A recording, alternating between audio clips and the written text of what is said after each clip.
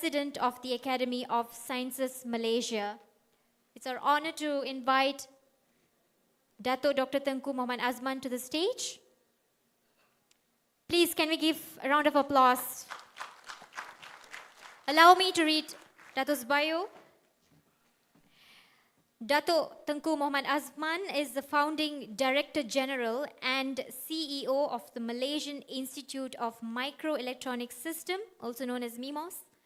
As CEO of MIMOS, he has served for 9 years, also as the ex-officio Secretary of the National Information Technology Council, which was chaired by the Prime Minister of Malaysia. He is currently the President of the Academy of Sciences Malaysia, with concurrent appointment as the Science, Technology and Innovation Advisor to the Prime Minister and the nation.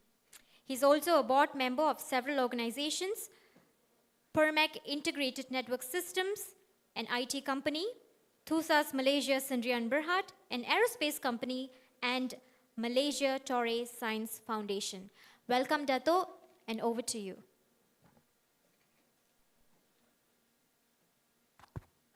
Bismillahirrahmanirrahim. Assalamualaikum and good morning to all. Welcome to this first panel session, which I hope can achieve something at the end of 1 hour. Can I invite all the panel members to come and join me? Please, Purani. Inviting all the panel members for session 1 to the stage, please.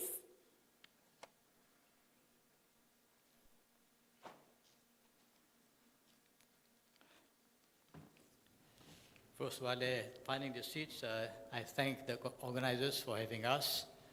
And I thank the panel members especially, and those who have been on the IPCC discussion for the last few days. They have been working very hard. And when I wanted to ask the panel members to come and join me for a pre-meeting, some of them pleaded that they needed more rest, because I believe they finished sometime a few hours ago in the morning. So thank you very much for joining us, and hopefully we won't put too much burden on your shoulders. Just relax and say what you like, basically, as long as it's relevant to the topic. Well, we are going to talk about bridging climate science and policy to accelerate action. You can see some words, keywords there. Bridging climate science and policy to accelerate action.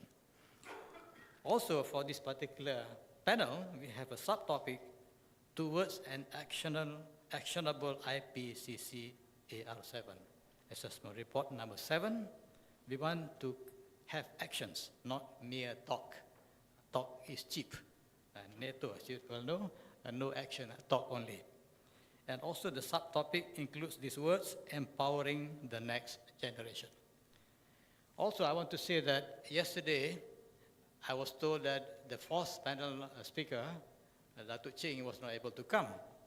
And I assume he was going to represent Malaysia's progress towards addressing climate change. But he's not here. We have a new member, Mr. Amar, who is from the Met Malaysia, but I'll introduce him later. Because of Datuk Ching's absence, I felt that I needed at least to say a piece about Malaysia. So I will have to appropriate some of your time, basically, but I will do it very, very fast, because I need to make sure that we have enough time for the participants to interact with the panel members. So the plan is this. We will use about half the time, 60 minutes, we'll split into 2. The first 30 minutes will be interventions by all the panel members, 5 to 7 minutes each. Our colleagues will sound the bell at 5 minutes, so that you have 2 minutes more to go. Then after that, we will open to the floor. There'll be one commentator. We already decided who to do it, my colleague. And then the rest, feel free to ask questions and, of course, try to be as brief as possible. Now, let me start with some principles. Climate change is the persistent threat. And if I were to quote from the Chinese language, my Chinese colleagues will confirm this, many years ago, I learned that the word crisis in Chinese has two characters. The first character is risk and danger. The other character says opportunity. So if you can actually have that mindset of the Chinese, I think we can get somewhere. So it is not just a crisis, that's it. Of course, there is risk, there is danger, but at the same time, it comes with a new opportunity. And to me, the opportunity is to do things differently. Now, I'm going to say that, of course, climate change has no borders, and the only way to create a better future is for us to collaborate. In other words, co-creation is fundamental. And solutions must come from the global community with consensus. And then the much talk that has been done shows us that actually there is a big policy to action gap. The COP29 in Azerbaijan just a few days ago showed that clearly. Most reports that I read indicated that there is not much progress, a lot of talk, no commitments. But some reports say there is a shift. That small shift maybe is something that we can be optimistic about. Now, coming back to the academic sciences Malaysia, we have done some work, which I show later, just 3 examples. But let me start by saying that we are a think tank. We also believe we are a change maker. With this sort of positioning, we are, I would say, very keen, very passionate to contribute to the national agenda. And what I will show later will give you some examples of what we have done. It is not the only things we have done, but certainly will show or indicate the way that Malaysia is approaching the future. Can we show the first slide? Is it coming up? Yes. There are 3 studies that we have done recently. All of them have been approved this year. 2 was approved, 1 was approved about mid-2024. The 2 later ones were approved just 1 month ago. This first one is the water study. I'm not even able to see the screen from here. Can you just, yes, that helped me. I won't say too much, but it is a study to transform the entire water sector. The gentleman sitting right in front of Professor Zul is one of the key persons in that study. It took us a few years to complete it. It is very complex because it deals with the entire country, with many states and many agencies, some private, some public, and many rules and regulations. Some of these laws need to be enacted. So it took us some time, but you can see that one of the major issues we are talking about is how to enable the people.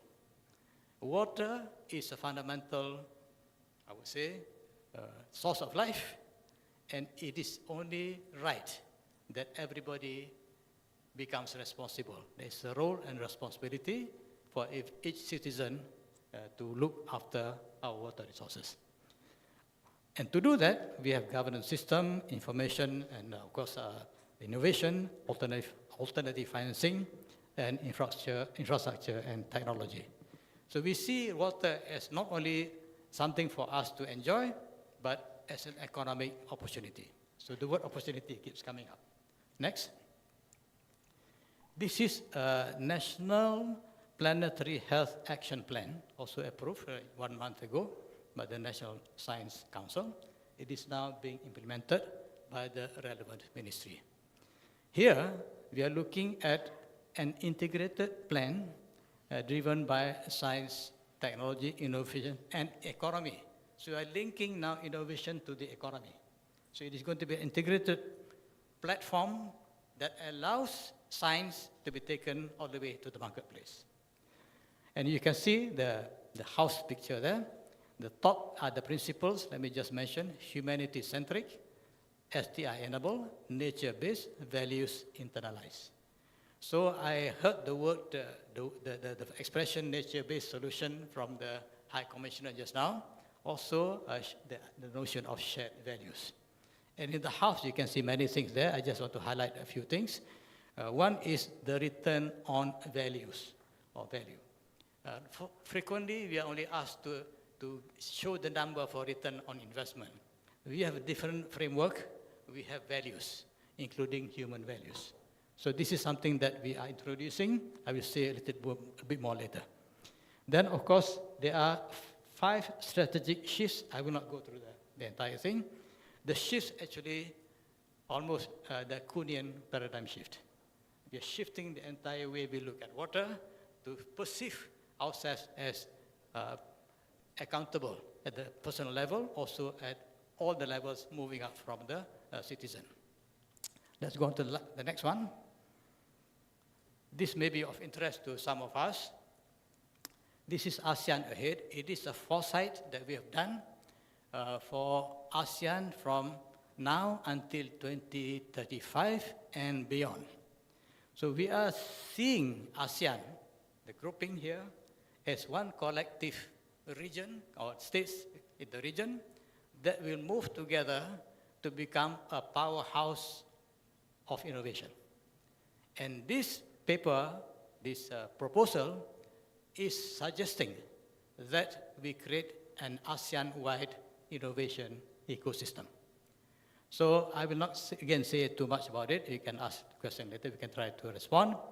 We can see some keywords, collaboration, coherence, cohesion, etc., etc. And if you were to look at the logo of ASEAN on the top right corner, you can see a picture there. Most of us may not know what the picture is. It is actually a bunch of paddy stalk tied in the middle. What does it say? It is a very Asian view of society, which means that we are collective. ASEAN is a collective. We come together and do things together. So that's basically the message I'm trying to give. But for the UK, who's sponsoring this event, I want to say that you are invited for the launching when we do it in the mid-2025. We have already invited Korea. We've invited China. The Chinese were here a few days ago. I was in Korea 2 weeks ago. I invited them. All of them are dialogue partners of ASEAN. Welcome. So let's make the party exciting. So let me move on. I want to say here, to start with, the key challenge for climate change is not necessarily the science. I think we have to admit the fact that science and scientists are partly to blame for the climate crisis. Why so? Science has been interpreted to be having these very, very, I would say, unproductive attributes. Reductionist, materialistic, to the point of materialism, empirical, to the point of empiricism, deterministic, to the point of determinism, and seeing nature as a linear system. And all of them are not completely true. So what we have is industrialism as an ideology, which is going to kill the planet. So I think we need to change our mindset, our attitude towards nature, and the way that science does things. What is the alternative? Well, fortunately for us in Malaysia, we have adopted, and of course led by the Prime Minister, the notion of post-normal times. The times that we're living now can be considered as post-normal in the Kuhnian sense, a paradigm shift that needs to be corrected. What it means is that we have accepted as norms things that cannot be continued. Meaning that a linear system, a linear view of nature has become less and less relevant, less and less tenable. The reality of nature is that it is a highly complex, interconnected network of actors, not just human beings, but the biosphere. It is a network of networks. And this sort of nonlinear system has many feedback loops There are negative feedback loops that regulate the system. There are also positive feedback loops that enable accelerated change. The word acceleration is there. So both feedback phenomena interact in such a way that it produces unpredictable behavior. There is no stable point.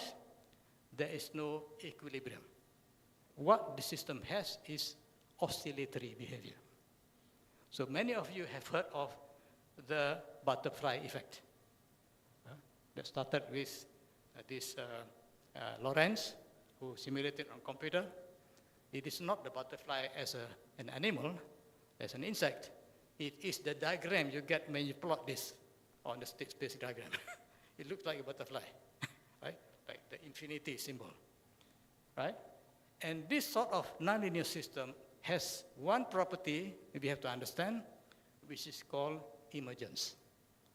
Linear systems do not have this. So I believe it is a good place to start for scientists to understand what systems are and how they behave. If we assume a linear system, we are going to get into trouble. We already got ourselves into big trouble right now. Okay, let me move on.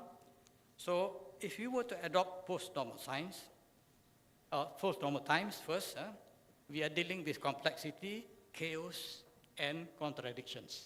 They are part of the paradigm. In post-normal science, we are looking at the anomalies that can no longer be reconciled.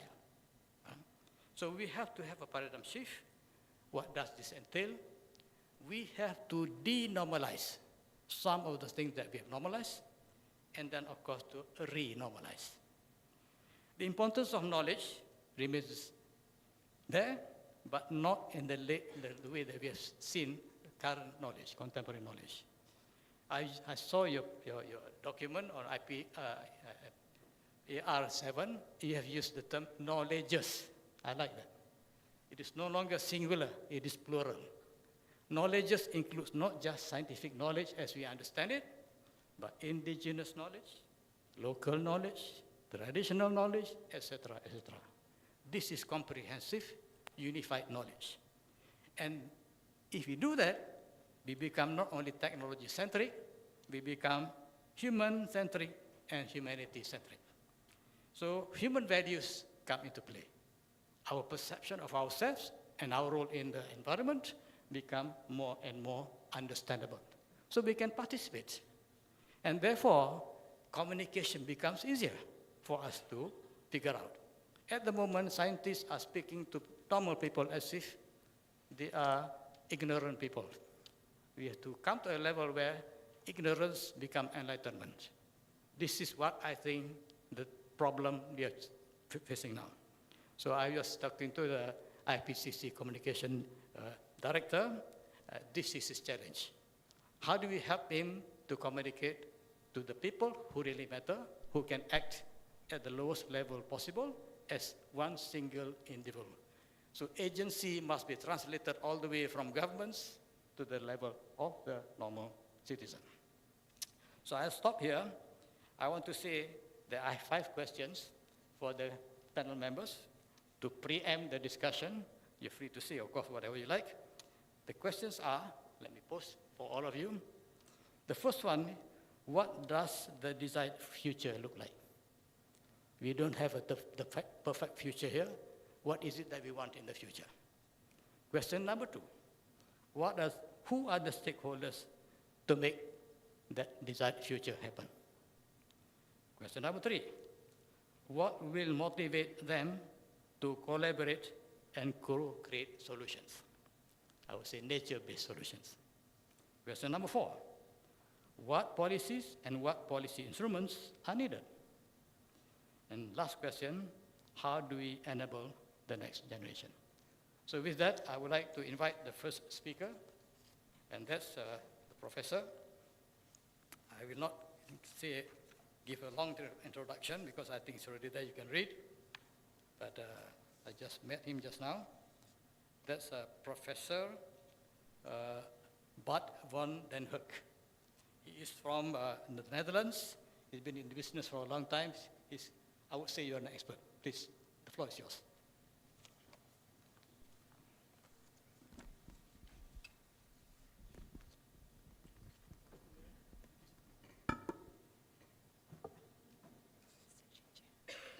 Thank you very much. Thank you.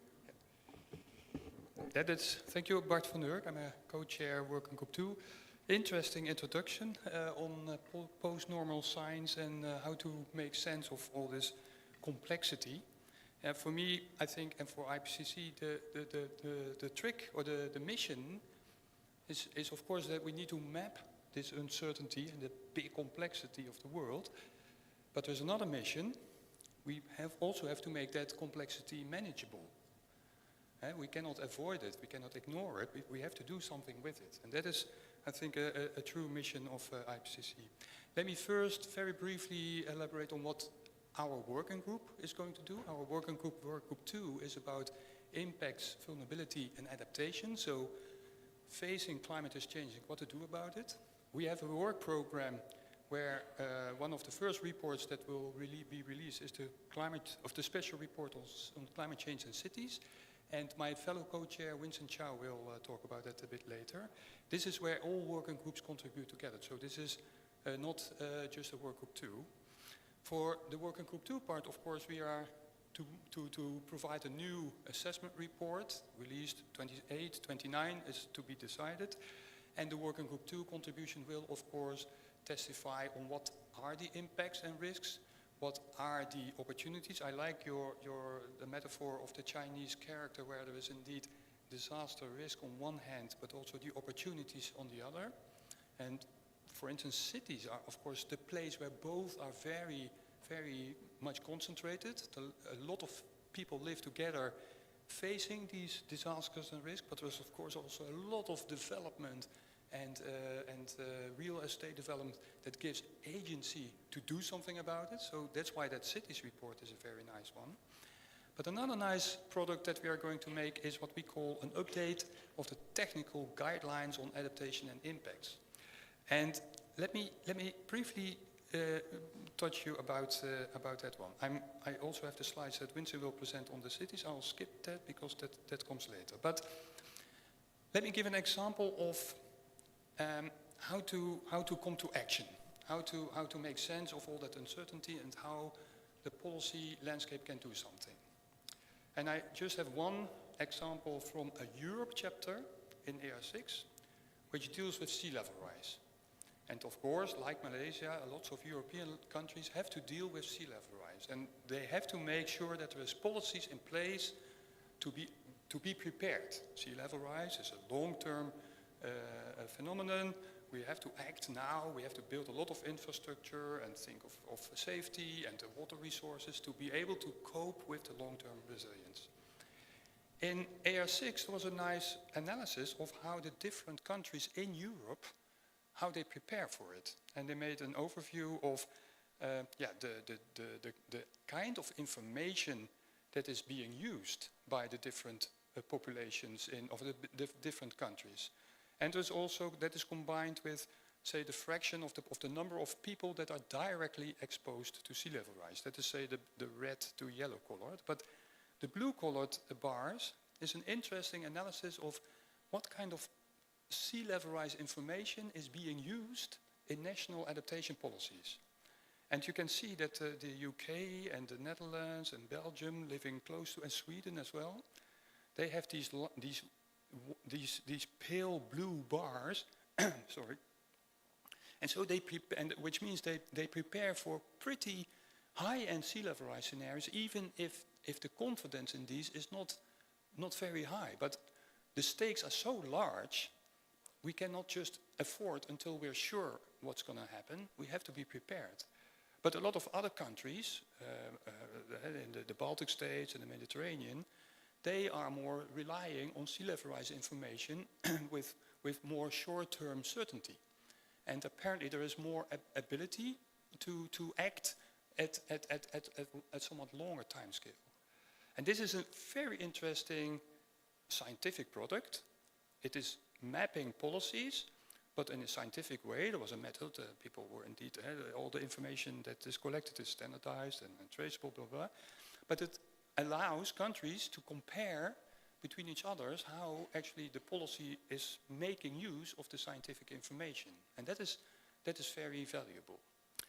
And for that, I also am very happy to be able to pick up that technical guideline update, because that is a guideline that is helping to bring more systematics in this kind of analysis.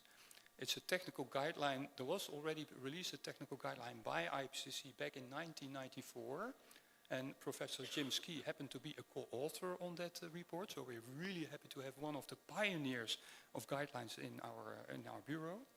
But of course, a lot has happened since then. We have the UNFCCC, there is the Global Goal on Adaptation that also mentioned in one of their meetings. It would be great if IPCC would update that guideline.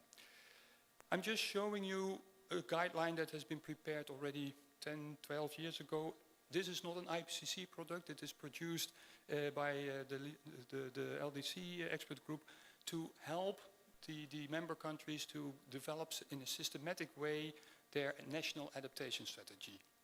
And it has a kind of a policy, say, analysis cycle that we can recognize in our own policy making. There is always some kind of an inventory phase, like what is actually the legal frameworks, and do we have the capacity, do we have the knowledge, is the science policy interface well aligned? That's the first step. Then you make more like a preparatory phase where we do a risk assessment. What are actually the sea level rise scenarios, for instance, for this example? But then also, what are the options, what can we do, and how could we prioritize that? This is still in the planning phase. Then we have an implementation phase that sets out potentials for long-term strategies, also looks at budgets, but again, capacity building. Do we have the right knowledge in place? Do we have the right infrastructure in place? And very importantly, there is a monitoring and learning phase that we pick up the progress of that adaptation, also check whether the initial goals that were set are really met, because this adaptation process is not a linear thing. In this post-normal world, we need to learn not to think just linearly, but in the political world, we have learned it already for decades, of course, that we need to readjust our policies, we need to check and plan, do, check, act is the kind of policy. So we need to learn to be able to feedback that loop. Well, last week we have developed a proposed outline for the technical guideline that will be released by IPCC. And well, we brought this kind of examples to the table, whether this could be a useful framework, yes or no. But it's quite nice to be as a scientific entity, to get in touch with the policy making process and the policy planning process, and to get on board the people that can inform us what kind of guidance would actually be most beneficial for these kind of processes. I'll wrap up. Working Group 2, actually it is documenting what climate change is doing to people, but also how societies can respond to it. That is, say, our brief mandate. We are, in this cycle, very much committed to bringing science at a level and in a format that is really helping science, the society to act, to take up the information and to do that prioritization and planning. But we need to be sure that the information that we collect is there. And let me wrap up by stating the example I showed about Europe, about the mapping of the policies that were there. Only the Europe chapter in AR6 had such an exercise. And it is because in Europe there's a lot of legacy of, say, science policy interfaces, so to say. A lot of, well-documented scientific results, of well-documented ways how science actually is coming to policy making. So only for Europe such a comparison could be made. It would be great if also continents or areas like here, Southeast Asia, we would be able to do a systematic analysis of what is the information that is available and what is the access of that information to the policy making, and how do different policy making processes actually make use of it, because comparison is learning. And learning is the ability to act. So this is a call to really to also contribute to the evidence that we need to pick up in the IPCC report to be very actively usable for the society. And thank you for your attention. I'm really happy to participate in the discussion. Thank you.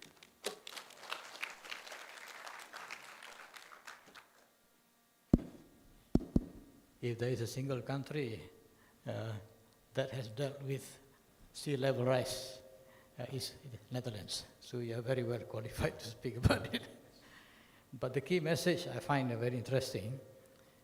If I were to quote just a few words, expressions, how to inspire society to act, and of course to enable the actors to act. Wonderful, thank you. Let's now have the next speaker. Please, you're going to speak from there or here?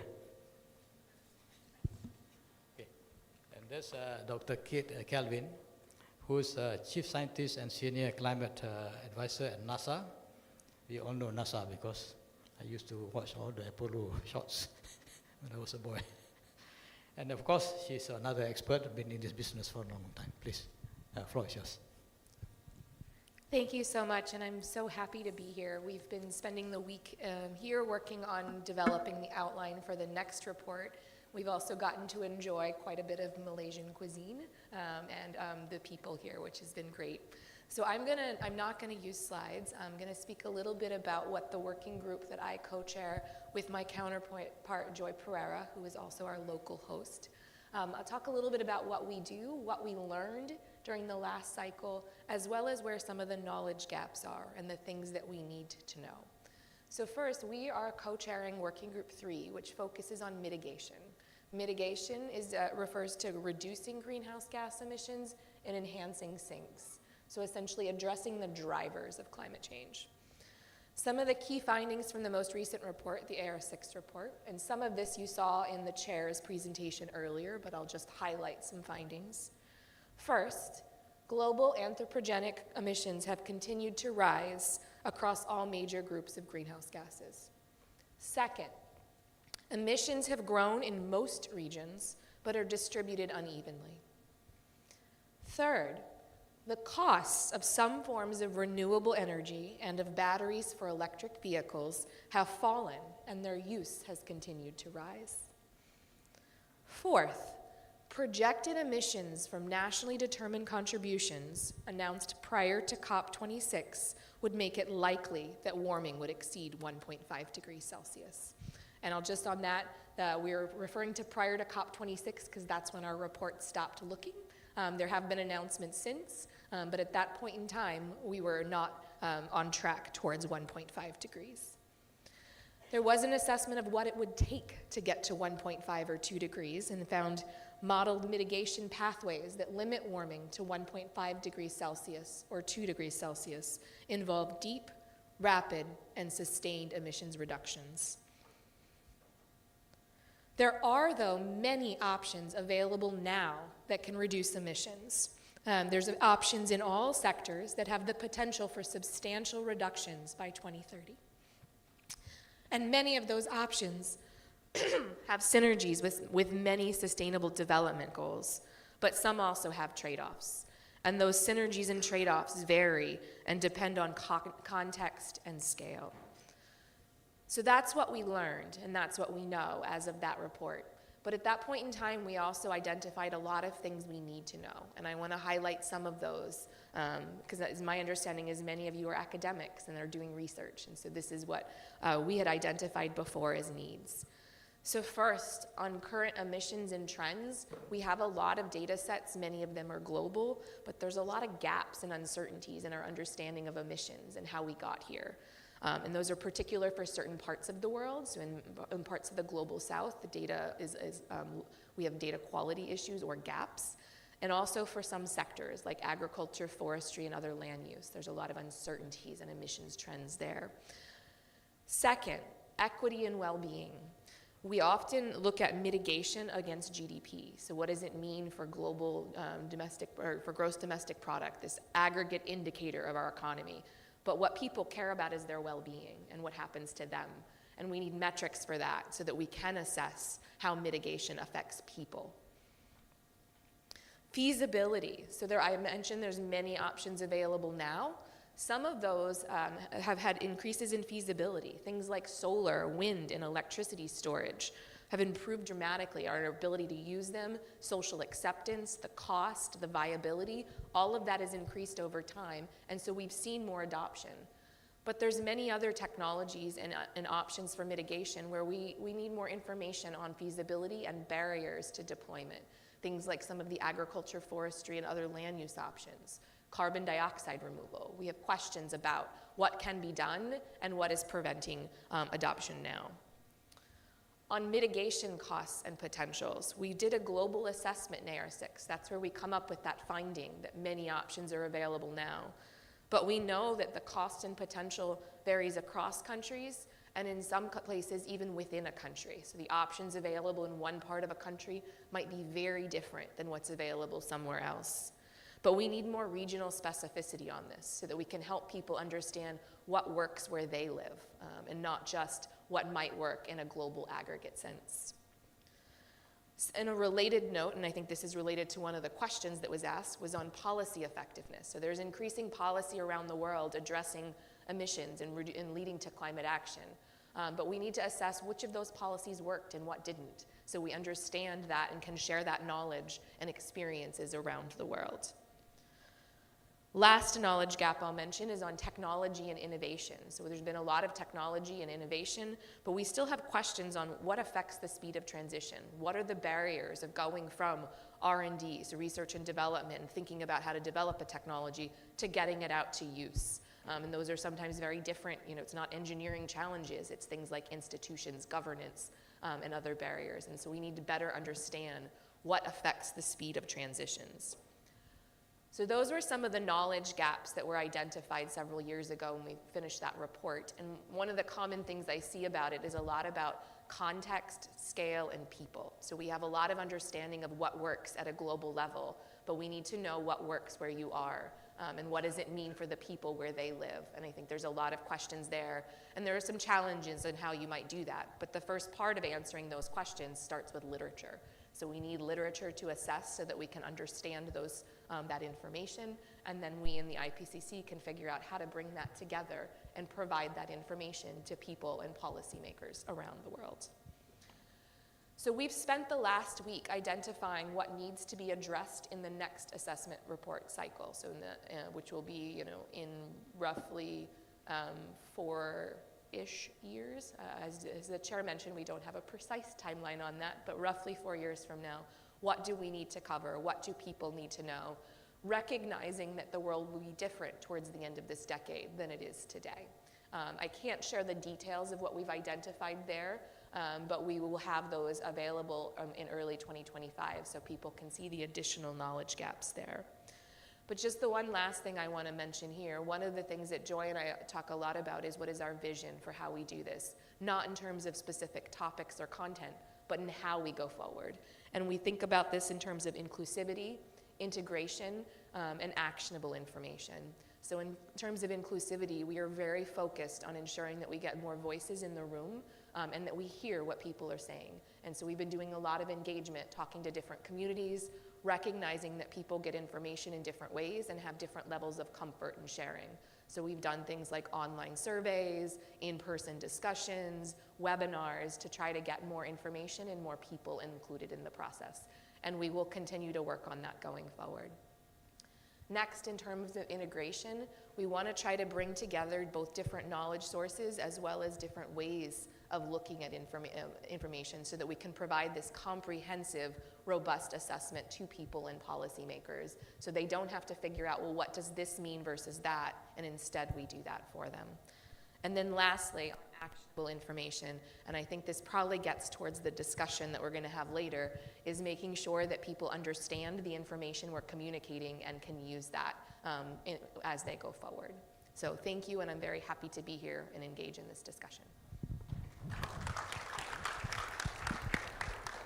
Thank you. Very good exposition on how to connect knowledge with mitigation. And I think you hit the nail on the head by saying that how do you actually get actionable information translated to the different levels of, I would say, society. So I think there'll be many questions to raise later on, but I will not see much here. Those who have questions, please get yourself ready. Let's move on to the third speaker. Is Ms. Sarah Love, who's from the Office of the High Commission in Singapore.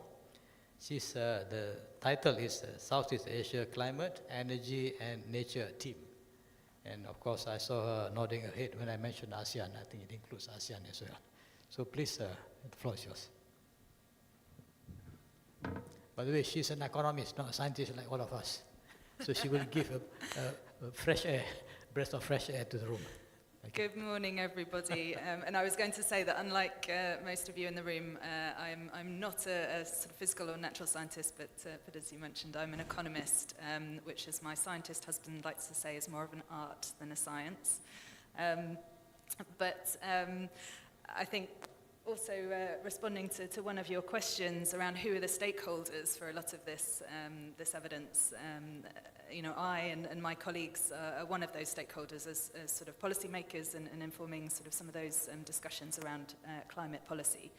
And having worked as an economist for the UK government on climate policy for most of my career, I can say that climate science and findings from IPCC reports have really informed the work that we do. I don't know how to move forward the slides. Okay. Great. So I think one of the things that's been hugely important in the UK was in 2008, the government introduced the Climate Change Act in the UK. And that legalised or sort of set into law the climate targets that we set ourselves in the UK. And importantly, it also established something called the Climate Change Committee, which was mentioned this morning.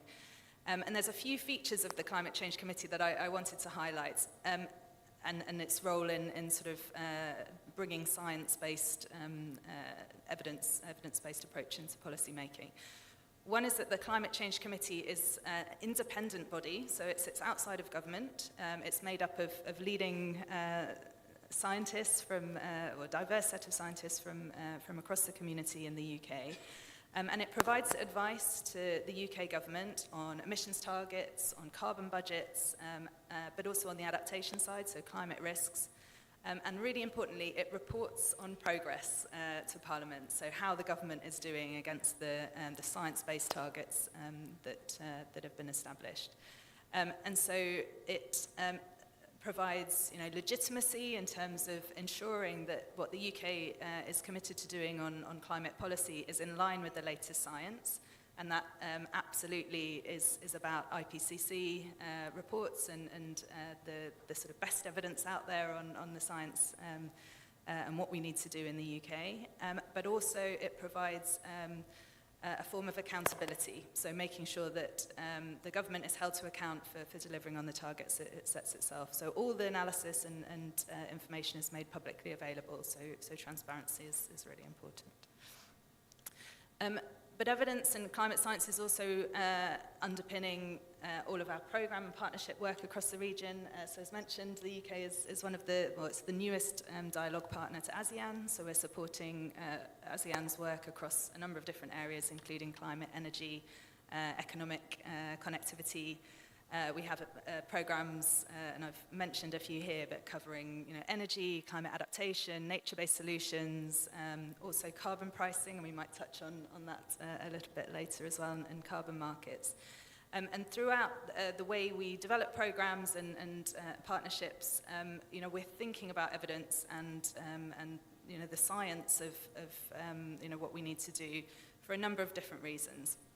And part of that talks to some of the importance of indicators and capturing some of the impact that the work that we're supporting across the region has on communities. a number of reasons for this. I think one is to support the evidence base and provide some of the evidence and information on what works and what doesn't in terms of achieving what we're trying to achieve. And that's, from an economics point of view, there are scarce resources that we're looking to allocate to tackle some of these tricky problems. We need to make sure that they are directed to the areas where it's possible to achieve the greatest impact, but also to provide, arguments and support the case for spending more climate finance. Making that argument back to our taxpayers in the UK, who are providing a lot of the climate finance that the UK provides globally. So 11.6 billion pounds of climate finance, across the world, including in ASEAN, and making sure that we're making the arguments and using evidence to support the case for providing more climate finance going forward. And then maybe just a few words on empowering the next generation. Again, one of the questions that you posed. So I was thinking about, empowering the next generation of scientists, also engaging the next generation of scientists. But to be honest, young people are already incredibly well, engaged in the issue. And there was a study published in The Lancet in 2021 that found that 84% of 10,000 16 to 25-year-olds that were surveyed expressed at least moderate worries about climate change. So, there's a huge amount of youth engagement, but I think the critical thing is making sure that those young people have the information that they need in order to be able to engage, to take action and join the fight against climate change. And so a key part of that is making climate science accessible. So, we talked about accessibility of IPCC information and reports, making that available into the curriculum, not just in science classes, but also sort of other parts of the education system. And thinking about young people not just as beneficiaries of support, but also as collaborators and champions. And I was lucky enough to attend an event in Singapore last week with Jane Goodall, who many of you might be aware is one of the UK's most famous scientists, a primatologist. She's in her 90s, but she travels 300 out of 365 days in the year to talk to young people about science, climate change, nature, and is an amazing speaker. She runs an initiative called Roots and Shoots, which encourages young people in their schools and communities to take action on climate change. And talking to some of those really inspiring young people, I think one of the things that struck me was how early on it's possible to engage young people in science. So a lot of them talked about having been involved in things like Dragonfly Watch, Big Bird Watch in Singapore, as a way to be a participant in gathering data. So, these are citizen science initiatives where data is gathered and it's possible to kind of track trends over time, and that has really empowered and inspired a large group of young people in Singapore, but I think globally as well, to really get involved in science. And I have no doubt that some of the young people that I met last week will be going on to great careers in the science space. And then from the UK side, we provide a few different mechanisms for young people to engage in climate change. We make sure that when our ministers visit, that they have an opportunity to talk to young people and hear what young people have to say. There was also an event, COP29, in the UK pavilion involving young people from the region, led by Singapore. But I think the flip side of that is, providing opportunities for young people to engage in the debate, to understand the science and participate in its collection, but also for policymakers to listen and to respond. And you heard from our High Commissioner this morning that the UK announced our NDC target at COP29. That's an 81% reduction in greenhouse gas emissions by 2035.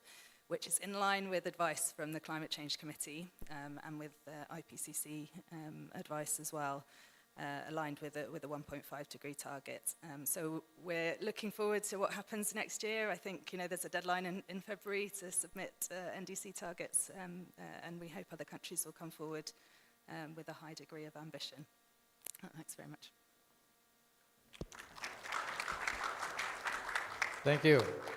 If you were to join us in the ASEAN platform, then you have access to a lot of young people, because this region is full of the young, growing population. Now let's have the last speaker, Encik Amar. Please, he's from the Met department, Met Malaysia, and he knows anything about everything about the weather patterns in Malaysia, which I do not know, but I can only experience it. Please, welcome. Thank you, Dato'. So I'm from the Malaysian Meteorological Department, so we'll look at a different perspective, operational perspective, and we are under the Ministry of NRES, actually, Natural Resources and Environmental Sustainability.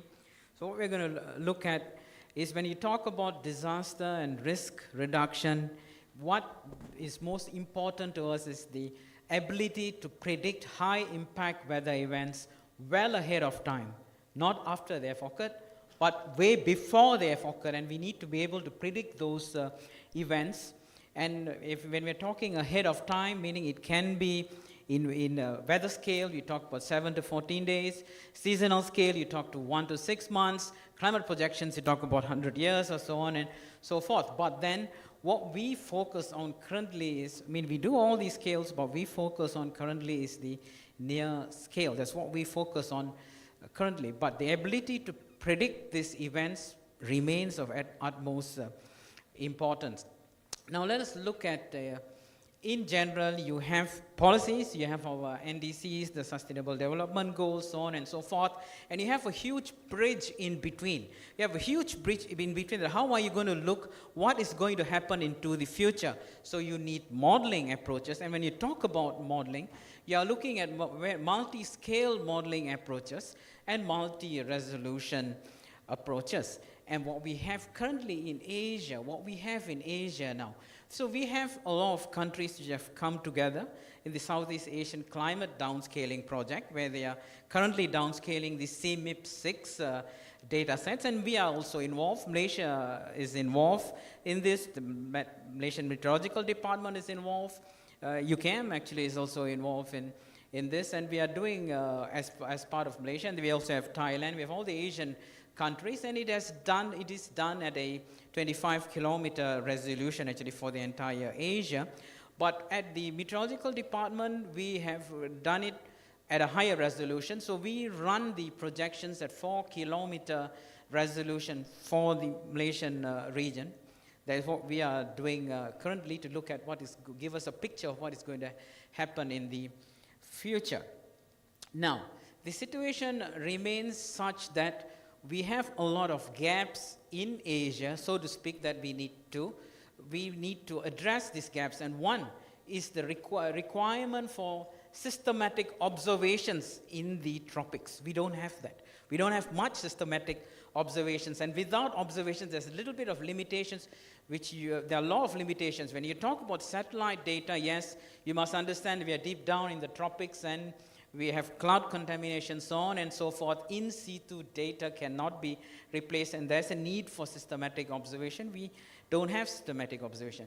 This science, the understanding of the fundamental sciences, the large-scale forcings, the response of weather and climate models to the environment and to the climate drivers remain a very big question mark, and we have to do a lot of studies. So we need to revisit back the fundamental sciences. We need to understand the models.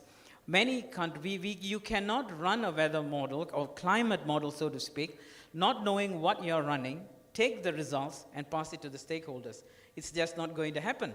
Because if you do not know the limitations and gaps inside those models, it's going to be a big issue. So what at the operational level, I mean, we are not producing stuff in an academic level, we're producing stuff at an operational level. So we need to look at, first, the predictability of the high-impact weather events. When you look at predictability, it is obviously associated with uncertainties, and you need to quantify those uncertainties. And when you look at those uncertainties, then the biggest question remains, how reliable are those weather models. So you need to, or climate models, you need to look at reliability. So we need to do all this study before we even give the information to the stakeholders to make an informed judgment on whatever policies needs to be done. So these are the things which we take into account. So in Southeast Asia, what we need currently, we need more understanding, more research into the fundamental sciences, more understanding on the models we done, because you have the global models and you have a model which downscale, that you need to use it to downscale those global models, understanding the physics, because not much of work is being done in understanding the physics.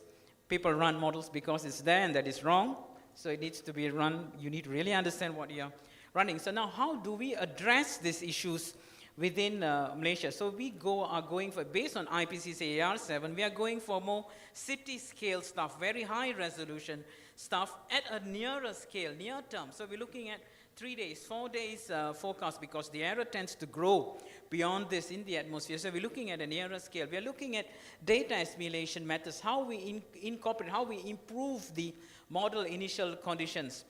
And those are the things which we are looking at when we have a multi-hazard platform currently running operationally at Kuala Lumpur at 300-meter resolution. We do this, and we are planning to increase this to many, many other cities, and it does a good job currently, and we're looking at this kind of approach. That is what we are doing currently, and we're looking at impact-based forecasting, because for each high-impact weather events, the impact given and the susceptibility is different based on different regions, and we are looking at this as well, an impact-based forecasting, and looking at vulnerabilities, looking at sustainabilities all over the country. So that is the main aim currently of the Malaysian Meteorological Department and the ministry, so to speak, and this is what we are doing currently. So the underlying factor, before I finish, is for us to, when we do this downscaling, and for to look into the future and to look at all the policies driven on, you need to know what is going to happen into the future. So if you want to know what is going to happen in the future, you need to run things a little bit more with more credibility, and things need to be a little bit more reliable, and you need to convey the uncertainties to the stakeholders so they understand how they are making the decisions. So as I always like to finish it off, and I will say that when little knowledge is dangerous, ignorance is a bliss. Thank you. Thank you. So we have gaps in Asia, and Malaysia is trying to handle it at this level, but that will not be enough. Of course, it must be regional and of course global as well. So that's it, last presentation. We are running out of time, but I still want to invite my colleague, Professor Lui, who's sitting there. You are the commentator. Please, can you pass the mic to her? Just a couple of minutes or so. If possible, we want to have at least one other Q&A person to intervene. Professor Lui, she's actually Vice President of our Academy. She's actually a physician. She actually sees the impact of climate change in her patients. Can you pass a mic that works? Yeah, this one coming. This one doesn't work. Yeah. Thank you very much, Chair. I mean, there's only a very little bit of time, so I try to focus my commentary, although I have taken pages of thoughts while listening. And it's really wonderful to have this panel looking at this big problem in different angles. And I think that embodies what the whole problem with climate change is, and the solutions to it. It has to be multi-pronged. This forum is very challenging because it has one big theme of actionable and the other theme on empowering the next generation. So I thought maybe the best way for me to comment is to relate it to our Malaysian setting rather than repeat what the panelists have already brought up. And Yang Mulia Tengku had brought up that the Academy of Sciences Malaysia led the National Planetary Health Action Plan, which it does not have the word climate change in its big theme, but it is very much encompassed within the pillars of the plan.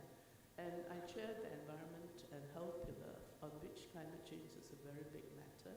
there are also the 5 other pillars. There's energy transition, of course, that's related to climate change. There's food security, which is related to climate change. And then there are the overarching pillars of governance, research, and also behavioral change. And all of them relate to climate change. So to very quickly say, the whole idea of Malaysia's approach to climate change as engaged within the National Planetary Health Action Plan goes on the basis that science can lead the way. We're very cognizant, however, that for science to work in the climate change space, it needs to provide very solid scientific evidence for policy. And I think the IPCC data has been extremely important to provide that kind of policy, both short-term and long-term. And we support the IPCC reports. We have, among our fellows, people who work on that as well. The second part is to engage society and change mindset of people to make the policy work. That's not so easy. Scientists are very good at dishing up data. But for it to make meaning to the policymakers and to society is the challenge. And when we engaged that, we realized in our National Planetary Health Action Plan, we decided on a logo, a saying. We said healthy planet. At first we said healthy planet, healthy you, but we changed it to healthy planet, healthy me, because it has to relate to me. And that is where we realized that the scientists have to relate to people. And we had a survey, a nationwide survey on who people trust. And it turns out that in Malaysia, people trust scientists the most. I will not say who they trust the least. I think some of you know, but that's not my message here. But if people trust scientists, then we have to get our message across well because they trust us. We have a great opportunity here. And that's why when I listen to the panelists, I realized that perhaps one of the way whereby the messages, the data you have, for it to get across, needs to have an angle that is more related to people. And being a medical doctor myself, a medical scientist, I realized that the health angle to climate change mitigation perhaps has not come across well enough. For example, we can say we can predict disasters, meteorological, we can predict floods, we can predict temperature rises and all that. People will say, yeah, so what? How does it affect me? It's not just a matter that you get flooding, you get zoonotic diseases, you get disasters, you get cities might disappear. They will say, well, that's like a movie. But when I want to talk to my patients, the thing is we have to say, if you mitigate climate change, there are co-benefits in that process. The diabetes rate will come down, cancer rates will come down, respiratory diseases will come down, heart diseases will come down. Then it relates to them. Maybe we need a bit more change in narrative in that and for data to focus in that area. The other action that Academy of Science has taken to bring across the mindset change to policy, for policy to work, is to actually encompass people now and the man in the street to bring about the change and monitor the key indicators of change and outcome. So we are talking about bringing in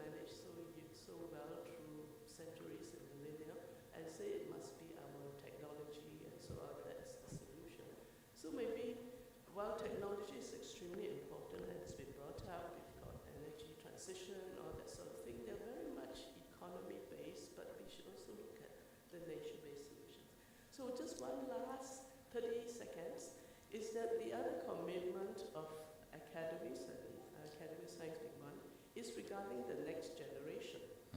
We have something known as the National Science Challenge, and there are a lot of young people who take part in this, and we feel that it's very important to include and emphasize planetary health, climate change in young minds. It has to start very young, from the school days. Yes. And it goes on the basis that if they learn to love the planet, they will do everything they can to save it. But if they don't love the planet, and it's just a matter of a set of policies and rules, they will not do anything unless they're punished for not doing it. Thank you very much. Thank you, Professor Louis. I want to just quote two words. One is arrogance and humility. Scientists appear to be a bit too arrogant at this stage. Can we have some humility among the scientists? One.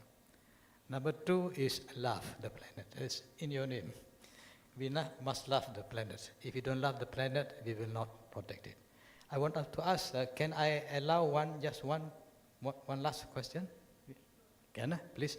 Anyone? Yes, that lady, please. She's a very aggressive lady today. Welcome. Your name? Thank you. Good afternoon. My name is Victoria Hoskins, and I'm here today to represent a local NGO called Free Tree Society. Okay. So Free Tree Society give away plants to the public to help green the city of Kuala Lumpur. And we have several programs, outreach to schools. We give presentations to the public about the environment and sustainability. And also we have reforestation projects. And my question is quite specific, and it relates back to what Sir Jim Skies said earlier about opportunities in the land use sector. So our question really is, are there any capacity building opportunities, such as knowledge sharing or exchange workshops from UK leaders or Malaysian government leaders in the area of land use change and forestry, that you might be able to offer to NGOs like Free Tree Society, specifically in forest mitigation, so reducing the impacts of deforestation and carbon sequestration as well. So that's the question, focusing really on opportunities of capacity. Any particular panel member or all? Anyone who Okay, might be able anyone. to answer. So, feel free. Anyone? Yes, Ms. Sarah? Thanks very much, and sounds like a great initiative. So I mentioned on one of my slides that we have quite a few programs that are operating across the region. Some of those are more sort of technical assistance, working with our government partners on policy reforms and that sort of thing. But there are also a few other challenge funds that are available to support individual projects, including the kind of nature-based solutions and nature-focused projects that you mentioned. So I can follow up afterwards. There's quite a long list, or I know I have some colleagues from the High Commission Climate, Energy and Nature team here who can put you in touch with, and others who are interested. Thanks. Okay, yes, please. Yeah, as was mentioned, when I'm not IPCC co-chair, I'm NASA's chief scientist. And so from a NASA perspective, we have a lot of opportunities where we help people understand how to use satellite-based data. And so we have a lot of satellites and instruments in orbit that can help track changes in forest cover, changes in canopy structure, height of trees, and we do all that data is freely available. We also do freely available trainings, virtual, as well as some in person, but the virtual is probably more applicable here on how to use that information. Professor, anyone? Well, we are in a position that we are in as much as in a learning phase as in a guidance phase. We really would like to engage with initiatives like yours to pick up what would you like to read in the reports that could help you? What kind of evidence would you like? And that is partly is about, of course, urgency or the need to do something. But I guess we could also go a step further, indeed, and that is what would help to bring a bit more, confidence in that we're on the right track. what could give agency. And I guess the generational program is for sure relevant, but also indeed the support that is given to, for instance, data would also apply to support that is given to how to read an IPCC report for your own, say, environmental agency, for your nature conservation organization or your agricultural organization. And we are really happy to set up dialogues to help. How can we improve readability of the reports? Mr. Amar, anything from you? Yep.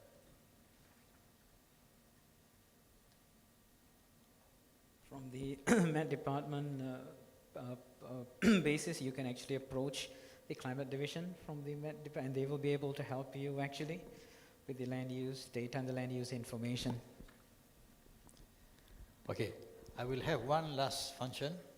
I'm going to ask every single panel member, what is one sentence takeaway message that you want the participants to remember?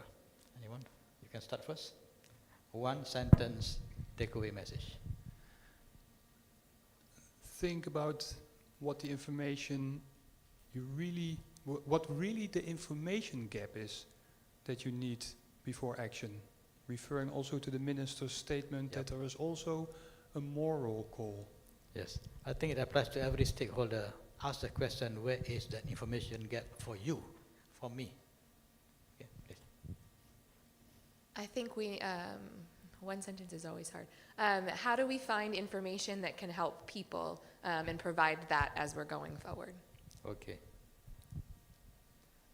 So for aims at the government of Malaysia representatives in the room, think about how to embed climate science in your policy making. And I know there's an opportunity with the climate change bill that was mentioned this morning. So there's an opportunity to do that. Thanks. Well, From the Malaysian Meteorological Department, what I would like to say is that 3 words actually: predictability, uncertainty, and reliability. Those are the things. all right, so I've done my work. Basically, you've summarized the whole discussion. Thank you. Thank you, moderator, and all Thank the you. panelists for this excellent session. Can I please invite Mr. Farid, Deputy Undersecretary, Climate Change Division, Ministry of Natural Resources and Environment Sustainability, to present the token of appreciation to all our wonderful panelists and our moderator.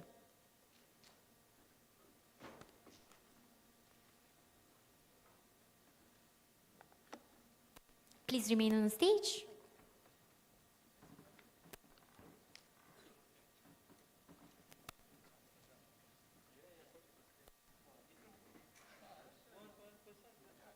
Again, it's books. If you don't like, you can change among yourselves after the session.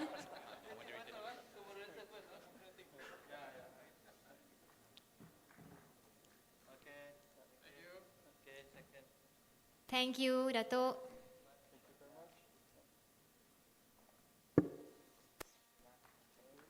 Thank you, Professor Bart. Dr. Kate Kelvin.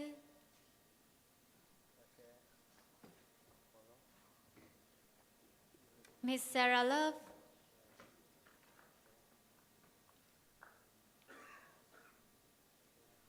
And Mr. Amar. Thank you once again. Can we give them a big round of applause? Can you please pose for a group photo?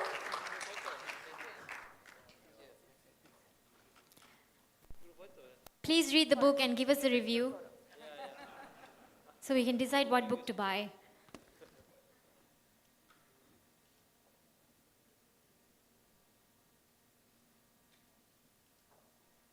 Excellent, thank you.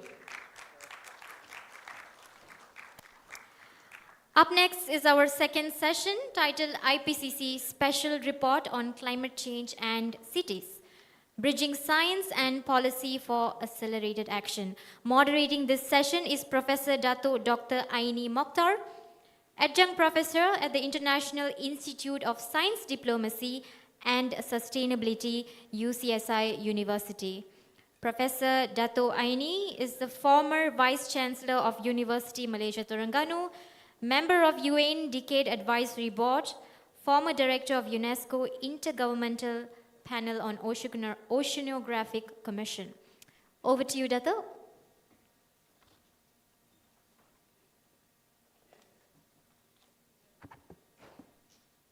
Bismillahirrahmanirrahim. Thank you, Ms. Purani, for the kind introduction. First, I would like to thank the organizer, British High Com, as well as Academy Science, Datuk Tengku, Professor Joy, who actually has requested me at the last minute to be the moderator for this session today. As introduced just now, when I come in, I'm part of the Academy of Science, been a working group for the oceanography as well as the working committee on water and blue economy. Thank you. So for this session, we are indeed very fortunate because the first session actually has introduced a lot of things in terms of focusing our effort for the preparation of AR7. And this is a very special session that actually to introduce the initiative for the special report on the focusing on the cities. So as we are aware on the climate change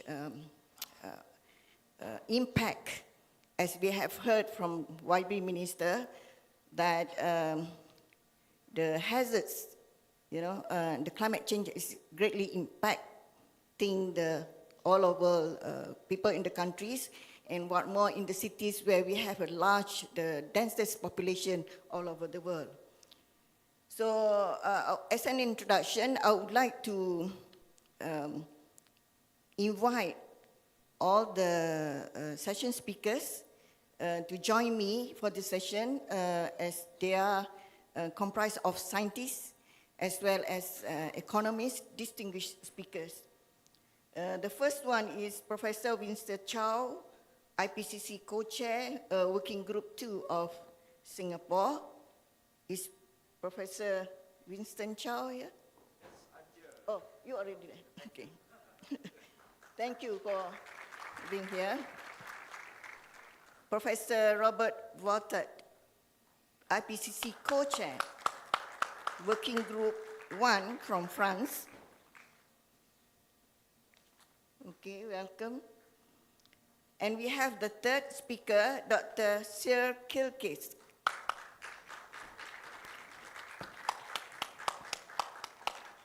And our very own Professor Jomo Kwame Sundaram from Fellow of Academy of Science, Malaysia.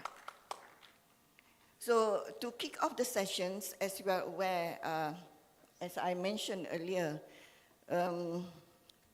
and we have heard from the speaker from Meteorology Department, whatever is happening at the global level, and we want to focus on the impact at the local level, and we need the capabilities to actually mitigate as well as handle, at the same time to predict and forecast. So for this session, we're trying to, by having these esteemed speakers, we would like to focus on our needs to look into the knowledge and the gaps that we are talking about.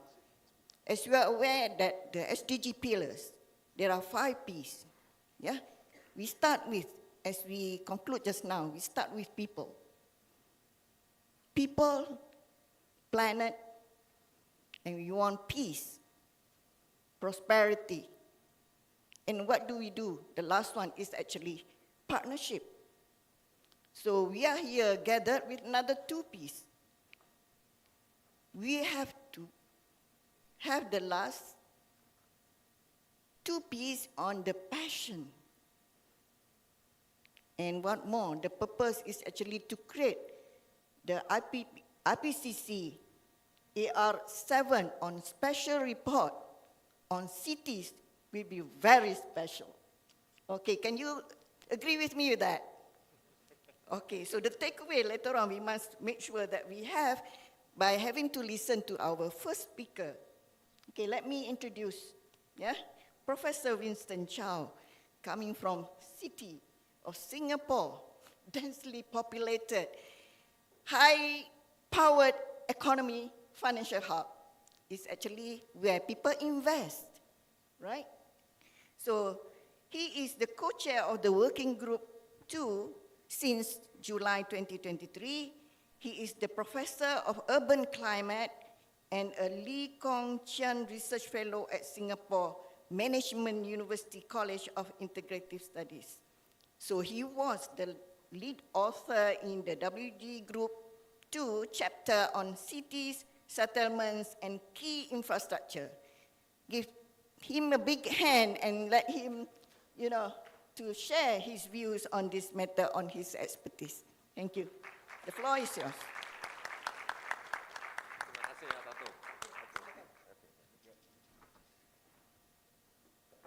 If you don't mind, I'll give my presentation sitting down. It's more comfortable.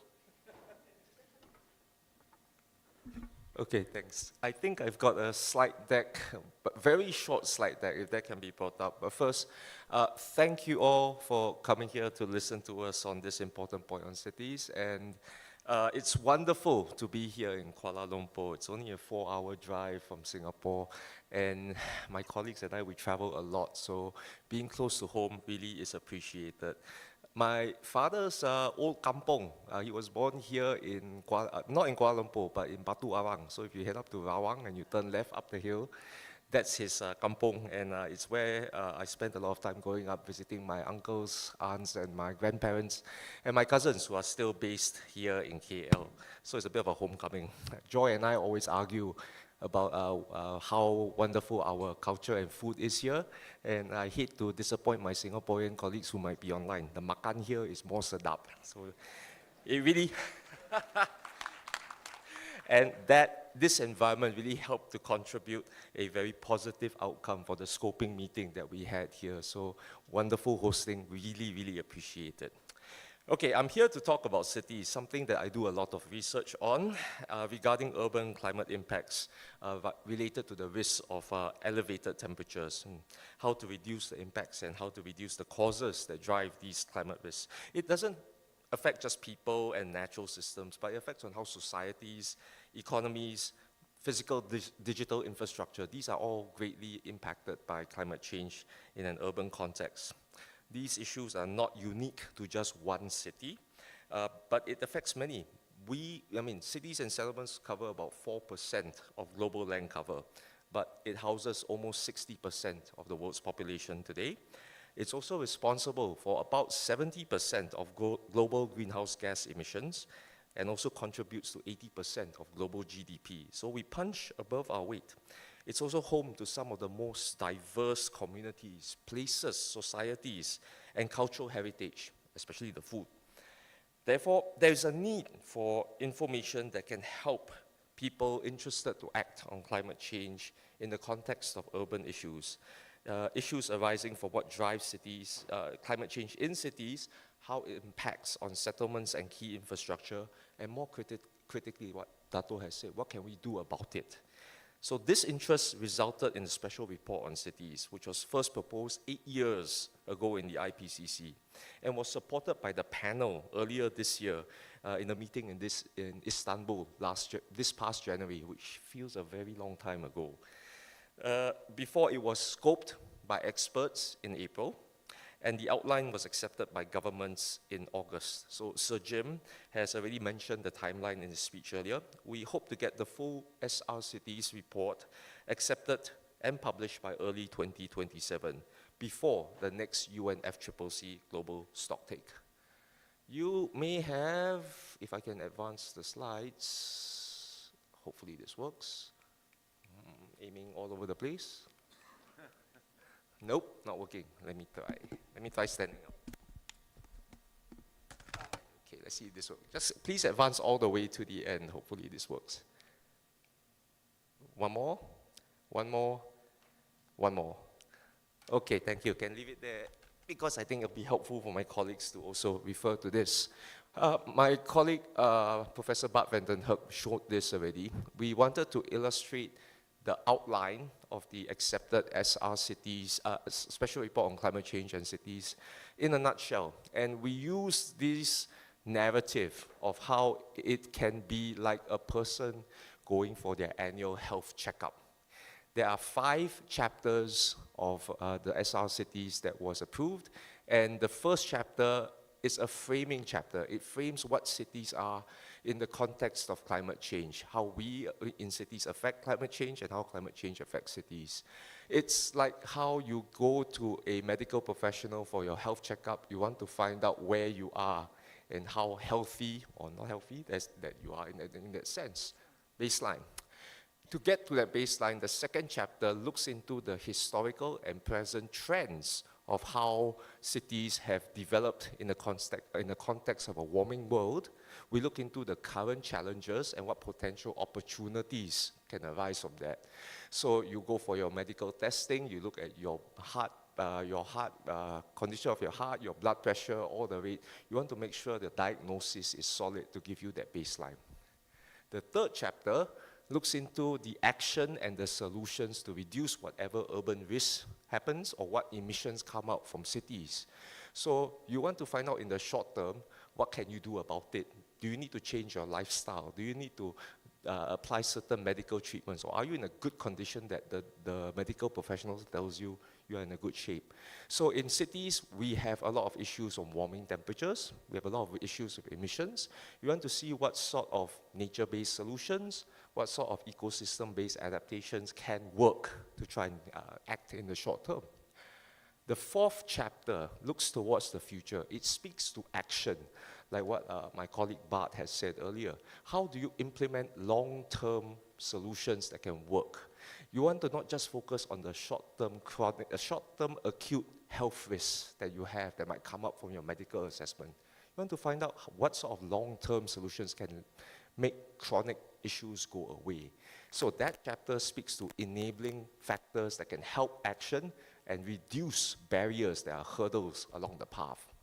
And finally, what sort of, you are not alone when you go for your health assessment. Your baseline is to yourself, but you also want to compare yourself to other people in a similar age group, similar demographic, similar sort of socio-economic condition. Similarly, if you are a policymaker or if you are an urban stakeholder, you want to find out what solutions work elsewhere, right? So the fifth chapter tries to synthesize everything together in the solution set that can be applicable to as many cities around the world. What works in a place like Kuala Lumpur or Singapore can also work or can match up with other solutions that work in Kuching or in Rawang or in Batu Arang, cities along a spectrum of development and sizes. That's the report in a nutshell, and we hope that that narrative can attract as many people as possible. I will conclude with two things, if you don't mind, Dato. One is for the people in the room and online. This report will not work without scientists, without policymakers being interested in it. For policymakers and stakeholders, if you see yourself in the report, it drives the interest. It makes it relevant. If you're a scientist in this region, I implore you, and Professor Joy will also implore you, please publish research that you think is relevant for cities within the next few years so that the scientist team or the author team in the special report can have a strong basis to try and review and assess that literature within this framework. We have Southeast Asia, we currently have 260 million people living in cities, about the same population as Indonesia. By 2050, about 500 million people, almost double the population will be there. So you can see we're going to get a bit more exposed to climate change by 2050, and there's a lot of relevance of what we do to try and inform this. So if you lead a lab, if you're an early career researcher, please publish things to contribute towards this report. Also, the report itself has a public review process. Drafts will be written up, it'll be put up for review. You are more than welcome to register as an expert reviewer, tell the author teams where we're going right or where we're going off tangent, and then revisions can be made. the IPCC is a public process. Please utilize that to make sure there's material relevant, in the city's context for this report. Second point, I think, is that this report, even though I'm working group 2, it's not just a working group 2 problem. It's a working group 1 and working group 3 problem, issue, I shouldn't say problem, issue as well. So I'm very happy that both Robert and Sia are with me on this stage to try and tell you about how it is not a me problem, it is a we problem. And with that, thank you. Back to you. Thank you very much, Professor Chow. I think he has laid the framework and you are ready for the report, yeah? With the understanding of the things that he has outlined. So next, we have our next speaker, who is the Professor Robert Votard, IPCC co-chair of Working Group 1 in France. We talk about climate change and risk reduction. We talk about the need to have technologies, understanding of how to translate smartly, to have a system so that we can communicate and accessibility of the data. We have the right person here. Robert Votard is a senior climate scientist at the National Center for Scientific Research at the Institute of Pierre Simon Laplace in Paris. He led the IPSL Institute, which coordinates all climate research teams in Paris, and he was the coordinating and lead author of the ARG6 Working Group 1, Chapter 12 on climate change information for regional impact and risk assessment. He has also worked on systems like including artificial intelligence, and it's something perhaps you want to hear the new developments. Thank you. Sila, Prof. Yeah, thank you very much. I will stay here. I would like to take this opportunity to thank Malaysia and the city of Kuala Lumpur for the perfect organization of the IPCC meeting we had before and today's meeting.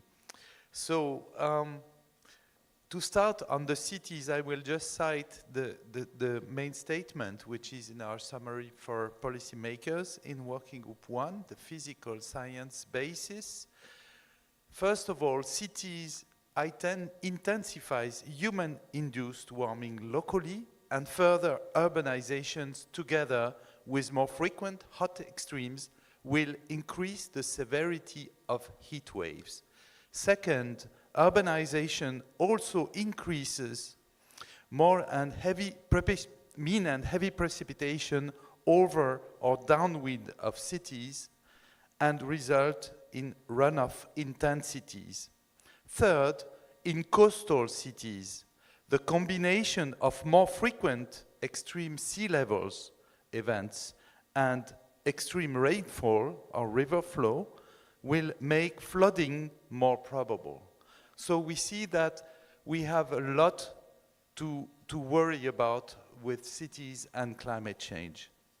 Now, in the global context, in the last decade, we have seen an outstanding number of anomalies and extreme events.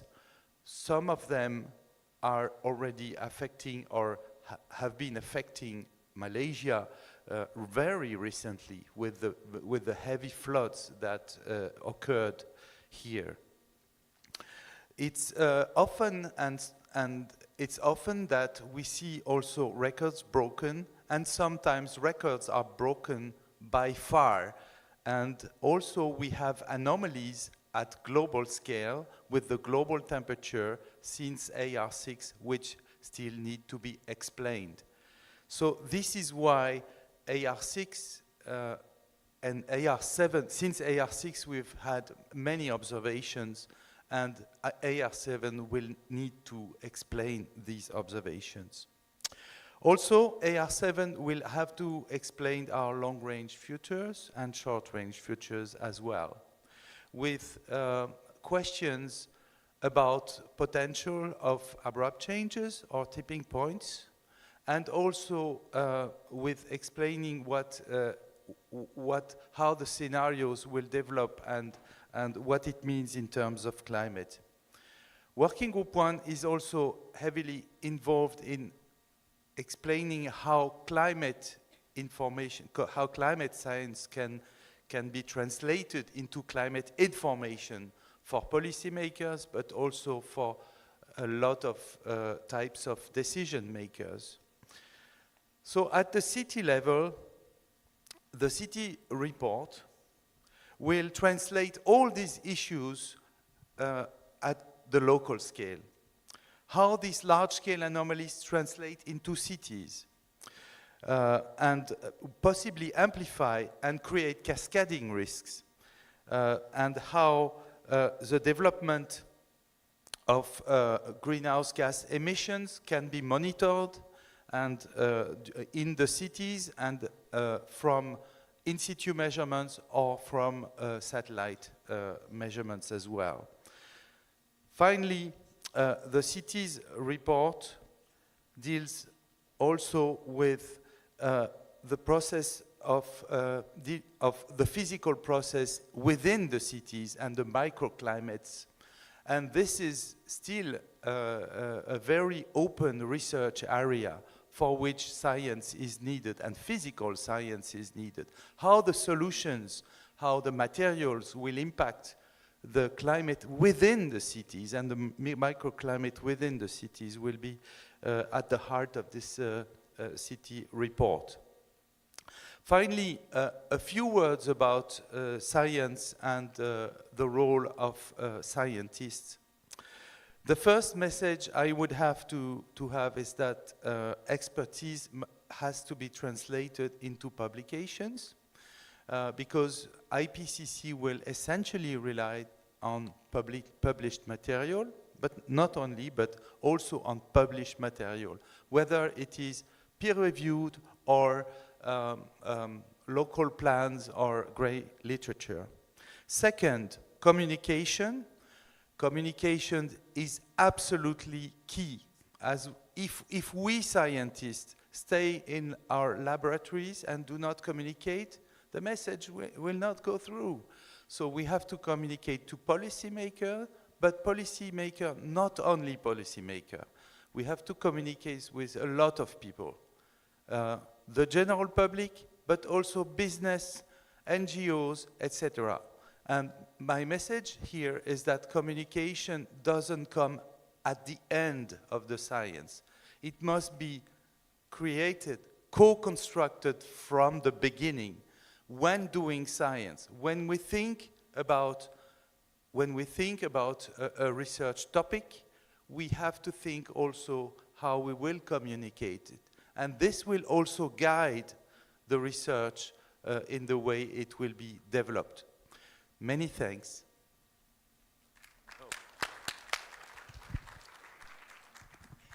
Thank you very much. I think a lot of encouragement for the scientists in the room. We start to communicate and publish. Yeah, Professor. So it's heartwarming to see that we have a lady speaker also here. Yeah, she is Dr. Sir Kilkis from Turkey. So from Malaysia, we go to Singapore, we go to Turkey, and we go to Paris just now, right? So let's go to Turkey. We have the speaker, how do you say it? Shir Kilkis. She is the Vice Chair of IPCC Working Group 3 on mitigation since her election in July 23. All right, and she's the lead author of the Working Group 3 contribution to the 6th assessment report, focusing on mitigation options, urban system, sustainable development linkages, and undertook responsibilities in multiple cross-chapter and cross-working group collaborations. So this is something I would like to highlight. We discussed about having to communicate, co-create, and co-design, and we have this another part of science, which is sometimes it's forgotten or probably we are not aware of science diplomacy. So science diplomacy is into being in how actually we relate our communication, our understanding in science through our diplomatic way on understanding to build trust between countries, at the regional level, at the global level. So I'm happy to have Dr. Xie to speak in this session, and then the floor is yours, please. Thank you very much. It has been our greatest honor to be welcomed here in Kuala Lumpur. And it has been a pleasure to carry on the responsibilities of scoping meeting here in Kuala Lumpur. I would like to bring some perspectives on the IPCC upcoming IP Special Report on Climate Change and Cities, and to hopefully encourage you to also participate in this process through your research and your ideas. First, I would like to provide some of the findings from the 6th assessment report. That is our latest findings at the moment. And if I might proceed to the next slide, please.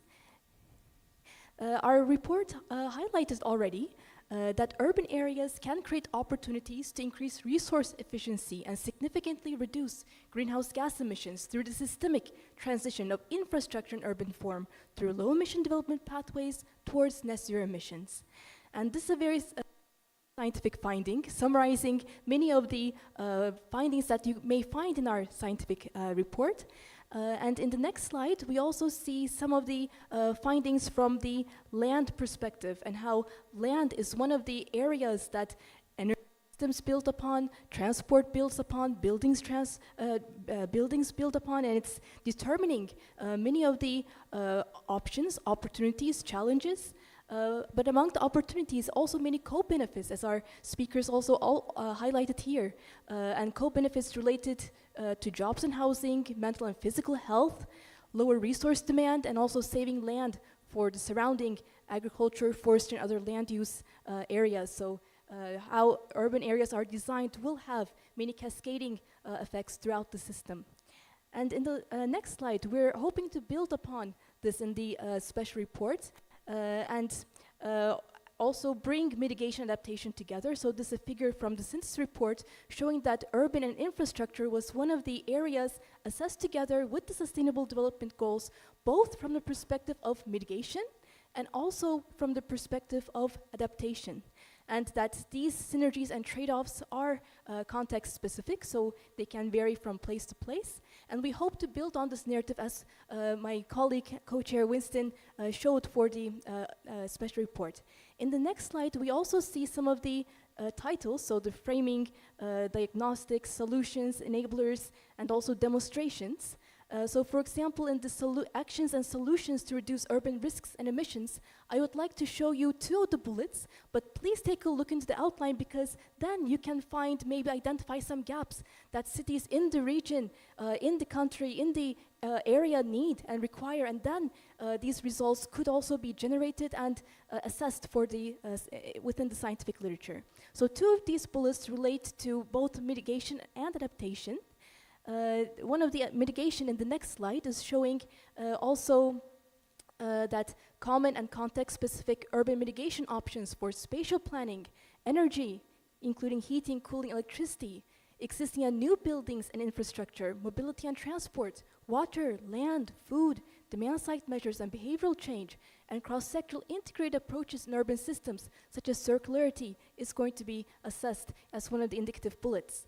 Then from the perspective of adaptation, we also see, if we may, common and context-specific urban adaptation and disaster risk reduction options for managing risks in natural, ecological, and human systems, including but not limited to physical infrastructure, urban nature-based solutions, and ecosystem-based adaptation, and planning and social policies such as relocation, health systems, and early warning systems. So as researchers, these and many other indicative bullets that are in our outline, this may provide one opportunity to identify the entry points that you would like to contribute to the special report. One more slide. There were some knowledge gaps that were identified in the Working Group 3 report on urban systems in the previous cycle, and from mitigation of climate change, this related to key gaps relating to the integration of urban green and blue infrastructure in urban planning and design, as well as their mitigation potential, especially for cities that have yet to be built. Another one related to the potential of the informal sector in developing country cities or informality that also extends to housing, locally developed off-grid infrastructure, and alternative waste management strategies. City-level models and data for understanding urban systems was another knowledge gap identified, and limited understanding of the governance models and regimes that support multi-level decision-making for mitigation and climate action, as well as transformative climate action that will reduce changing activities and relations between actors to utilize the knowledge from data and models and deepen understanding of the urban systems to support decision making. So with this, I hope I have inspired you. We're looking for your questions. And I would like to also say terima kasih. Excellent. Superb presentation on your conclusion in terms of looking into the knowledge gaps. And I'm amazed. And I hope some of the ladies here are inspired by what has been presented by Dr. Sir. All right. So we have discussed about the science part, but I think it can also look into upon the transdisciplinary or multidisciplinary approaches that has been laid down before us, which is the framework and then what are the knowledge gap that we need. So I would like to invite our next speaker perhaps to put into perspectives who are our target stakeholders, and also being economists, and very renowned economists, and to put into perspective of the industry side of it to create growth. This is an opportunity. If we talk about climate change, it is actually an opportunity for actions. So with this perspective from the economy, social economy, and also the investor side, if we were to convince, we need how to communicate, what kind of narratives that we should be actually put forward. Now we talk about policymakers, we have the community leaders, we have for the cities, perhaps the mayors we need to convince, and also the planners, right? So they are a different group, yeah? So talking about balancing from the land and also perhaps the ocean and coastal communities. So we have our last speaker. I really look forward to your discussion, Prof. Jomo. He is a research advisor to the Khazanah Research Institute of Malaysia, and he's also a fellow Academy of Science and emeritus professor of University of Malaya. He was a UN Assistant Secretary General for Economic Development and also for the FAO, Food and Agriculture Organization, and is the founding chair for the International Development of Economics Associates and president of Malaysia Social Science Association. Prof, the floor is yours. Thank you very much, Madam. Assalamu alaikum. I think it's important for us to emphasize the importance of peace. We are in the company of scientists, and scientists have played a very important role in trying to maintain and struggle for peace. As many of you may have seen the film on Oppenheimer, but it reminds us the role of people like Einstein and Oppenheimer in trying to bring about, to create the conditions for peace, and starting the Bulletin of Atomic Scientists, which has continued to play an important role in this regard. But I think the reason why I want to emphasize this is that one of the biggest threats to global warming, to global heating, I would say, is the fact that we are now in a state of permanent war. The normalization of war is something which we are living with.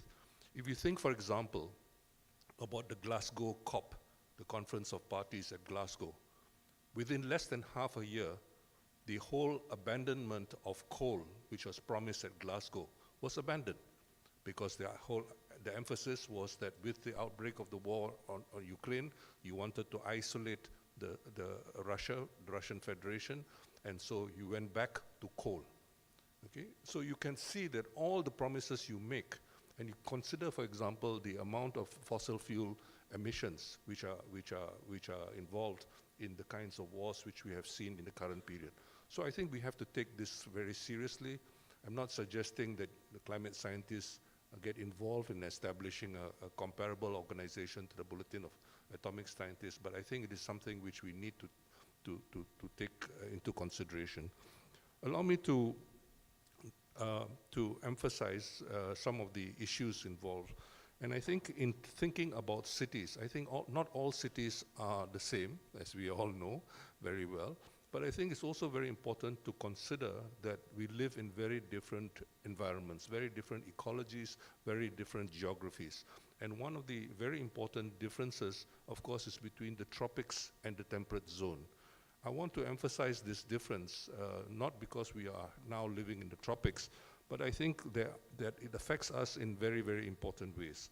You will notice that, for example, that the countries which were most strident in emphasizing the need to limit temperature rises above pre-industrial levels were actually the countries, developing countries.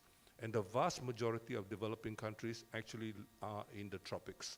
And there is a very strong reason because the effects of global warming are actually quite different in the tropical zone compared to the temperate zone.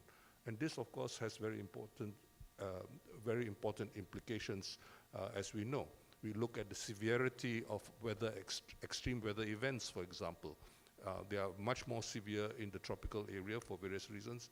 If you think, for example, about cyclone formations, hurricanes, or in this part of the world, they are called typhoons, all of this have very, very important implications. We now have a situation, for example, in Asia, where 10 of the provinces in Vietnam now have seawater going into the rice fields. Okay? And Vietnam is now the third largest exporter of rice. What will that mean in terms of climate? What will that mean in terms of not just climate change, but also the ability to continue to sustain rice production, which is the staple for many people in the tropical zone, especially in Asia. So all this has huge implications, and I think we really need to think very seriously about this. Let me also emphasize that historically, if we think about the history of the Anthropocene, over the last 6,000 years, it's usually dated back to that. The population density in the tropical zone was much, much higher compared to the temperate zone, for a variety of reasons which may seem self-evident to many of you and which we don't have time to get into right now. But the fact that population densities are much higher basically poses special problems for us when we think about what needs to be done.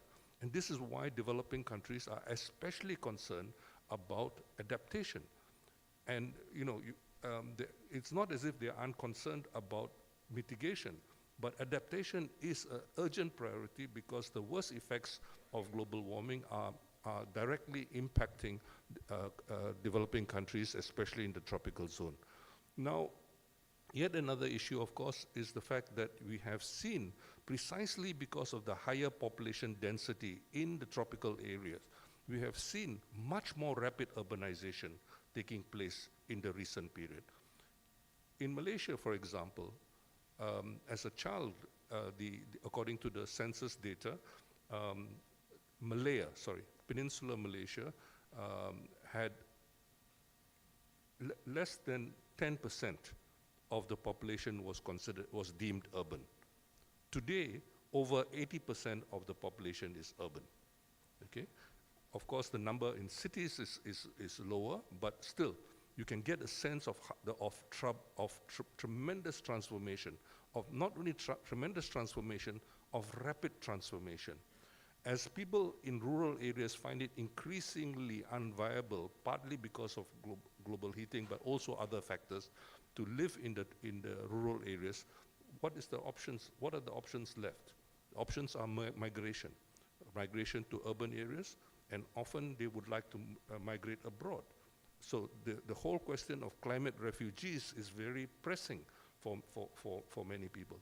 Now, the fact of the matter is that precisely because of what has happened over the last few decades, we have seen that actually there are not enough jobs in developing countries. There are not enough jobs. It is not feasible to live under so-called normal conditions, as Tunku Azman mentioned at the outset.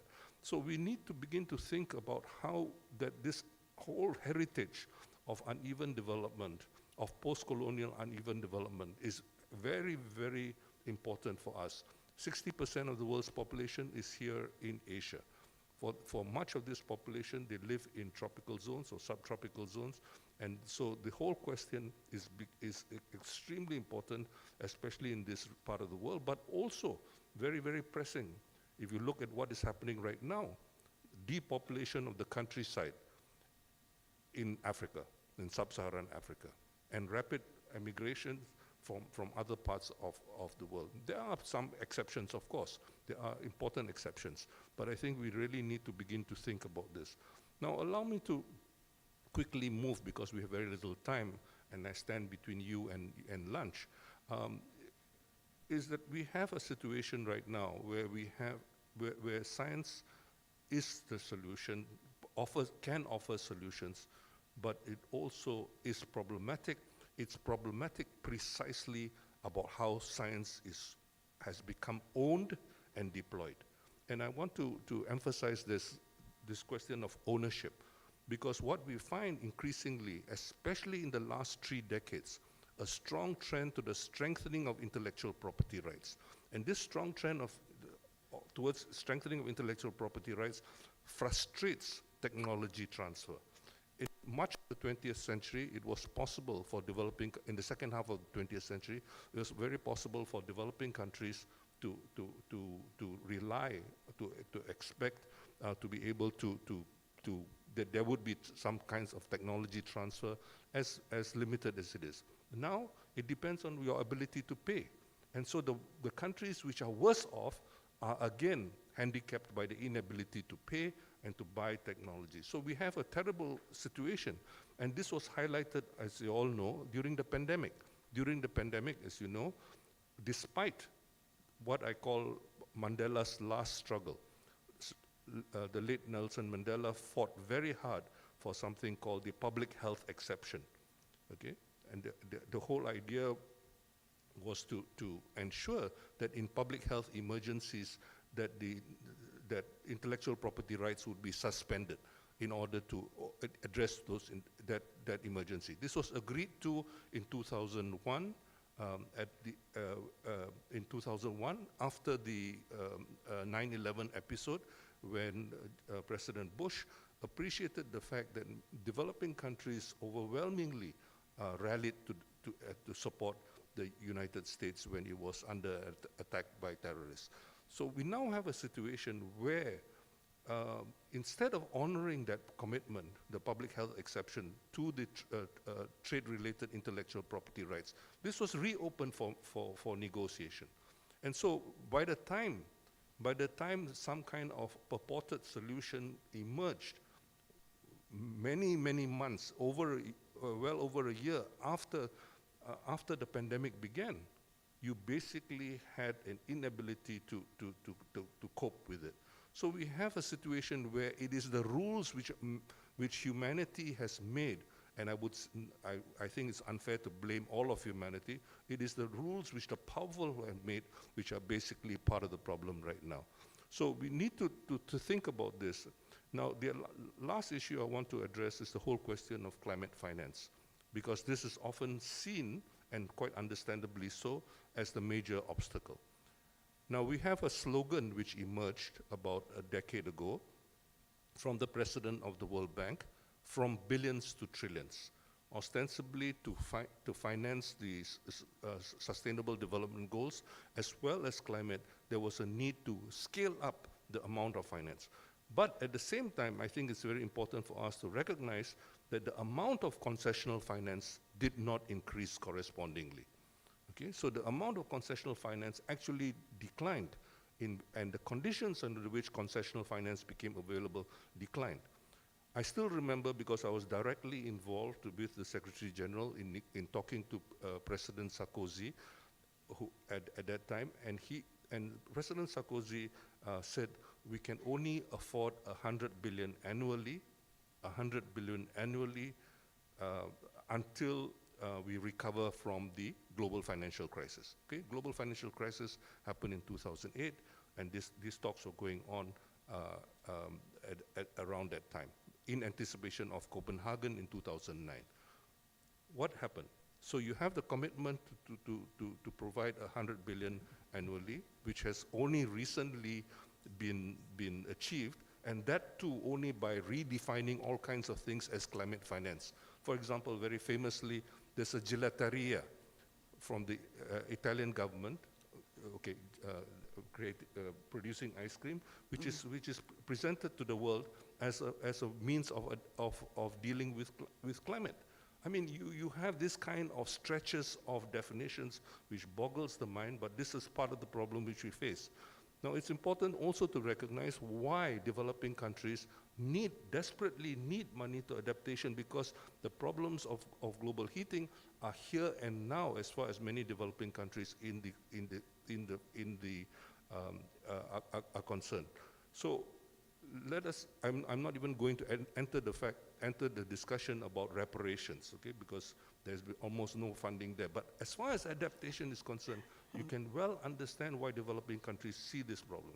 But so, what happened was that during the last decade, you had a lowering of interest rates because of some policies which Western central banks adopted to lower interest rates and that some of it went to developing countries. Developing countries were very keen to borrow, but what has happened in the last 2 years, of course, is that interest rates were pushed up. And interest rates were pushed up in ways which led to debt crisis in some countries and led to very debt distress in many developing countries, especially the poorer ones. Funds left the developing countries, as people like Martin Wolf of the Financial Times has showed us. So we have a very, very complicated problem. I mean, we were promised at the beginning of the day that these issues are complex, but I think it is very important for us to step back a little bit to recognize that some of the purported solutions have actually become problematic, whether it's finance or intellectual property rights. And this, I think, is a very major issue which needs to be addressed going forward. Thank you very much for your attention. Thank you, Prof. I think you have said it all. Some of the new issues actually has been highlighted. Yeah, I think especially the last part.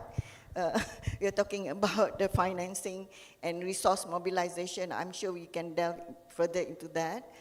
Due to the limited time, I would like to proceed to the next agenda to invite our commentator for this session, because at the end of the day, we need to gear ourselves to what is the basis, what are the emerging issues, there are additional things that could be put forward in terms of for the science policy that we want to put into the report. So may I invite Mr. Muhammad Firdaus Amar. Is he here? You have Amar, and then you actually have Firdaus. Okay. Yeah. Hello. So I'll summarize based on what Prof. Winston mentioned. So I'll look at solutions and look at reducing urban risks, and that boils down to disaster preparedness, and we're looking how we are going to do that, and the ability for us to actually quantify disasters in cities, and in order to look at, we need to look at all the severity of the cities, how the impacts which are going to face, the cities are going to face. We need to look at that, and we need to map susceptibility within the cities actually. So you need to have a multi-hazard approach to look at all the different hazards the cities are going to face, and then you need to know that you look at the climate risk factors of all those hazards, and you need to do that. I think that is very crucial. I need to the ability to look forward, and how do we forecast or predict these events, and we know how it's going to change in time. And then in order to do that, we need to understand the city's development roadmap. So each city has to have a development roadmap, a climate-wise targeted development approach. Why? Because this changes the urban canopy, it changes everything, and it changes how are things going to occur climate-wise within a city. So those are things are all intertwined, and this is the things which we need to consider, because it has got all various impacts at every sense. Thank you, Amar. I would not dwell more, because I would like to relate some of the things that has been mentioned. It is the climate refugees and multi-hazards just now. Probably that is something that we need to consider. We have a question. How many? Oh, you can afford to bear, to be patient before going to lunch? Can I limit to 3? Possible? You can actually talk and give your recommendations over lunch. Yeah? First, Hi, Give good, your name. good afternoon. My name is Kennedy Michael. I'm from the Climate Emergency Coalition of Malaysia. This question is particularly for Professor Jomo. You mentioned at the closing, science can offer a solution. I think science is great because it breaks down everything in the natural world and it admits that it doesn't know what it doesn't know.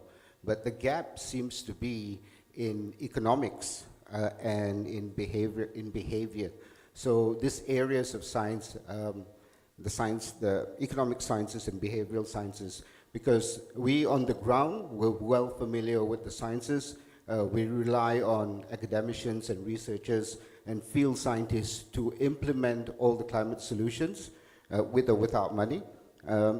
But we are faced often with poor economic decisions, as mentioned by the gentleman just now, needing to have a comprehensive framework for disaster. For KL, that's the big issue now.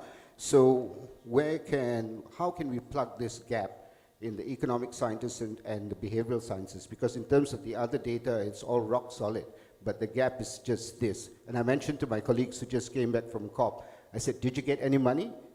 And they answered no. So why are you still wasting your time going to COP when we should be adapting without money? Because if we keep waiting for that money that will never come, we're all just going to die. Thank you. Can you answer that? Thank you for the question. Thank you. Given the limited time available, I think the underlying the economics and the social sciences is really power. I think that's the key issue. It's not really whether economists know how to do. There are a lot of new developments in economics which help us to better understand. The role of behavioral economics has largely been recognized. People like Daniel Kahneman, who never took a single course in economics but got a Nobel laureate in economics. All this has really transformed and changed. And we have the popularization about a decade and a half ago of the whole idea of nudge and how you persuade people to change their thinking. So I don't think the problem is really with social science and economics. And let's face it, at the end of the day, people are adept to realities. They come up with solutions which are reasonably pragmatic, okay, as long as we're not doctrinaire about it. And this is part of the problem with the IPCC approach of taking published documents, because a lot of these things are still at a very, very, a lot of this are things which actually come from human experience. Very often government policies have gone well ahead, government and other policies. If you think, for example, about Roosevelt Roosevelt developed his ideas, and implemented the New Deal in 1933, sorry. Well before John Maynard Keynes wrote the general theory, okay? So he's said to be Keynesian, but the fact of the matter is that he anticipated. So I think people often involved in policy are quite pragmatic if given a chance to do so. So I think with the real problem is the question of power. Thank you, Prof. Can I have the next question? Okay, lady and you. Okay, lady first.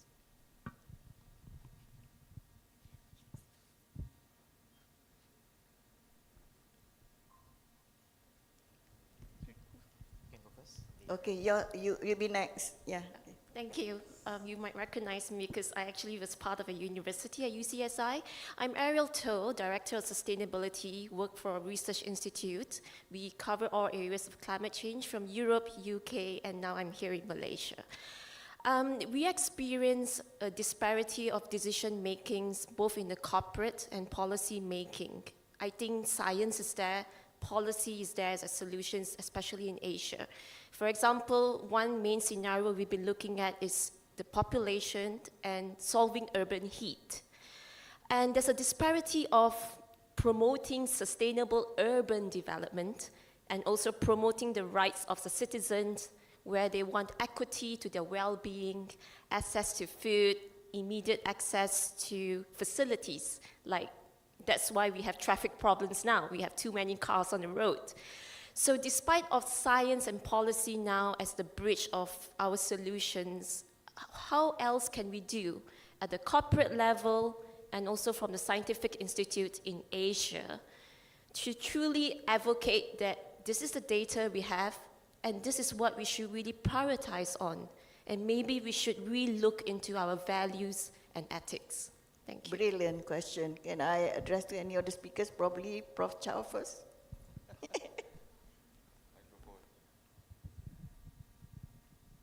So that's a great question, and I'll give a short answer to that. You can have the best science, you can have the most effective policy enablers, but if you don't have enough stakeholders to bring into the fold to magnify the efforts, that will be an issue.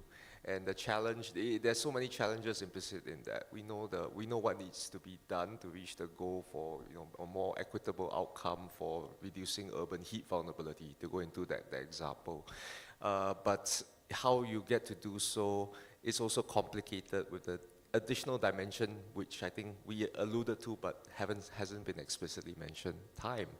We are in a situation where urgent action is needed. If we need to reach an outcome in reducing vulnerability from informal settlements, better road networks, more green spaces in cities that can help with reducing risk, you can't just rely on local governments to do so. You can't rely on scientists to provide the information. You need to bring the community up from the bottom to feed into the decision and planning implementation processes. You need to bring corporate agencies, philanthropic organizations, which Bart and myself have been talking to, as well as agents of change, because we realize the urgency that's needed, but we need to tell people. Robert's point about communication comes in as well, across many sectors as possible, like what Sia mentioned as well, and look into the people processes, like what Prof. Sundram has said as well, peoples and communities. And it's an important challenge, and how to get as many people involved in that is a different question that we scientists can help to inform, but how to bridge that, we need more people involved in this. Okay, may I have last question, please? Thank you very much, Madam Chairperson. Assalamualaikum warahmatullah. I am Lokman Hakim bin Sulaiman, Fellow of Academy of Science, as well as from IMU University. Now, with regard to climate change and cities, with regard to bridging science and policies, I would like to raise one important issue about dengue in urban areas. I'm a public health person, so I have to talk about dengue. Dengue? Dengue is an urban disease. We talk about cities, we talk about dengue. Dengue is also the most rapidly increasing climate-related burden in the world. 2023, we have 6.5 million dengue cases reported in the world. September this year, we already have 12 million dengue cases, not even to the end of the year. The science of climate change and dengue is well established. Global warming increased the vectorial capacity of the Aedes mosquito. But we have challenges in adaptation because we don't have enough tools to fight dengue. Because the global investment in research and development is very much lacking. I'm sad to say that even in WHO, dengue remains as a neglected disease.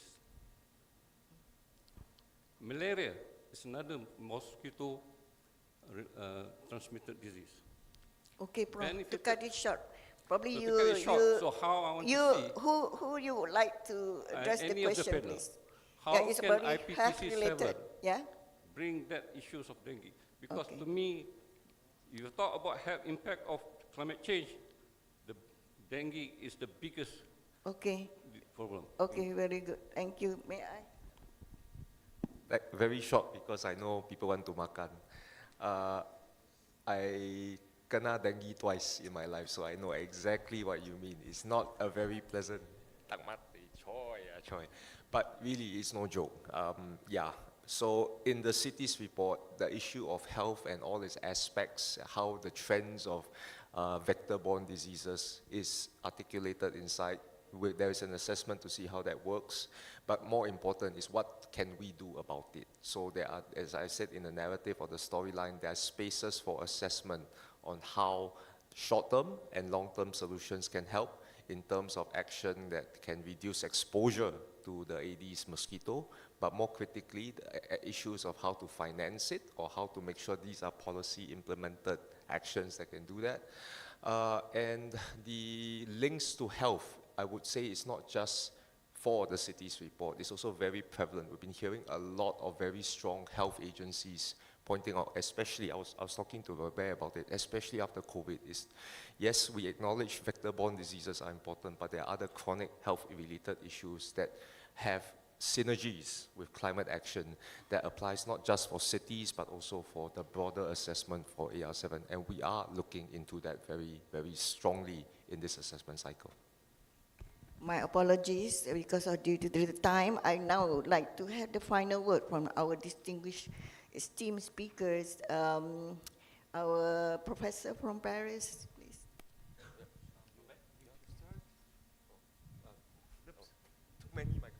Thank you. It's always a little bit difficult to end with one single sentence, but maybe health is a very good starting point for tackling climate change, especially for cities. You know, all the issues are concentrated within cities. We have vector-borne disease, but also air quality, and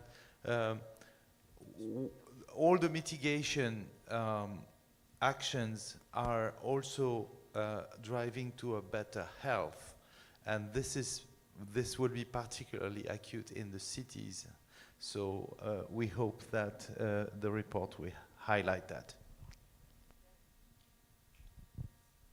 Thank you. And as my final word, I would like to emphasize that science-informed vision of how we can support our cities, support ourselves, and support our societies are increasingly important. And all the mitigation actions that we do, they do have very positive outputs for public health. We're looking at climate change as one of the major public health issues. The air we breathe, and the actions that we take to keep our cardiovascular system up and running. Active mobility options in cities can be very supported by climate mitigation action. So making our cities greener, having transportation no longer polluting, and transitioning to cleaner energy is very important for our cities. And I'm very glad to see also in the high-level ministerial meetings, the mayor of Kuala Lumpur was very recently represented and used our scientific findings from the IPCC looking into how cities could support climate action for mitigation. So this was also very promising, and I'm looking, again, as emphasized by all of my colleagues on behalf of the IPCC, for your research to be supporting the assessment, the scientific literature, and the assessment for the special report on climate change in cities. Thank you very much. Terima kasih. Super. Can I have last word from Prof. Projomo? Thank you. My appeal would be for conscience, to your conscience. I think science with conscience can go very, very far. And this involves often a more difficult task, which is speaking truth to power. And power comes in many different forms. I think that's the major challenge we have going forward. And we need to deal and oppose something else, which is con-science. Okay, and this is something which is a real problem right now, because we have any number of people who will pretend that we do not have certain problems because of their purported science. I want to evoke, since this is partially sponsored by the UK High Commission, Mrs. Thatcher was very conservative in many, many different ways. But one good thing she did, partly because of her training in chemistry, was to recognize climate problem. And this, I think, is something which is very important today, because very often the whole question of climate has become so politicized that it is the right wing in the world which basically is involved in climate change denial. And so I want to invoke the spirit of Mrs. Thatcher. I never thought I would ever do this in my life, but today I'm doing it. Thank you. Thank you, Prof. From the quotes that he has a lot of politicians and all these leaders, you can say that how to make climate science become more sexy, you know, to be trusted, and we as the scientists were ethical in what we are doing. And there are a lot of other skill sets that we need to upgrade ourselves as well. But how we communicate, for that, we need to have this communication science as well in terms of materials to get people understand what we are trying to tell. So that is something perhaps what UCSI and Institute of Science Diplomacy is trying to do, so that to build the trust and then to have these relations, you know, in understanding to better ways and approaches. Trust meaning that somebody need to invest, they must have that trust, you know, because when it comes to money, you know. So in terms of our faith, in terms of health, food security, and our well-being, in terms of security, day-to-day life, I'm sure all of us agree that our session today is very, very fruitful and excellent, and we hope that further things that you want to consider to get it addressed in the R7, please do approach this group and our people here over lunch. So I will not dwell and summarize. I thank the speakers. I mean, you have done a very well done job, excellent job, and to all the questions and commentators from the floor. Thank you. Thank you, Professor Aini, and all the panelists for this engaging discussion. Can I please invite distinguished Professor Dato Dr. Loy Lai Meng to present the token of appreciation to our moderator and panelists.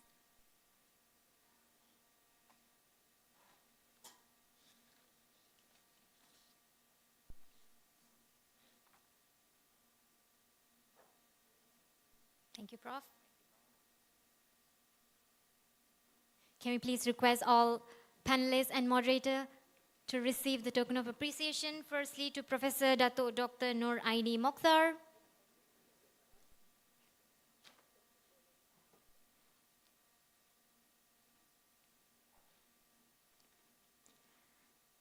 Professor Winston Chow from Singapore.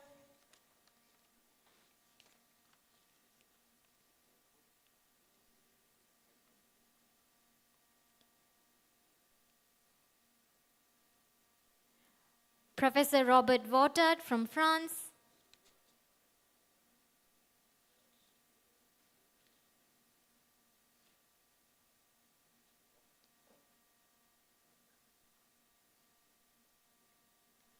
Dr. Sir Kilkis, Turkey.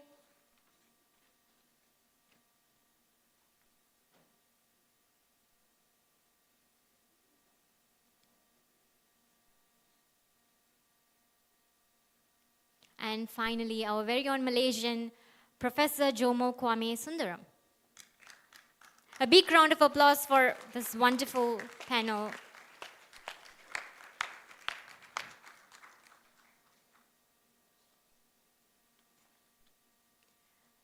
Group photo, everyone.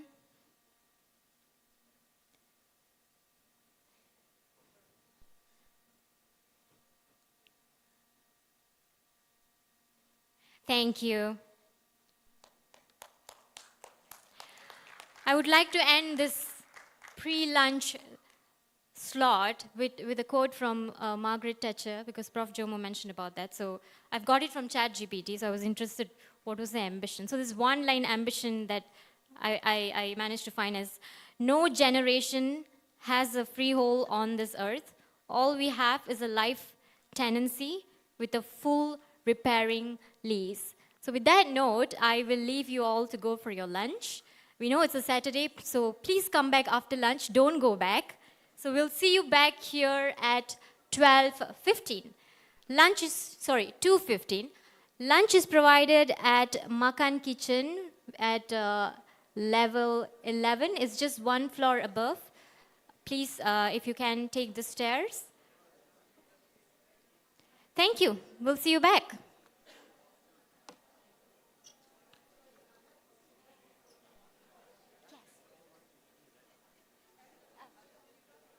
So now is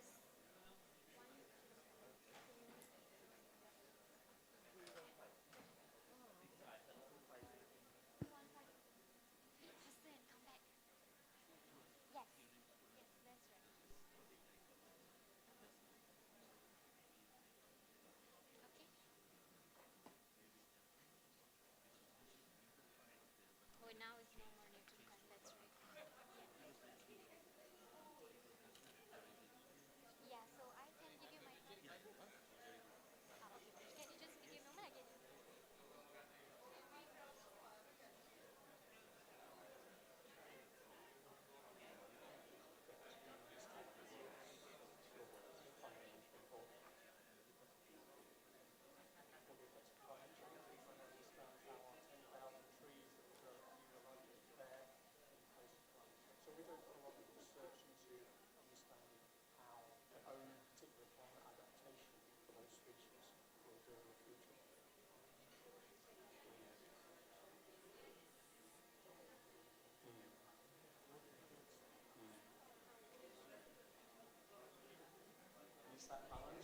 Check. How much we rely on the international agreements, but ultimately how much we have to take possession ourselves. And I think developing that sort of clarity and that sort of approach by people in authority is going to be really important. And if we don't make those changes to try to preserve the climate, but also the richness of biodiversity, we'll lose a lot of those values, which I've said before are really ultimately values for human health and well-being. Yeah, I just want to pass him the cards.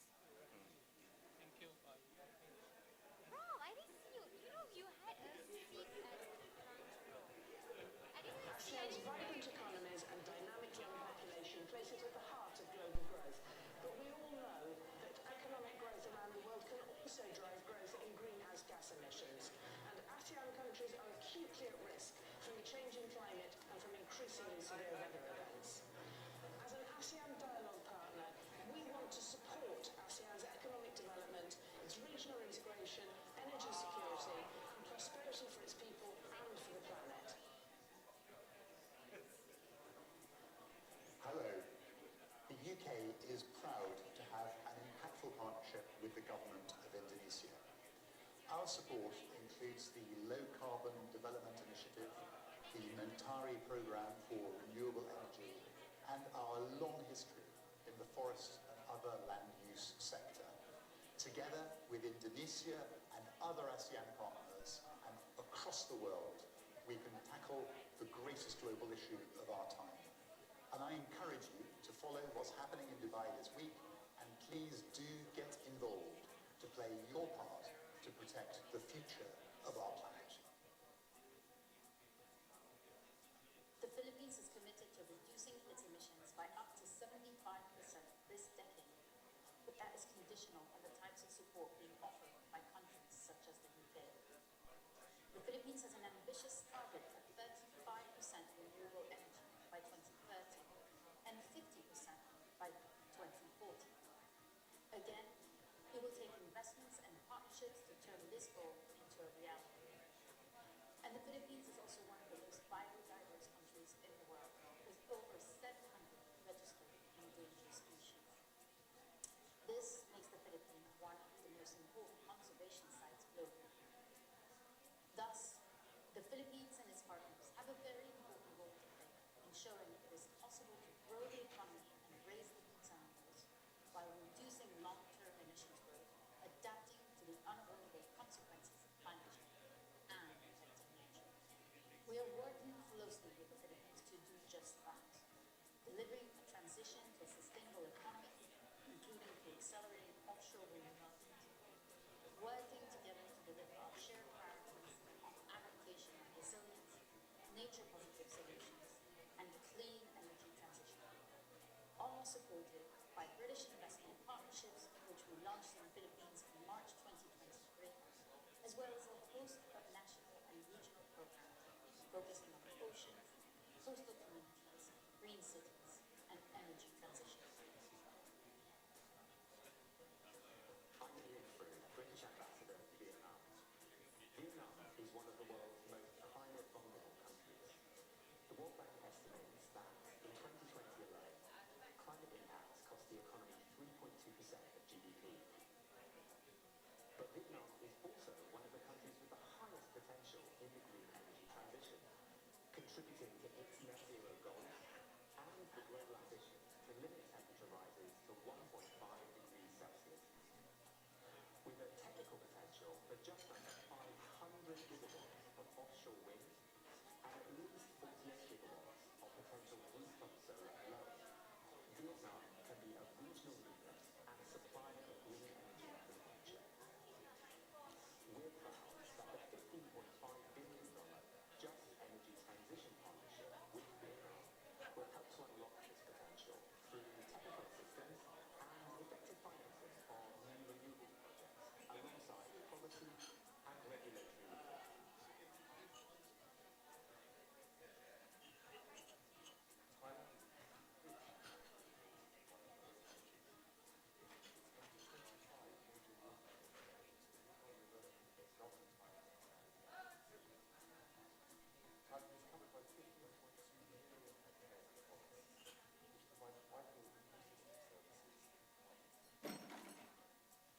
However, there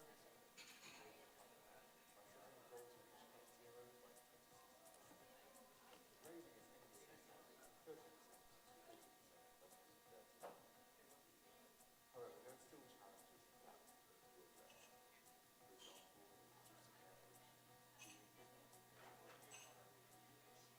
through international climate finance agreements, the UK has partnered with we're working together on various initiatives such as the UK's Partnering for Accelerating Climate Transition. This collaboration is aimed at both clean growth and innovation to accelerate the green transition and create Myanmar is the second most climate vulnerable country in the world. It has been consistently ranked as one of the countries worst affected by the impact of weather-related disasters in which local communities, especially women and girls, suffer the most. Tragically, we saw this recently in the huge damage caused by Cyclone Mocha in May of this year. The UK government is supporting communities to adapt and mitigate the impact of climate change in Myanmar, including responding to natural disasters. Hello friends, I'm Salam Sujatra. Malaysia has a net zero goal, a new 70% renewables capacity target, and the goal of becoming Southeast Asia's clean energy powerhouse. And home to some of the world's most vulnerable habitats, Malaysia has duly endorsed the Barrier Leaders Declaration on Forest and Land Use. Last year, the UK and Malaysia signed a climate partnership to enable us to work more closely together on climate solutions toward the just transition from green grids, climate legislation, and carbon markets. In 2025, Malaysia will take on the chairmanship of ASEAN. Climate action is already part of the regional integration agenda, such as the ASEAN Power Grid and sustainable finance taxonomies. COP28 and beyond, as an ASEAN dialogue partner, the UK will continue to work with Malaysia and ASEAN to accelerate the implementation of our shared climate goals. Good news. We have phased out coal power in Great Britain. The first G7 nation to vote all through for electricity supply. The share of our electricity supply from coal has reduced from around a third to zero in only 10 years. But there is still much to do. Coal capacity is still rising by 2% last year to 2,130 gigawatts globally. The global phase-out of coal power must be accelerated to keep 1.5 Celsius within reach.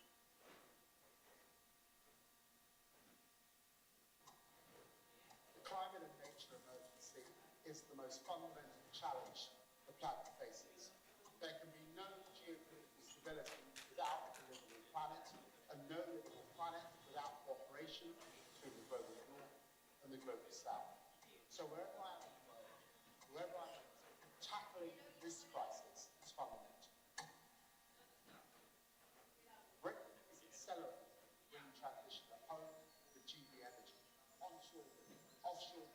so from boosting ambition overseas with our global green power alliance to COP29, Baku and beyond, we must act together to hang on to what we have.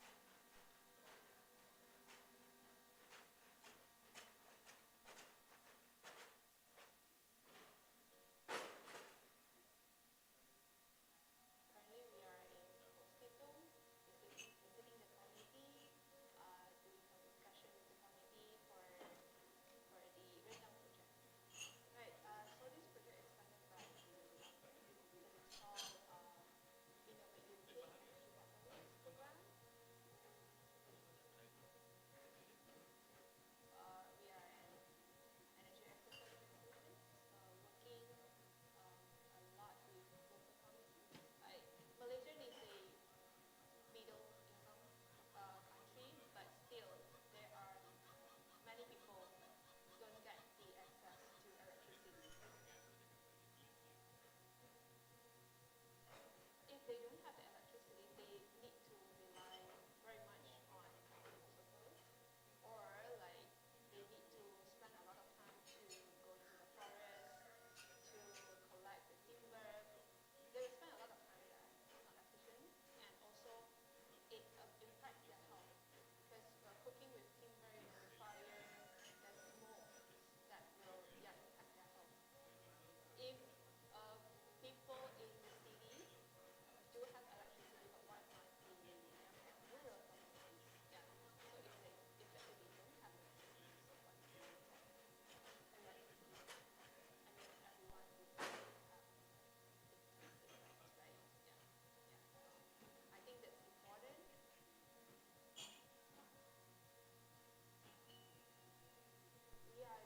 We are going to do a mini solar system. At this community, we are going to install inverters that we share with the households. And these systems, basically with these systems, they will get to use a lot of electrical appliances while we are waiting for the grid.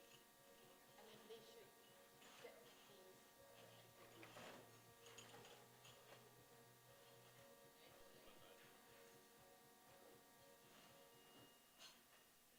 I'm Professor Lim Pek Im from the University of Malaya.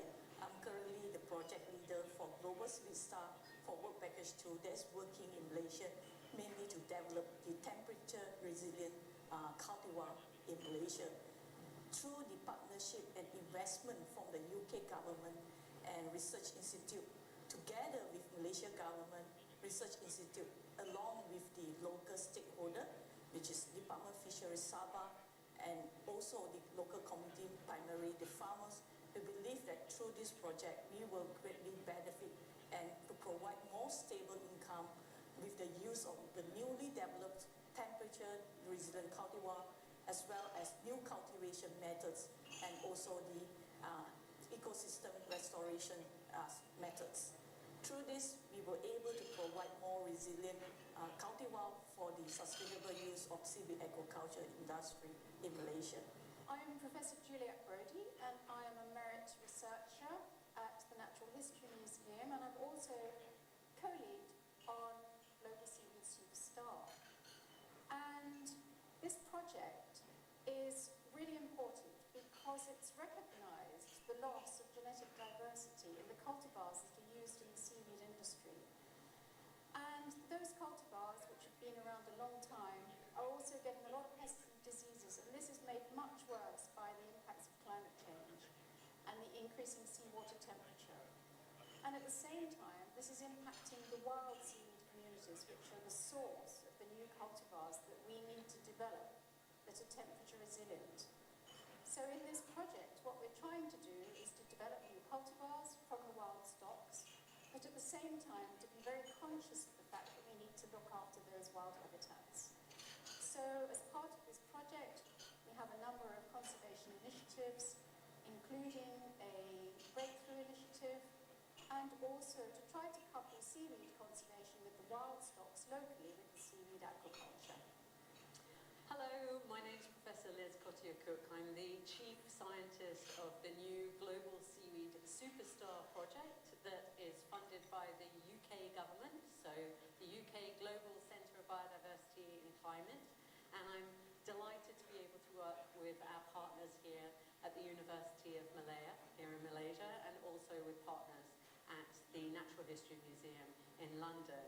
I would say the key goal of this particular project is all about halting biodiversity loss and also improving the livelihoods of local communities and populations within developing countries, primarily being here in Malaysia. We're looking very closely at trying to conserve seaweed populations out here because obviously seaweed populations are very crucially important for the seaweed industry. We're also looking at trying to raise awareness of the conservation of these seaweeds through something called the Seaweed Breakthrough Initiative and the Global Seaweed, and ties in with the Global Seaweed Strategy.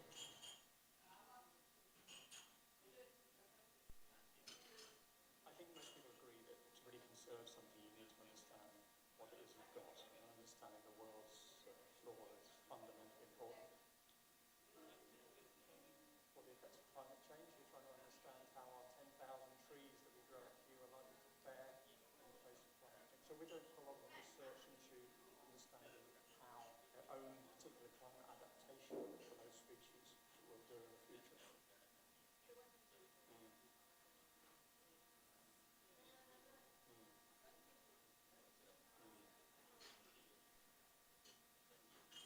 It's that balance between how much can we rely on big international agreements, but ultimately how much we have to take possession ourselves. And I think developing that sort of clarity and that sort of approach by people in authority is going to be really important. And if we don't make those changes to try to preserve the climate, but also the richness of biodiversity, we'll lose a lot of those values, which, I've said before, are really ultimately values for human health and well-being.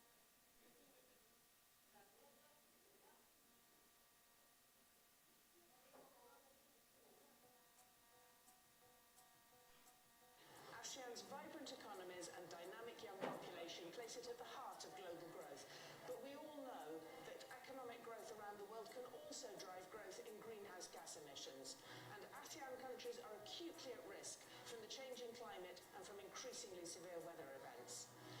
As an ASEAN dialogue partner, we want to support ASEAN's economic development, its regional integration, energy security, and prosperity for its people and for the planet. Hello.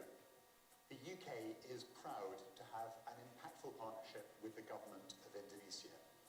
Our support includes the Low Carbon Development Initiative, the Mentari Programme for Renewable Energy, and our long history in the forest and other land use sector. Together with Indonesia and other ASEAN partners and across the world, we can tackle the greatest global issue of our time. And I encourage you to follow what's happening in Dubai this week, and please do get involved to play your part to protect the future of our planet. The Philippines is committed to reducing its emissions by up to 75% this decade, but that is conditional on the types of support being offered by countries such as the UK. The Philippines has an ambitious target of 35% renewable energy by 2030 and 50% by 2040.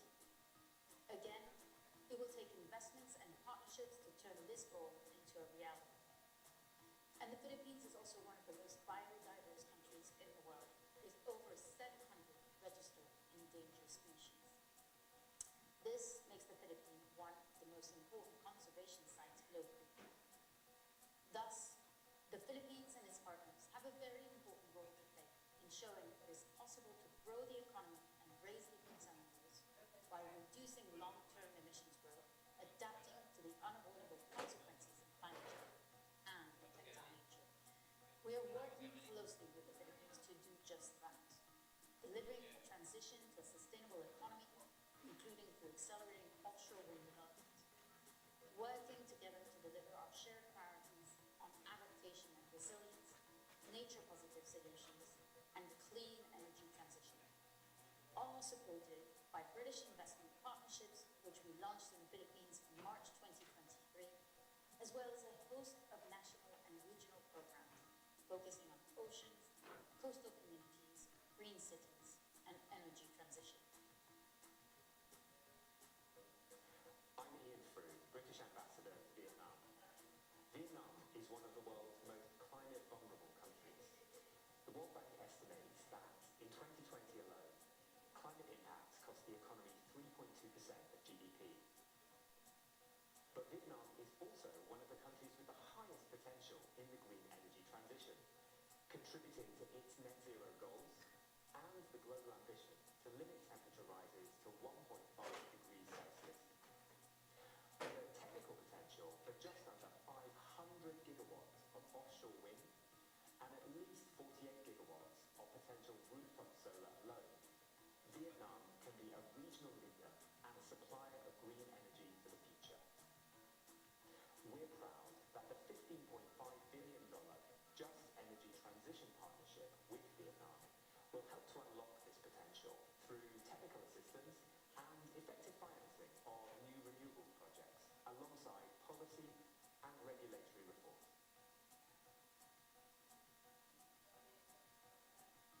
Thailand is a country rich in natural resources and biodiversity. It's home to 25 major watersheds connected to the Mekong River, the Gulf of Thailand, and the Atlantic Sea.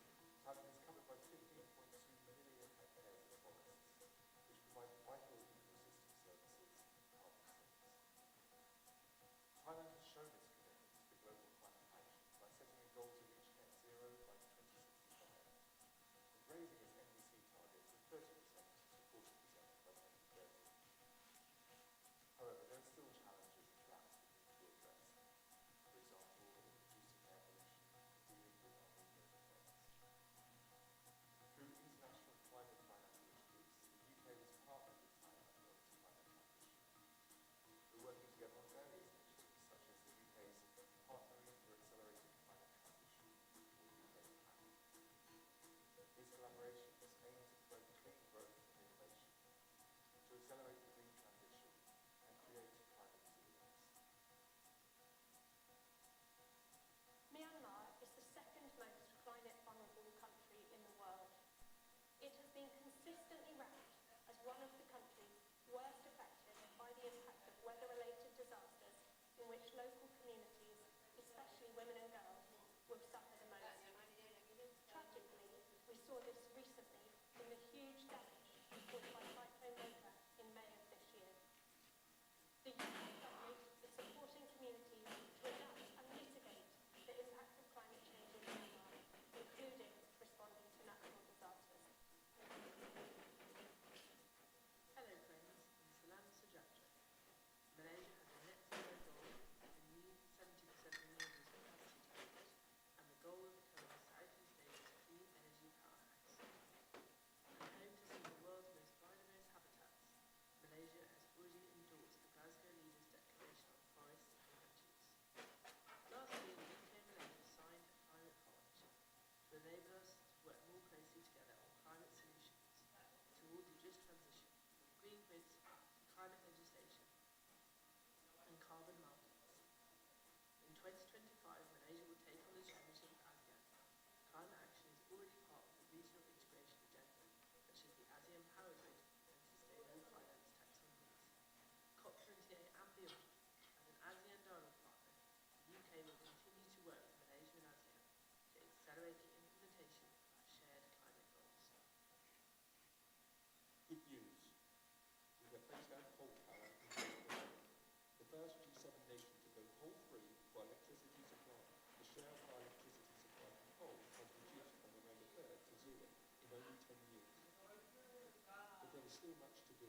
Coal capacity is still rising by 2% last year to 2,130 gigawatts globally. The global phase-out of coal power has been accelerated to keep 1.5 Celsius within reach.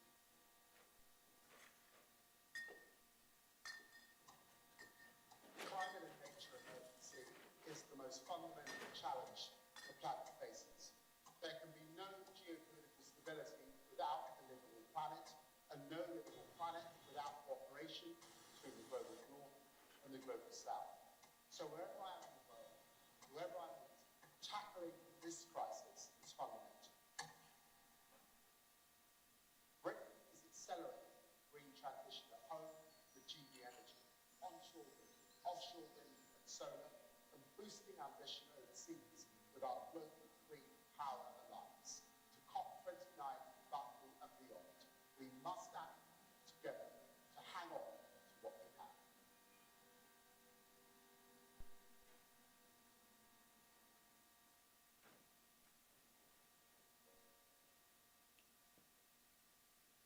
Currently, we are in Symposium, visiting the committee, doing a discussion with the committee for the Rendang project. Right, so this project is funded by the UK government, and it's called Innovate UK Energy Catalyst Program.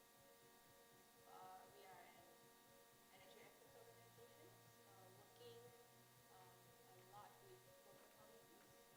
Malaysia is a middle income country, but still there are many people don't get the access to electricity.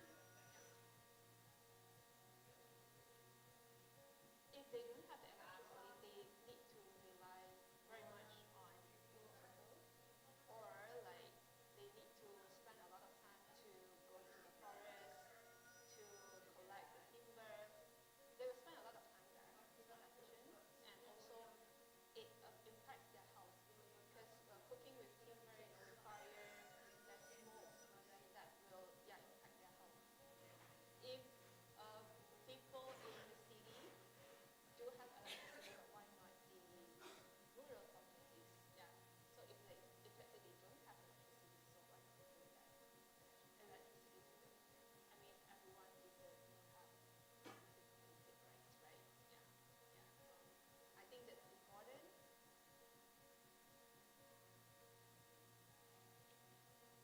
We are going to do a mini solar system. At this community, we are going to install a solar system that we share with the houses. And these systems, basically with these systems, they will get to use a lot of electrical appliances while we are waiting for the grid. I mean, they should get these electricity.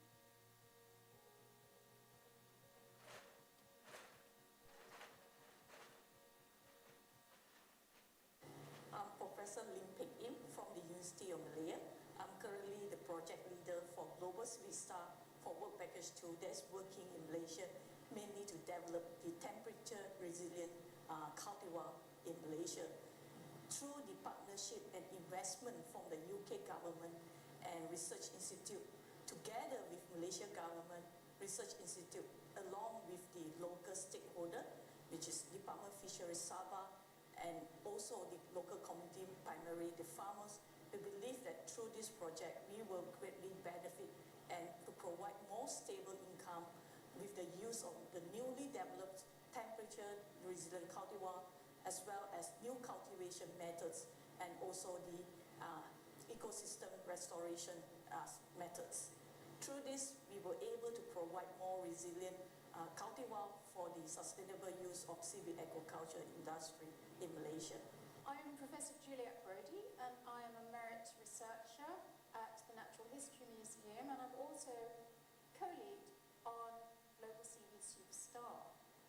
And this project is really important because it's recognised the loss of genetic diversity in the cultivars that are used in the seaweed industry. And those cultivars, which have been around a long time, are also getting a lot of pests and diseases, and this is made much worse by the impacts of climate change and the increasing seawater temperature. And at the same time, this is impacting the wild seaweed communities, which are the source of the new cultivars that we need to develop that are temperature resilient. So in this project, what we're trying to do is to develop new cultivars from the wild stocks, but at the same time to be very conscious of the fact that we need to look after those wild habitats. So as part of this project, we have a number of conservation initiatives, including a breakthrough initiative, and also to try to couple seaweed conservation with the wild stocks locally with the seaweed aquaculture. Hello, my name's Professor Liz Cottier-Cook. I'm the Chief Scientist of the new Global Seaweed Superstar project that is funded by the UK government, so the UK Global Centre of Biodiversity and Climate, and I'm delighted to be able to work with our partners here at the University of Malaya, here in Malaysia, and also with partners at the Natural History Museum in London. I would say the key goal of this particular project is all about halting biodiversity loss and also improving the livelihoods of local communities and populations within developing countries, primarily being here in Malaysia. We're looking very closely at trying to conserve seaweed populations out here because obviously seaweed populations are very crucially important for the seaweed industry. We're also looking at trying to raise awareness of the conservation of these seaweeds through something called the Seaweed Breakthrough Initiative and the Global Seaweed, and ties in with the Global Seaweed Strategy.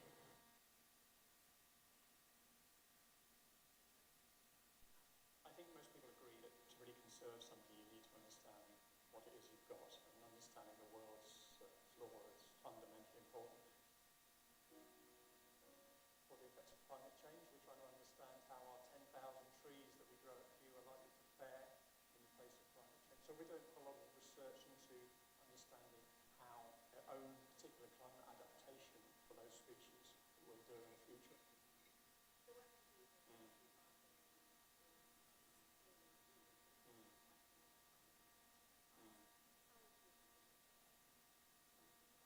It's that balance between how much can we rely on big international agreements, but ultimately how much we have to take possession ourselves. And I think developing that sort of clarity and that sort of approach by people in authority is going to be really important. And if we don't make those changes to try to preserve the climate, but also the richness of biodiversity, we'll lose a lot of those values, which I've said before are really ultimately values for human health and well-being.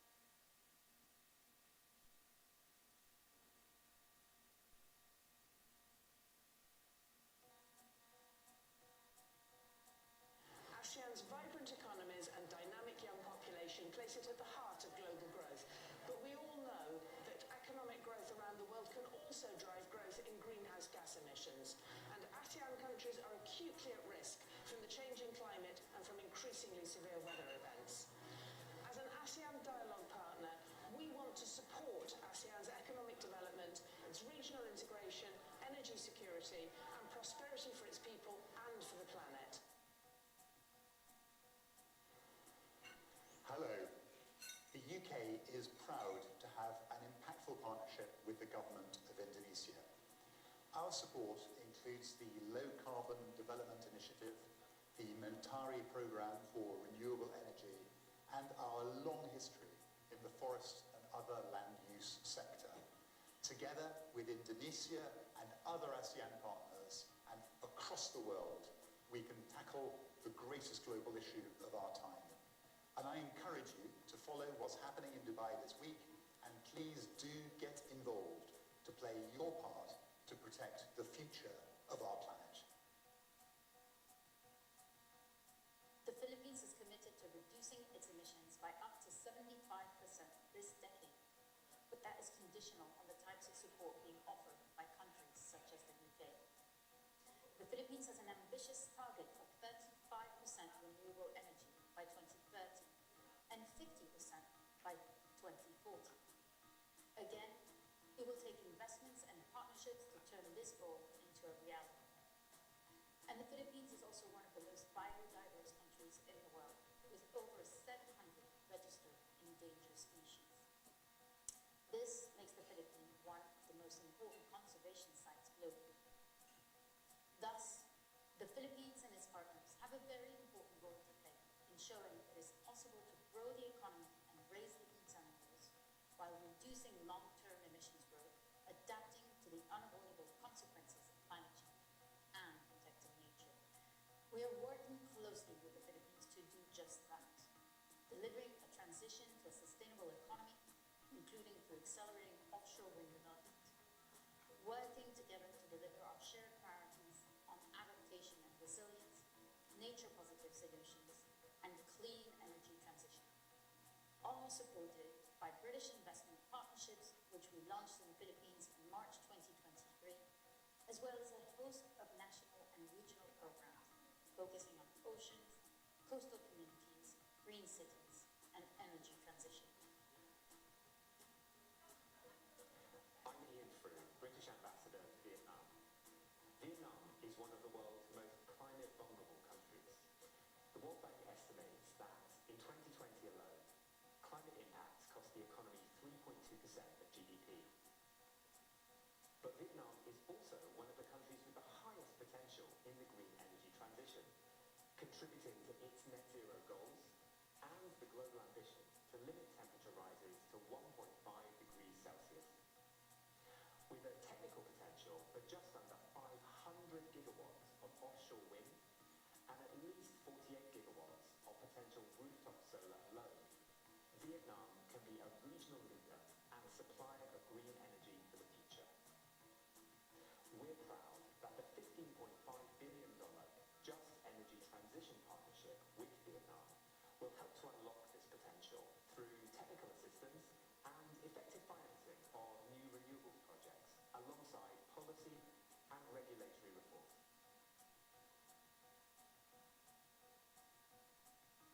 Thailand is a country rich in natural resources and biodiversity. It's home to 25 major watersheds connected to the Mekong River, the Gulf of Thailand, and the Atlantic Sea. Thailand is covered by 15.2 million hectares of forests, which provide vital ecosystem services and carbon sinks. Thailand has shown its commitment to the global climate action by setting a goal to reach net zero by 2065 and raising its NEC target from 30% to 40% by 2030. However, there are still challenges and gaps that need to be addressed. For example, reducing air pollution, dealing with unmeasured effects. Through international climate finance initiatives, the UK has partnered with Thailand on its climate transition. We're working together on various initiatives, such as the UK's Partnering for Accelerated Climate Transition, or UK PAC. These collaborations aim to promote clean growth and innovation, to accelerate the green transition and create climate resilience. Myanmar is the second most climate vulnerable country in the world. It has been consistently ranked as one of the countries worst affected by the impact of weather-related disasters, in which local communities, especially women and girls, will suffer the most. Tragically, we saw this recently in the huge damage caused by Cyclone Mocha in May of this year. The UK government is supporting communities to adapt and mitigate the impact of climate change in Myanmar, including responding to natural disasters. Hello friends, and Salam Sejahtera. Malaysia has a net zero goal, a new 70% renewables capacity target, and the goal of becoming Southeast Asia's clean energy powerhouse. And home to some of the world's most biodiverse habitats, Malaysia has already endorsed the Glasgow Leaders' Declaration on Forests and Land Use. Last year, the UK and Malaysia signed a climate partnership to enable us to work more closely together on climate solutions towards a just transition from green grids, climate legislation, and carbon markets. In 2025, Malaysia will take on the chairmanship of ASEAN. Climate action is already part of the regional integration agenda, such as the ASEAN Power Grid and Sustainable Finance Taxonomies. COP28 and beyond, as an ASEAN dialogue partner, the UK will continue to work with Malaysia and ASEAN to accelerate the implementation of our shared climate goals. Good news. We have phased out coal power in Great Britain. The first G7 nation to go coal-free for electricity supply. The share of our electricity supply from coal has reduced from around a third to zero in only 10 years. But there is still much to do. Coal capacity is still rising by 2% last year to 2,130 gigawatts globally. The global phase-out of coal power must be accelerated to keep 1.5 Celsius within reach.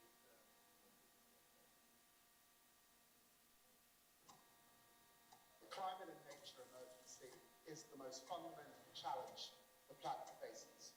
There can be no geopolitical stability without a livable planet, and no livable planet without cooperation between the global north and the global south. So wherever I am in the world, whoever I meet, tackling this crisis is fundamental. Britain is accelerating green transition at home with GB energy, onshore wind, offshore wind and solar, and boosting ambition overseas with our global green power alliance. To COP29, Baku and beyond, we must act together to hang on to what we have.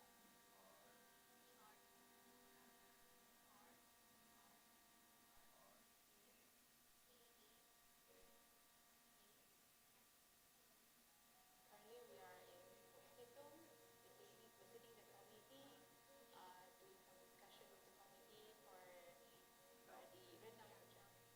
Right, so this project is funded by the UK government.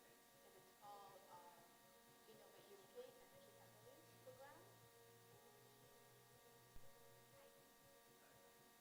We are an energy expert organization working a lot with local communities. Malaysia is a middle income country, but still there are many people don't get the access to electricity. If they don't have the electricity, they need to rely very much on fossil fuels, or like they need to spend a lot of time to go into the forest to collect the timber. They will spend a lot of time there. It's not efficient, and also it impacts their health because cooking with timber, with fire, there's smoke that will impact their health. If people in the city do have electricity, but why not the rural communities? Yeah. So if let's say they don't have electricity, so why not we bring that electricity for them? I mean, everyone deserves to have basic rights, right? Yeah. So I think that's important.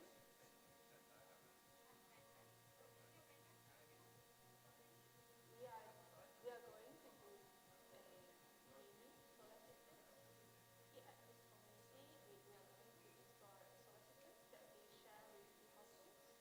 And these systems, basically with these systems, they will get to use a lot of electrical appliances while we are waiting for the grid. I mean, they should get these electricity.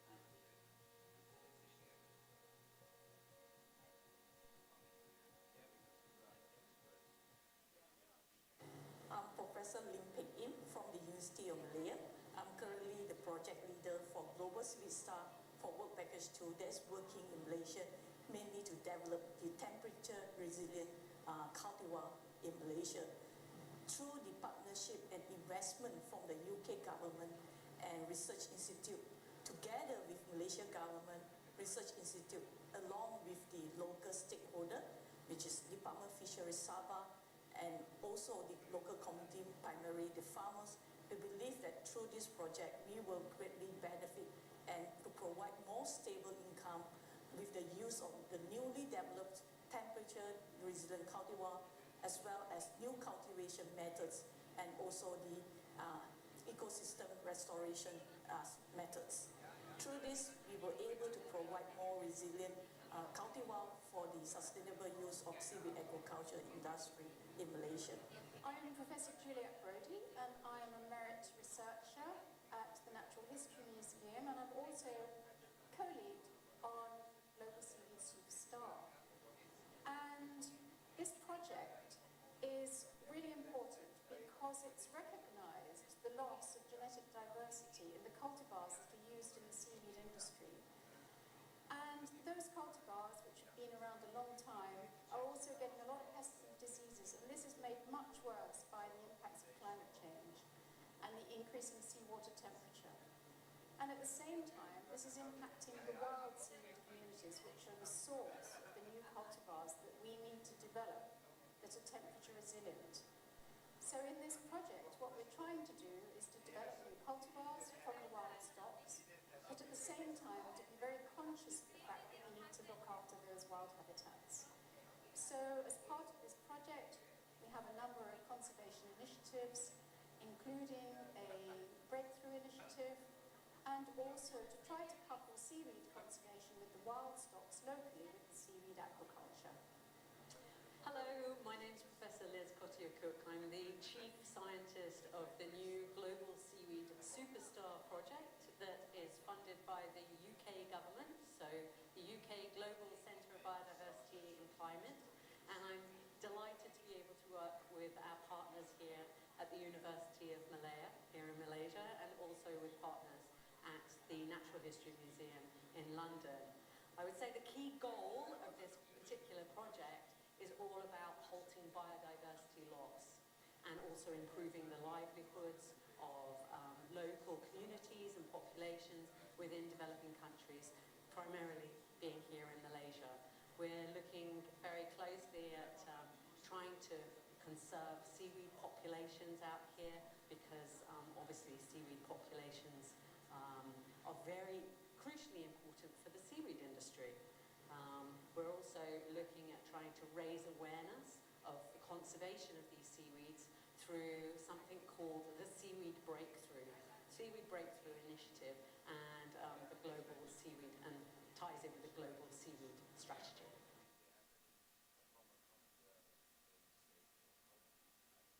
I think most people agree that to really conserve something, you need to understand what it is you've got, and understanding the world's flora is fundamentally important.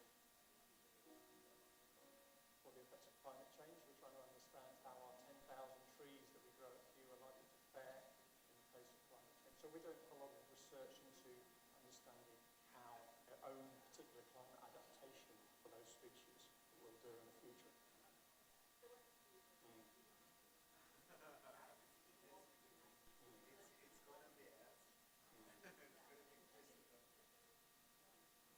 It's that balance between how much can we rely on big international agreements, but ultimately how much we have to take possession ourselves. And I think developing that sort of clarity and that sort of approach by people in authority is going to be really important. And if we don't make those changes to try to preserve the climate, but also the richness of biodiversity, we'll lose a lot of those values, which I've said before are really ultimately values for human health and well-being.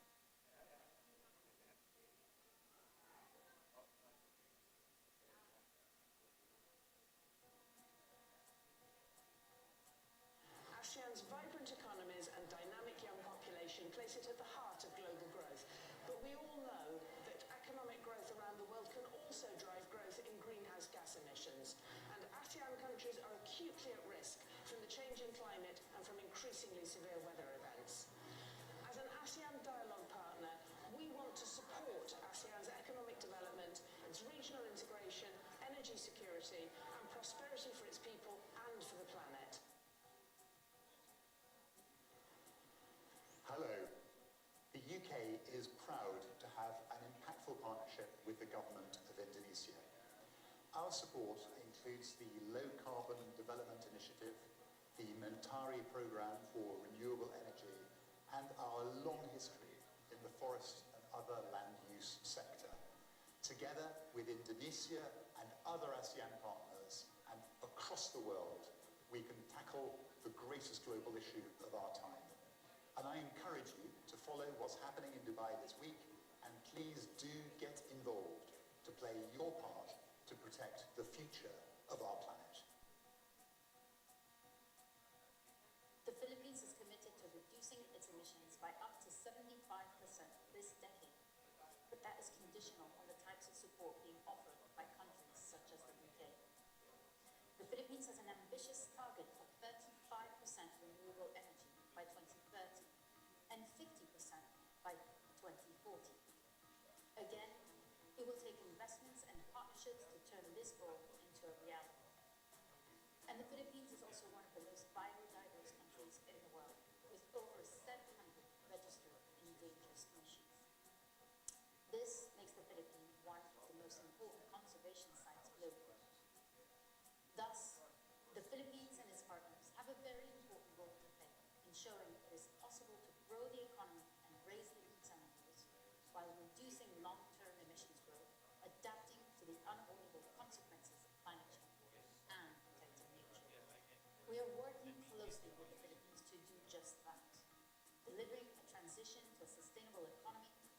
including through accelerating offshore wind development. Working together to deliver our shared priorities on adaptation and resilience, nature-positive solutions, and clean energy transition.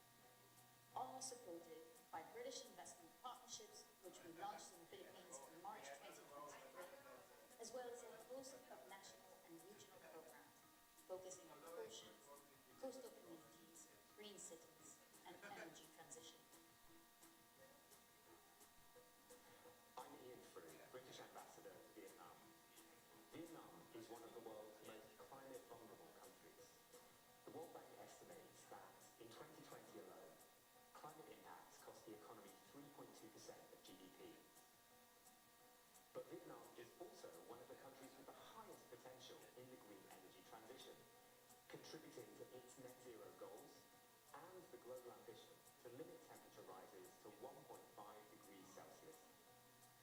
With a technical potential for just under 500 gigawatts of offshore wind and at least 48 gigawatts of potential rooftop solar alone, Vietnam can be a regional leader and a supplier of green energy for the future. We're proud that the $15.5 billion Just Energy Transition Partnership with Vietnam will help to unlock this potential through technical assistance and effective financing of new renewable projects alongside policy and regulatory reform.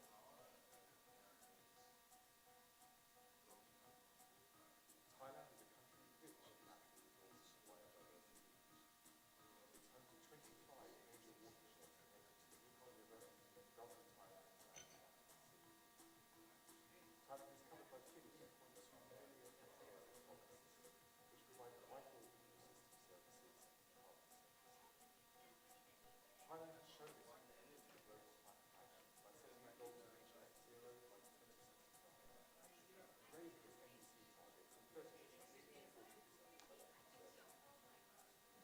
However, there are still challenges and gaps that need to be addressed. For example, reducing land use and improving greenhouse emissions. Through international climate finance initiatives, the UK has partnered with Thailand on its climate transition. We're working together on various issues, such as the UK's Partnership for Accelerating Climate Transition, counter emissions, these collaborations aim to foster growth and innovation, to accelerate the green transition and create climate resilience. Myanmar is the second most climate vulnerable country in the world.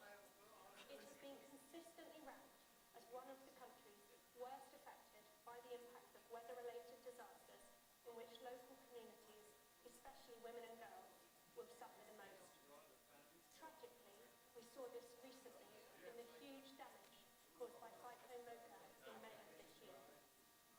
The UK government is supporting communities to adapt and mitigate the impacts of climate change in Myanmar, including responding to natural disasters. Hello friends, and Salam Sejahtera. Malaysia has a net zero goal and new 70% renewables capacity target, and the goal of becoming Southeast Asia's clean energy powerhouse. And home to some of the world's most biodiverse habitats, Malaysia has already endorsed the Glasgow Leaders' Declaration on Forests and Land Use. Last year, the UK and Malaysia signed a climate partnership to enable us to work more closely together on climate solutions towards a just transition from green grids to climate legislation and carbon markets. In 2025, Malaysia will take on the chairmanship of ASEAN. Climate action is already part of the regional integration agenda, such as the ASEAN Power Grid and Sustainable Finance Taxonomies. COP28 and beyond, as an ASEAN dialogue partner, the UK will continue to work with Malaysia and ASEAN to accelerate the implementation of shared climate goals. Good news. We have phased out coal power in Great Britain. The first G7 nation to go coal-free for electricity supply. The share of our electricity supply from coal has reduced from around a third to zero in only 10 years. But there is still much to do.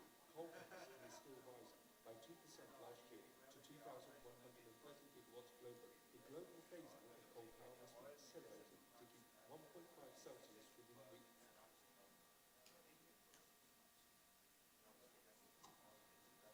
Climate and is the most fundamental challenge the planet faces. There can be no geopolitical stability without a livable planet, and no livable planet without cooperation between the global north and the global south. So wherever I am in the world, whoever I meet, tackling this crisis is fundamental.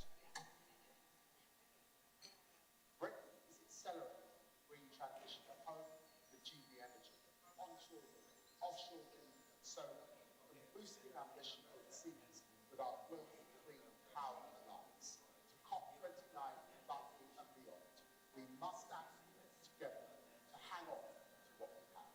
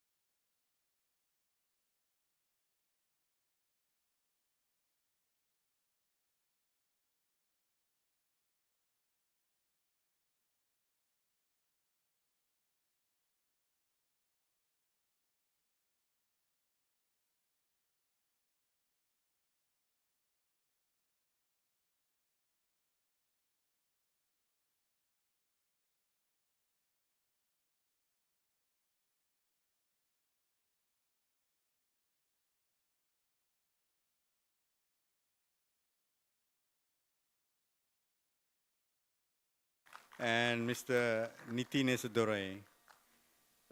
All of our IPCC experts are vice chairs of Working Group 3, which is basically our mitigation. As they always say, that's where the money is, mitigation. Thank you. All right, so I'm going to set the scene in the way there's, we're basically going to see some of the stuff. Our presenters probably is trying to provide us some sort of what is available on AR6 on technology and some of these things. They're also looking at potential emissions, reduction potentials from the various energy sectors and other greenhouse gas emission sectors. Niti is here, one of our own. He's going to listen to all this and also give his views on matters. Niti obviously is, has been going to the COP since COP 6, is it? So now let's talk about resilience there, yeah. And let me say a few things about Dr. Malak Al-Nouri. She's a technologist, she's an academician, an expert in clean water and clean energy resource management. She's also a great champion for STEM, women in leadership, and I believe also a visiting scholar in MIT, engineering, and also, she does a lot of stuff in Saudi Arabia, where she originates from, and has served and spoken in many international conferences. Dr. Jan from Norway is a research director, special officer, Cicero. You can read all this in your packs, it's all there. And a lot of his research is atmospheric chemistry and climate interactions, which are very important.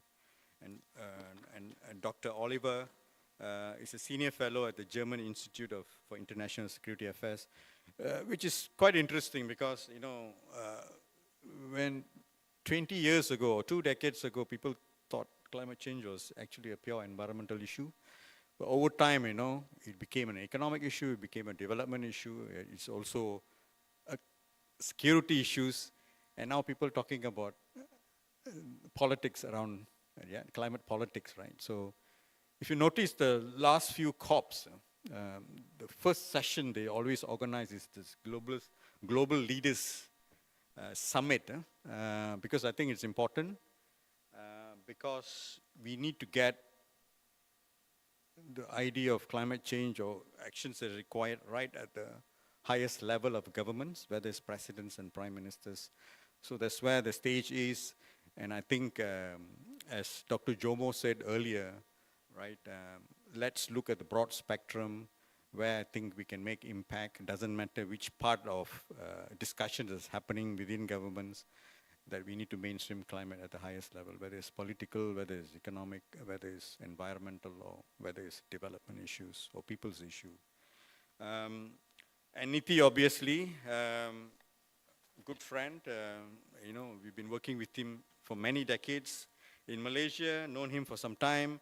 So he's the director and regional coordinator of Climate Action Network for Southeast Asia, CANSI in short.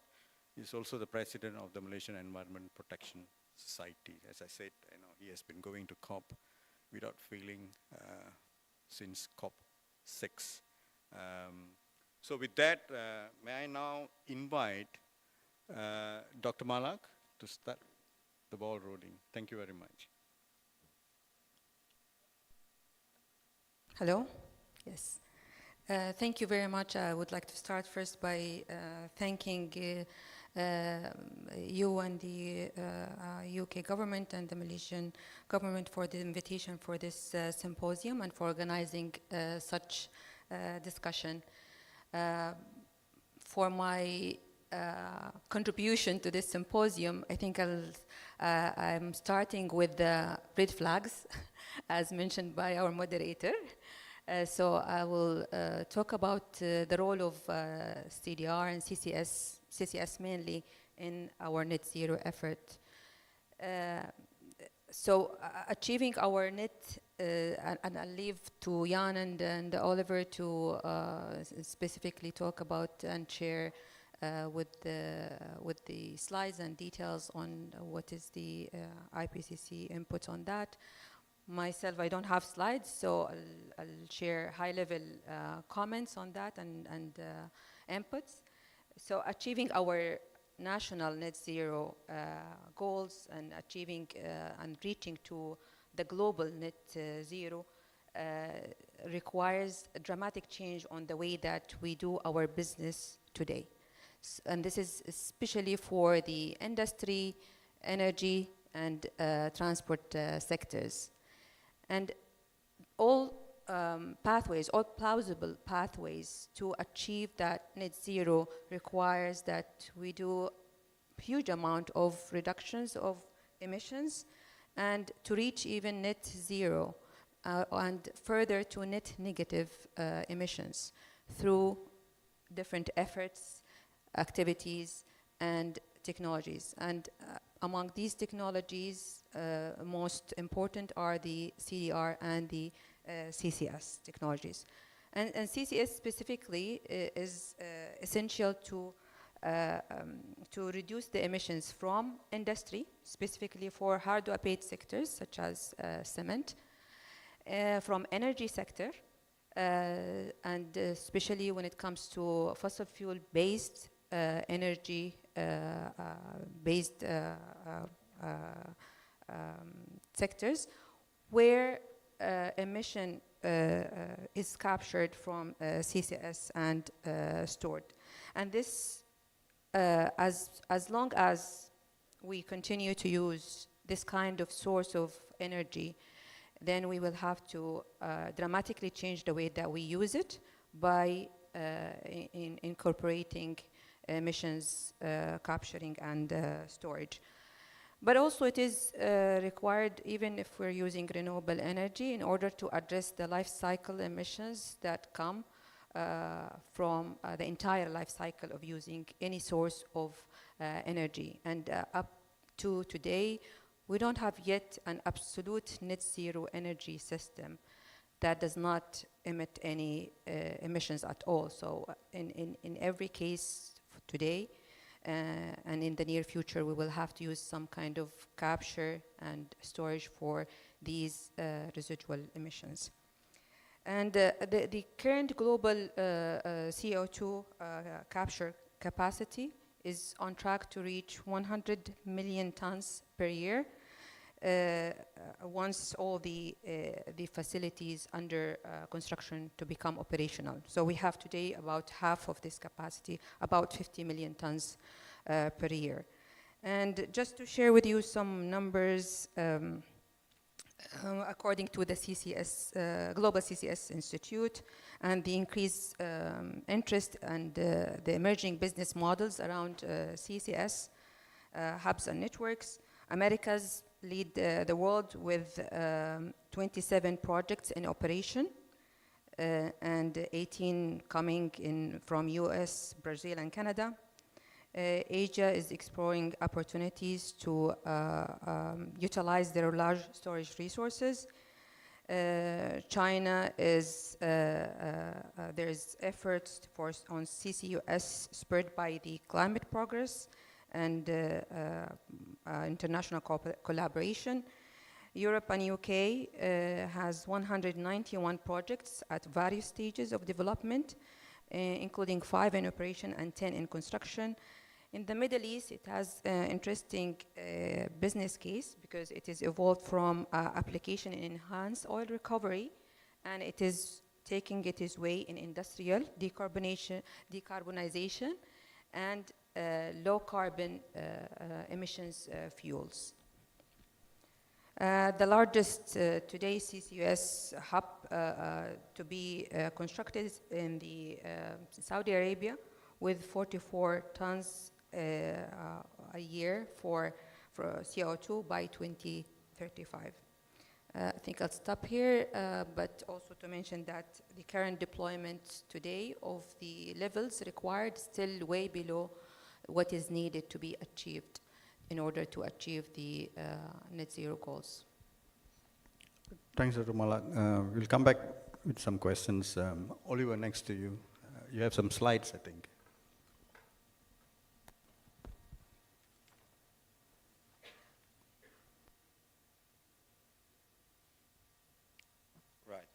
much. These are the slides. We'll talk a little bit more about carbon dioxide removal. That's what I'm an expert on, but it also covers carbon capture and storage because there's some overlap that it's worth to be exploring. The next slide, please. So this is what we have. These are headline and high-level messages in the summary for policymakers. I'm not going to read it out. C11 is on carbon dioxide removal. There the main message is, as Malak already mentioned, to counterbalance hard-to-abate residual emissions, you need to counterbalance these with carbon dioxide removal to reach net zero CO2 or GHG. That's basically the reason why you have a net in that target definition. How large the net is, so how large the residual emissions are, and the carbon dioxide removal, for what exactly we use it, that of course will be decided in national context. CCS, carbon capture and storage, is largely an option to reduce emissions and to nowadays used to reduce them from large-scale fossil-based energy and industry sources. But there's also an overlap, and I will go into that, depending on the source of the CO2. And as Malak mentioned, it's largely proven to be feasible in certain subsectors in energy, but it will be more important in industry, for example, cement and chemicals, especially cement, because the way we do Portland cement, you have huge amounts of so-called process emissions that are not related to the energy input, and right now we simply don't know how else to do it. So it's as well a critical mitigation option, but there's an overlap, and also conceptually there's an interesting way how they fit together. Next slide, please. So let's just focus on what we have here in the red box. In many developed countries in the OECD, you often bring that together under the umbrella term carbon management.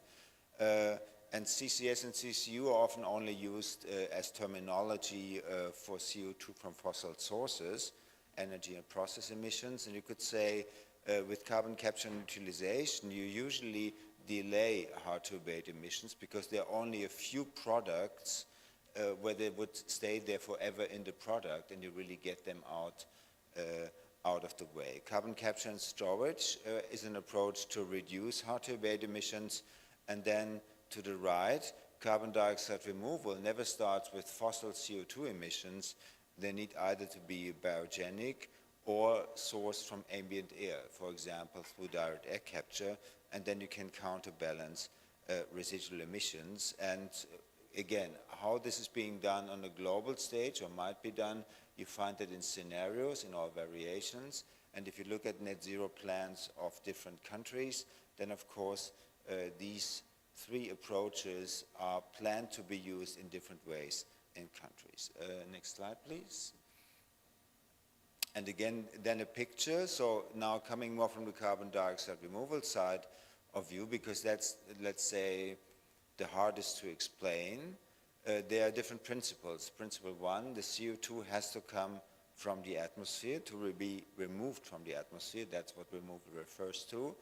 Store this CO2 durably, and it needs to be additional to natural processes, because we also have to talk about approaches like afforestation and reforestation. And to make that more visible, the panel A, CO2 comes from the atmosphere through direct air capture, gets stored underground. This is carbon dioxide removal. If you source it from the atmosphere, from ambient air, and use it to produce synthetic fuels, then 2 weeks later it will show up in the atmosphere again, and it's then close to net zero depending on the energy source you use to capture the CO2. If you do a carbon capture and storage, for example, on a coal or gas plant, then you use fossil carbon. It comes not out of the atmosphere, but it goes back into geological storage. And depending on the energy use here and on the capture rate, that is never 100%, it helps you to get close to net zero.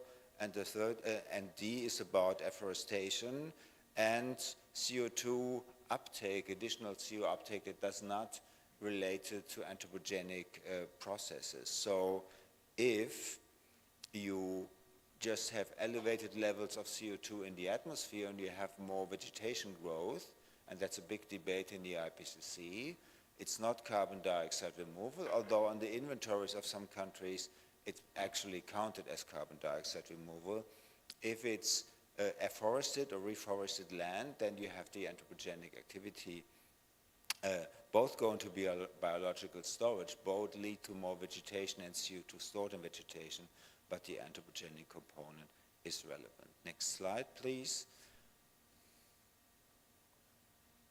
This is basically what Malak already told you at the end of the century, and this is not a real scenario, not for a country, not for the world. It's stylized, but they can look differently. And if you look to the right, 2100, you have something above the zero line. Usually it's more non-CO2 than CO2, so non-CO2 like methane from agriculture, and you have something below the zero line. You have it now already with afforestation, and of course at some point other technologies will kick in, and that gives you three strategic roles for CDR. Before net zero, you can already reduce your net emissions. You needed to get to net zero, but if you have more removals than you have remaining emissions, and you find that in a lot of 1.5 degree scenarios, basically in all of them, then you go net negative, and you simply need more CDR than you emit. And I'm not sure, feel free to make photos if slides are shared, but they can be shared with participants, no problem. This is a figure from the 6th assessment report. Next slide, please. And I will not go in all details of this. Sorry, next slide, please. This is just an overview, and you find that in the IPCC report as well, of carbon dioxide removal methods. There are many of them, more on the biological side, also combined with processes in the ocean, some based on geochemical processes, on chemical processes. You see the words CCS in there for bioenergy with carbon capture and storage, direct air capture with carbon capture and storage. These kind of dominate the models right now, the mitigation models, together with afforestation. And below you see different storage options, because in forests the storage might actually not be that long, and it's of course prone and vulnerable to reversals depending on how it's managed, and it gets harder during accelerating temperatures and extreme events to keep it there. And there's a continuum. If you do it in geological storage, you probably talk about 1,000 and more years, and there are also methods in between. Next slide, please. And this is the last one, just showing you some examples where you find more. It's the IPCC report, the Working Group 3 report, the synthesis report, also the state of carbon dioxide removal, a report where I'm on the executive team, but also in the latest UNEP emissions gap report, you now find a section on carbon dioxide removal that shows it's getting traction, and it's getting traction because you need an amount of carbon dioxide removal for net zero. Thank you very much.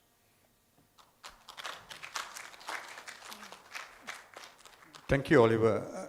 Jan, before I go to you, just a few follow-up questions, if you don't mind, if both Dr. Malak and Oliver could answer this. Number one is, in terms of the science for CCS, is it like, it is strong, the foundation is very strong. Is there any little risk that something might go wrong when you implement a CCS? The third question is, who's exactly financing all these pilots around the world? Some understanding of who's ready to finance. Is this the industry itself, or is it governments putting some resources? Maybe Jan, you also can come and say, because I think Norway has already one functioning plant, if I'm not mistaken. So over to you. So I think that for geological storage, the scientific case is very strong. So for the durability of that, and that you can do that. That the capture part is working, is strong as well, because we have many cases around the world, including in Norway, where they do this in gas pre-processing, and then to avoid taxes on the CO2, in the natural gas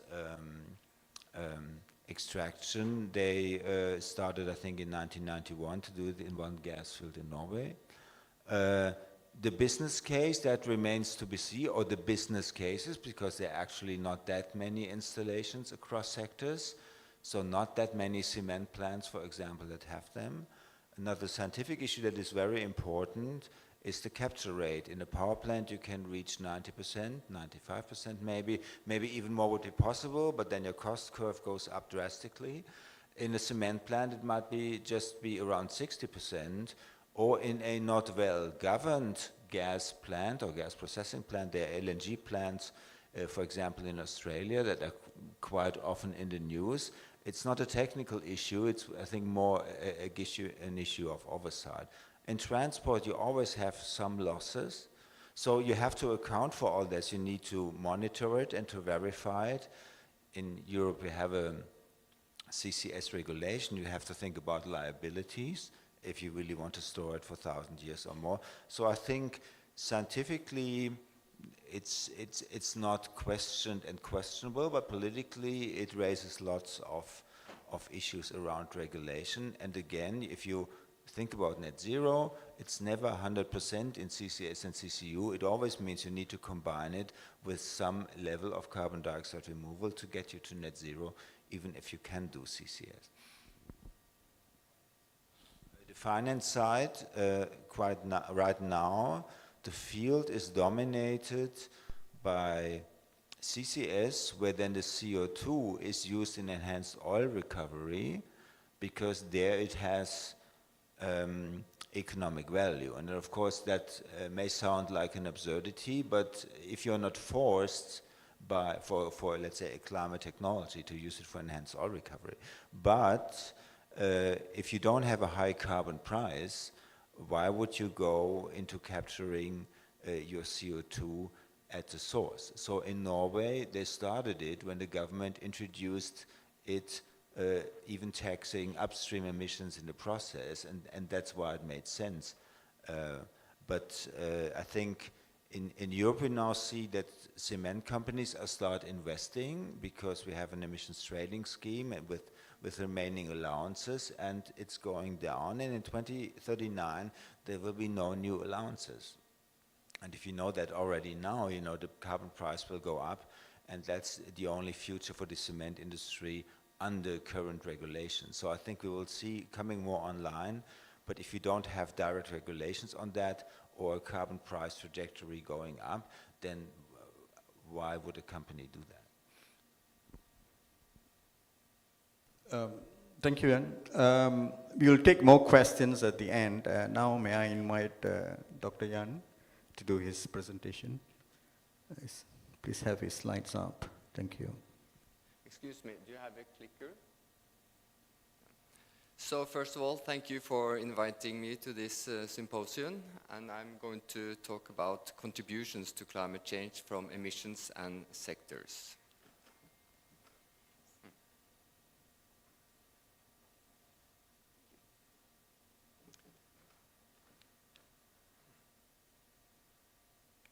Doesn't work.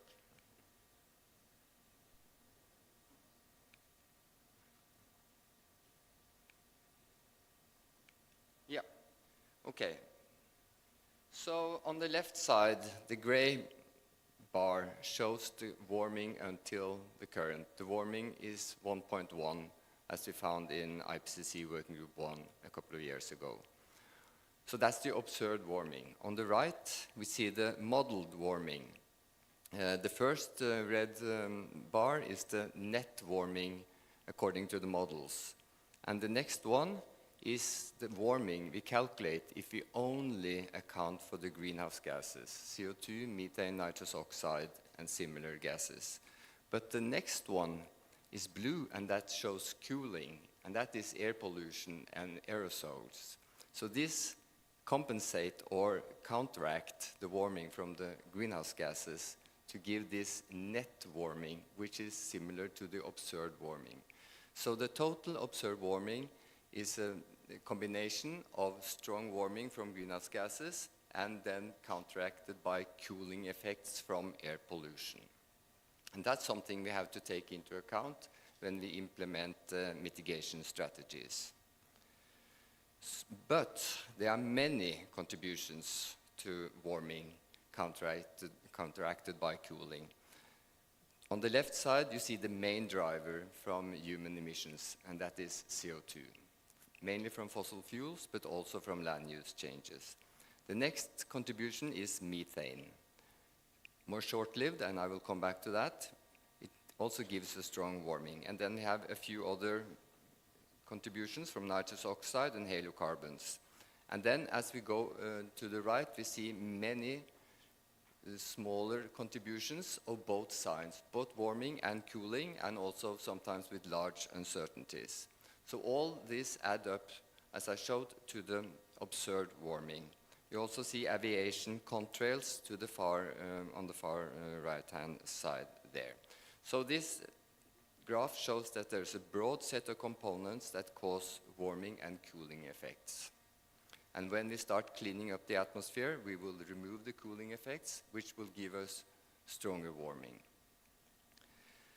But these gases and components, they have very different lifetimes in the atmosphere. When we emit CO2, the CO2 concentration will be enhanced over several centuries. So emitting CO2 has a very long-term effect, and it accumulates in the atmosphere. And that's the main reason why CO2 is the main driver behind human-induced climate change. We see also methane there, strong warming in the beginning, and then it decays over a few decades. We see BC, black carbon, or also called soot, very strong in the beginning, and then it disappears. And below the zero line, we see the cooling effects of SO2 and organic carbon, and also NOx. So again, you see there's an interplay between warming and cooling effects, between short-lived and long-lived. And this is important to take into account when we do mitigation planning, mitigation strategies. CO2 is always useful to reduce CO2 because of its long-lived effect, but the short-lived components can also help us in the shorter term and give a more quick effect. So, we also know that climate change and air quality are linked issues because some of these components affect both air quality, air pollution, and climate change. And this diagram gives an overview of these interactions. On the left-hand side, we see the gases CO2, nitrous oxide, and halogenated compounds, and methane. If we reduce this, we will have a climate benefit. If you go further to the middle, we can see some air pollutants, carbon dioxide, NOx, and organic compounds. And if we reduce this, we will have crop benefits and reduce health benefits. But we also see that there are some cross connections. Methane reductions will reduce or improve air quality and give health benefits, and also give climate benefits. So it's really important to see climate change and air quality together. And some of these will also give health benefits, as I said. Reducing black carbon will improve air quality and also help us with mitigating climate change. And as I said, removing the cooling components can give us what we may call a climate penalty. That is removing the cooling that counteracted the warming. So as you see, there is a quite complex interplay between the roles of the different emissions from human activities. So, what about the sectors? Here we can see the trends in emissions by main sectors: energy systems, industry, agriculture, forestry, and other land use, transport, and buildings, from the period from 1990 to 2019. And you see energy systems is a main contributor here, but also with important contributions from industry, FLU, and transport. So these are the main sectors, so to speak, in terms of CO2 equivalents, where we have calculated equivalent emissions from all the gases. And here, if we zoom in on the transport sector, we see road transport is a main contributor from the transport sector. And we see international shipping, international aviation, domestic aviation, and inland shipping.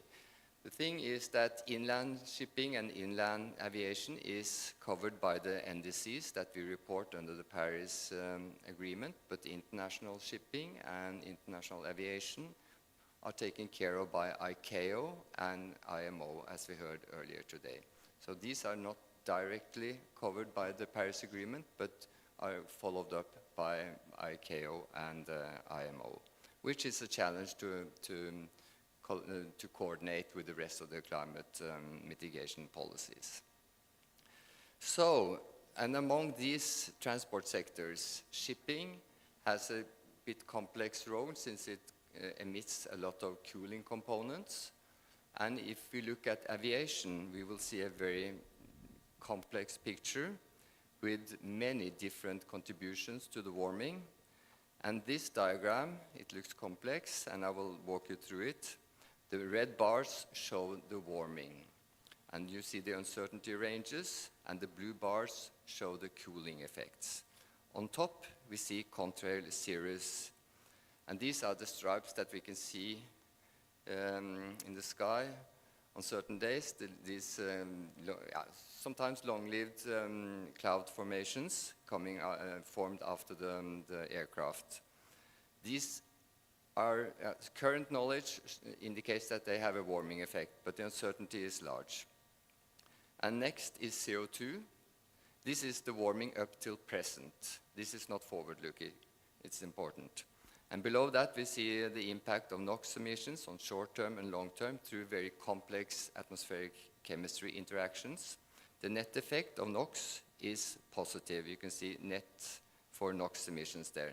But nitrogen oxides impacts ozone and methane. And this is an area of research to understand these interactions. And then we see water vapor and also some soot and sulfur. So this adds up to the bars that you see at the bottom here. Net aviation, non-CO2 warming, and also net aviation all terms. So the current knowledge from this paper shows that aviation has a warming effect, but there are large uncertainties, and as I said, there are large differences in the lifetime of these gases.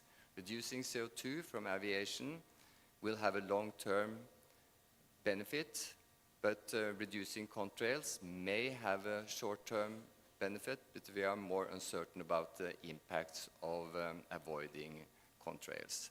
So this is a reminder that there's a broad set of emissions with quite complex effects and interactions, and we need to understand this to formulate good mitigation strategies. So by that, I would like to say thank you for your attention.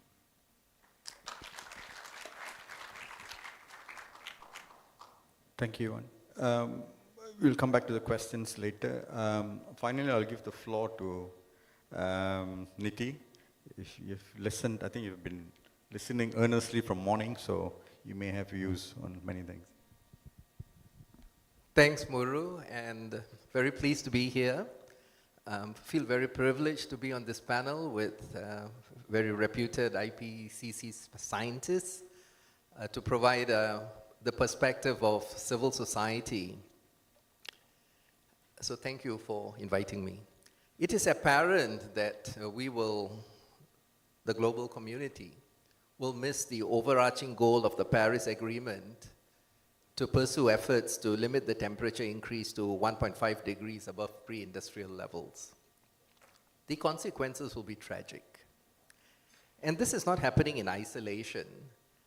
The Global Footprint Network informs that humanity is currently using the resources of 1.75 planets to provide the goods and services we demand when we only have one Earth, resulting in ecological overshoot, which is what we are in at present.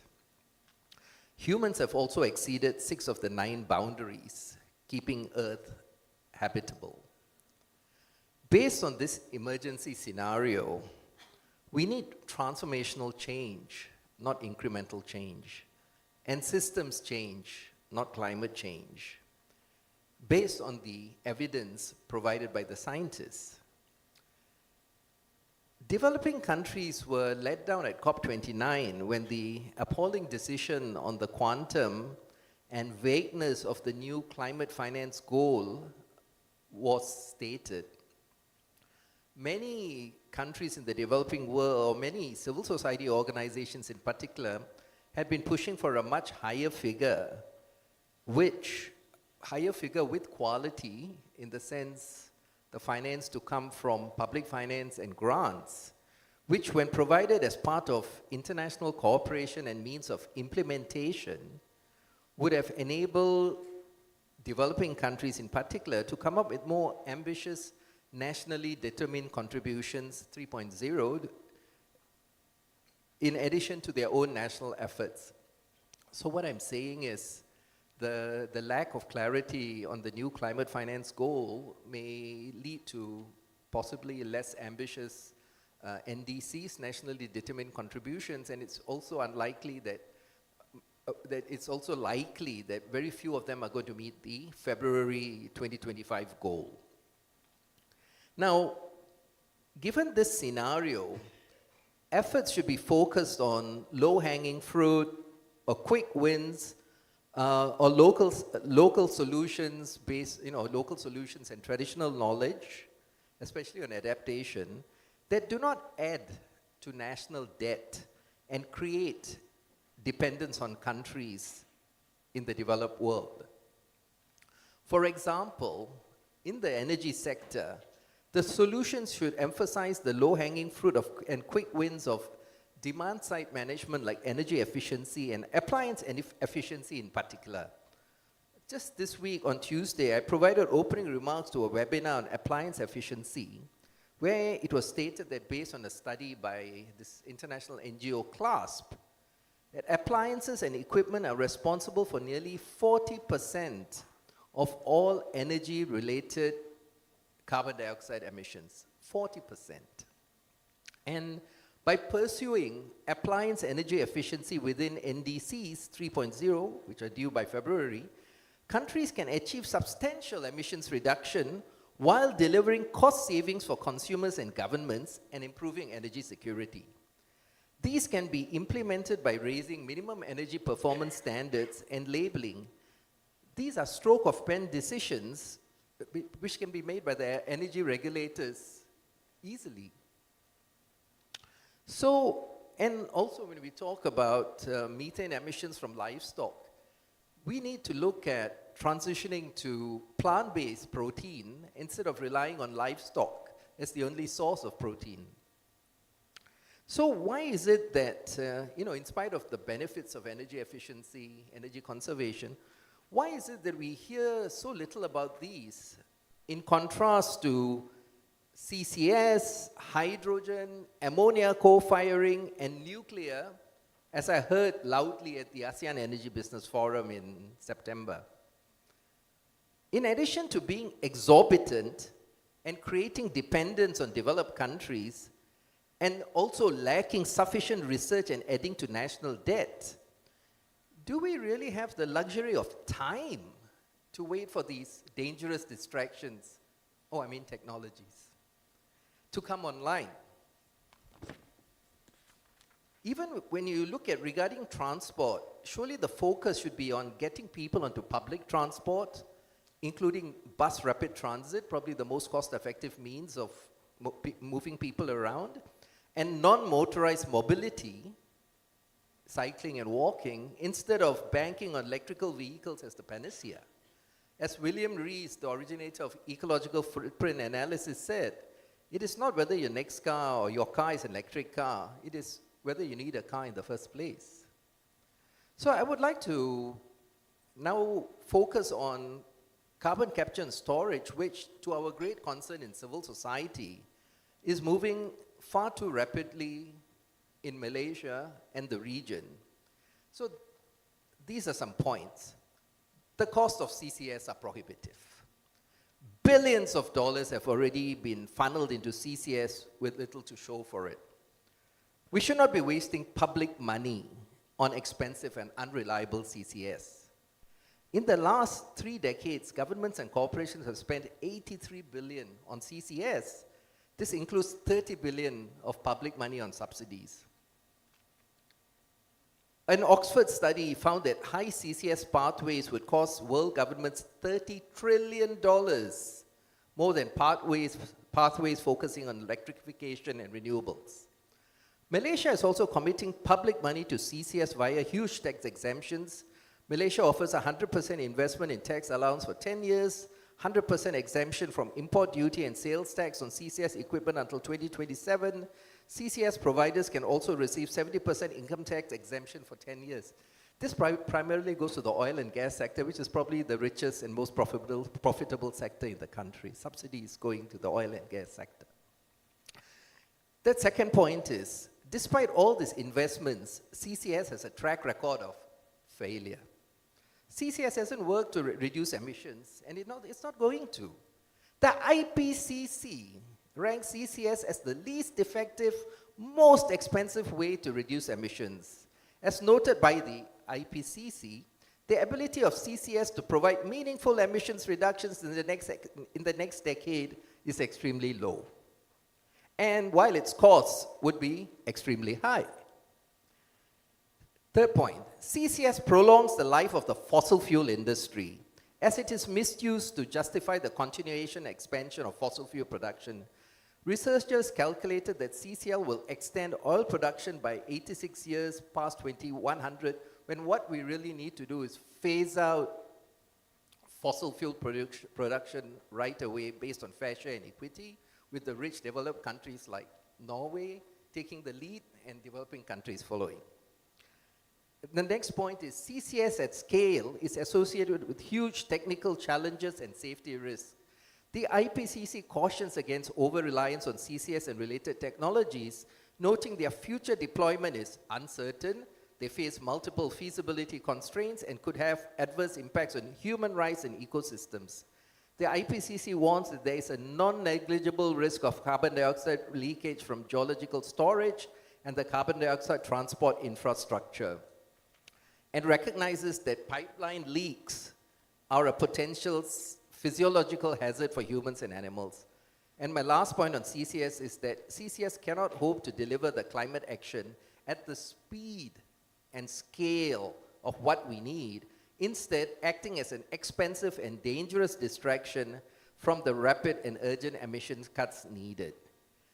If all CCS projects currently in the planning went ahead, they would only capture 1% of global emissions by 2030. So the latest IPCC synthesis report, AR6, has left no doubt that irreversible impacts would come from overshooting 1.5 degrees of global warming. There's a real cognitive dissonance with the IPCC warning of the devastating risk of overshooting 1.5 degrees and building CCS and CDR in carbon dioxide removals into many of its scenarios, while also acknowledging the technologies face so many challenges. Oh, the bell has gone, so I'll wrap up here. Thanks, Niti. Before I open the questions to the floor, I'm looking at Dr. Malak and Dr. David. Anything else you think, whatever Niti has said is an opinion of the civil societies. I think there's been a report or evidence that has been published as well. So just trying to get your response, not to so much of rebuttal, but what sort of assurances you can give the CCS has a great role to play in a net zero journey in the world. Yeah. Well, so in terms of the cost, I would agree with you in terms of costs are prohibited because of the maturity of the technology. There is a lot of gaps yet that need to be addressed and understood. And every technology takes a curve that takes time until we know more and we're able to understand all the risks, all the potential, all the possibilities. And as the technologies mature, we will know more and we can be more confident about what is the potential and what are the, and which affects also the costs. Now, is it effective, or is it possible, or is it right or wrong? There's so many things in play. There's institutional, there's economics, there's policy, there's what's happening today is that we do have these fossil fuel as an energy source today. So if we continue just to use fossil fuel without trying to manage these emissions until these sources are minimized in the system, then we will continue to be emitting from these sources. So we need these kind of technologies until we are addressing all these emissions. Is it possible today, as of today, to stop using fossil fuels? This is not happening now, at this moment. Even if it's going to happen next year, we still need to have some kind of technologies in order to manage our emissions from today until next year, until the year to come. And what we hear from the policy space, that if there are any countries to phase out their fossil fuels, they talk about 2040, they talk about 2050. Okay, from now until 2040, do we leave the emissions from fossil fuel, or do we need to address them? So this is what's the gap that we are trying to fill in here, and the policy makers are trying to fill in here. The role of the IPCC is to assess, understand all the pathways and from the possible scenarios that is coming from the literature, and bring it to the policymakers to be able to see the full picture. IPCC does not create the science or does not create the literature, rather assessing what is being available in the literature so that policymakers can devise their policies with a view of what's happening in the world today and what is projected to happen in the future. So maybe in an attempt to bring it together, indeed, there's in the Summary for Policymakers in the Working Group 3 report, there's a figure about mitigation potential and costs, and it's split into 2030 and 2050. And in 2030, the CCS contribution is very expensive, and I think that will stay like that. And of course, the contribution in our volumes is relatively low because the technology has very long lead times, and it's actually not that much in the pipeline and in the project pipeline. And quite often, if you look how long they have been there in the pipeline, they are planned, but they're not really in construction. And if you compare this to more modular technologies like renewables, solar PV, wind, it's much easier, at least wind onshore. So that's one aspect, but the more important aspect that we should about in the panel here that talks about sectors, that in the end you have to take a sector-by-sector approach. So, and I think the element of CCS in the energy sector is not low in the IPCC reports, sometimes surprisingly high in these scenarios, and you can look into that as well. But in transport, of course, it doesn't play a role. In buildings, it doesn't play a role. But in industry, it does. So you have to say, okay, I don't like carbon capture and storage, and that's a valid position. But what do we do then in the building sector, on the construction side? So how do we replace cement? Can there be new cement chemistries? Are there other ways to produce concrete? Are there ways that we don't need that much concrete? So step by step. And I think the IPCC provides a global picture, and actually we often make the mistake that we then look at the absolute numbers in these scenarios and say the world needs that much of this or that or that. It's more about the system interactions. But in the end, what will count is national scenarios. So I think really the focus, what should be scrutinized and what's also easier scrutinizable because you know the national conditions better, is what does a government assume how the pathway to net zero in a given country looks like, and what are the contributions of certain technologies and pathways, and is it plausible in that country given the circumstances. But it's clear It's high capital cost, long lead times for carbon capture and storage, and what is really has been proven, it's not an easy thing to do on the ground.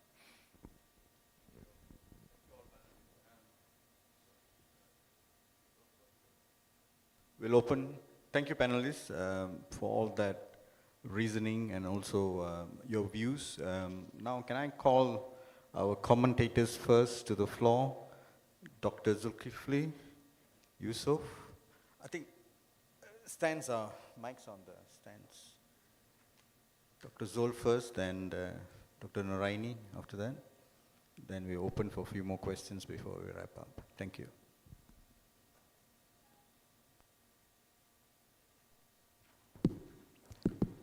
Thank you, Burgadas, for giving me the opportunity to provide some comment. First of all, I would like to congratulate to all the panel for sharing very enlightening, very important issues. I believe the way every country deal with carbon neutrality is depending on the technology and the resources they have. Less developed country, possibly they depend so much on the land forestry and land use management.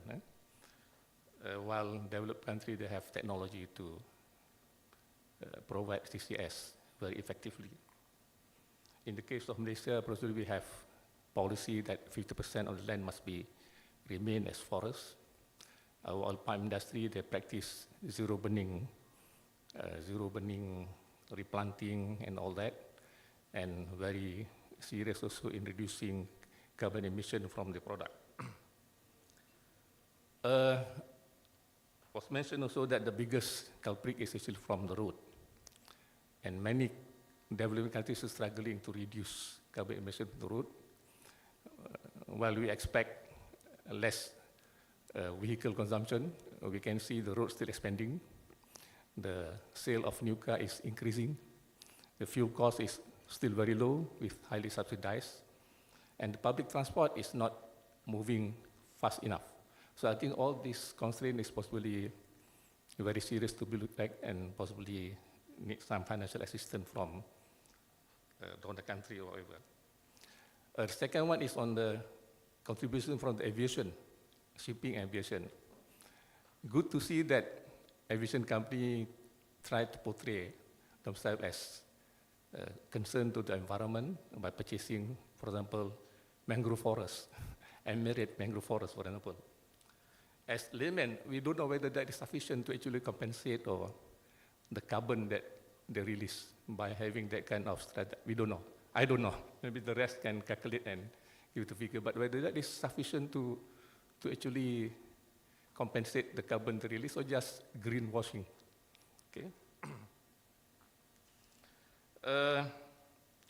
Prof. Yan mentioned a very interesting point for me. It is quite new to me that the cooling effect of pollutant, which is possibly not much research yet. I think this is the area that possibly can be shared. What kind of further research can be done on the cooling pollution that can moderate the effect of global warming. Funding issue is also mentioned by Niti.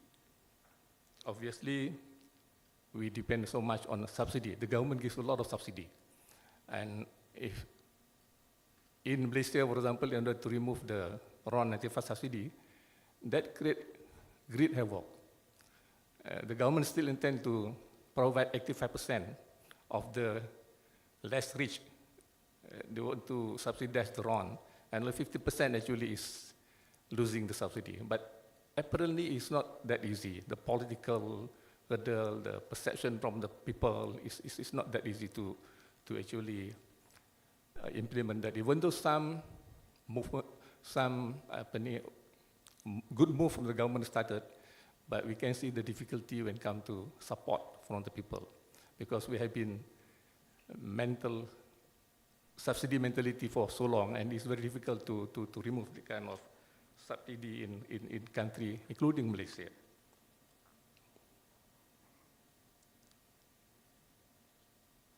I think that's all my comment. Thank you. Thank you, Dr. Zul. Dr. Noraini?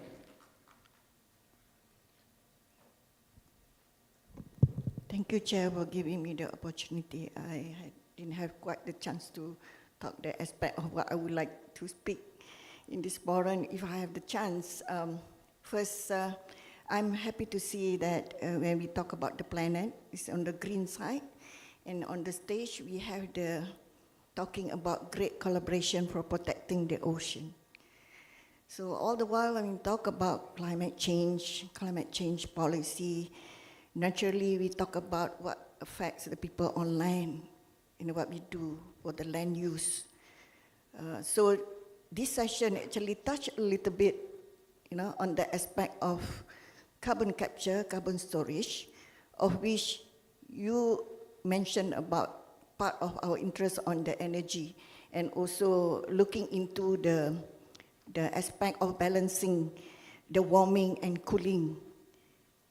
Little we realize that the aspect of the ocean is actually the temperature regulator. So the ocean is actually made 70% of the earth. So if we look into this aspect of the coastal region, where the population, which is highly populated, okay, and we have seen that some of the measures of carbon capture, it could be geological, it could be chemical, it could be biological, geological. So that part of the potential, as we see, as we have seen in the slides as shown to us, in balancing the cooling and warming, Professor has mentioned on the part on the interest for the blue carbon. Do we have enough data and the science of it for climate science or for the ocean science in terms of looking into and mapping whether do we have enough to have for that carbon dioxide reduction by through sequestration. So when we talk about different countries, developed countries and developing countries and small island developing nations who are struggling with the vulnerable and hazards due to the climate change, sea level rise, pollution, and so forth. From the Paris Agreement, that we know that the principle for we are common, in terms of the driver and the pressure that we have from climate change, is the ocean change as well. But the carbon, but for the common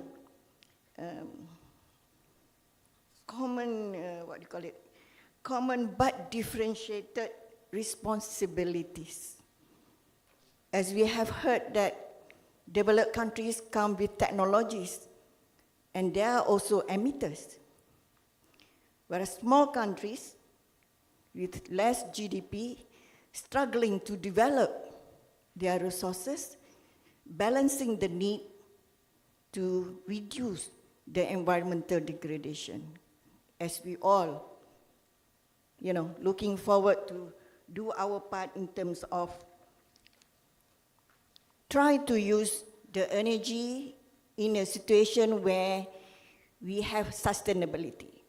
So for this region, the challenges that we have, coral bleaching, pollution, and then you talk about the research that need to be done. It's not impossible because in this country we are aware that there are several groups of people actually looking for pilot projects, demonstration projects to prove of concept of the evidence of whether CCUS can be applied here. Thank you. Thank you, Dr. Noraini. I think we have come to the end. Is there anyone got one burning question to ask? Okay. Please, the mic are here, the front.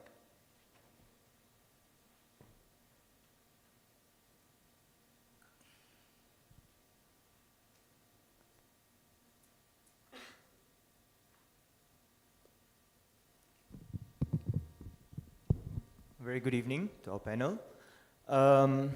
the topic today, scientific evidence, right? So I just have a question to ask, because something that really bothers me is how we define development.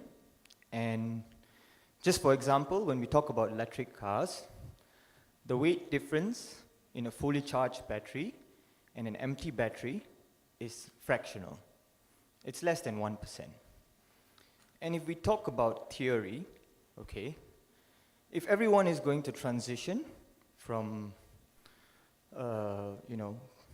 ICE cars to electric cars, that's theoretically everyone carrying a weight with them everywhere that they go. And if we look at CCUS as well, it takes 5 to 10 years for you to actually cover the carbon emissions that you use in creating that facility before you actually start taking carbon out of the environment.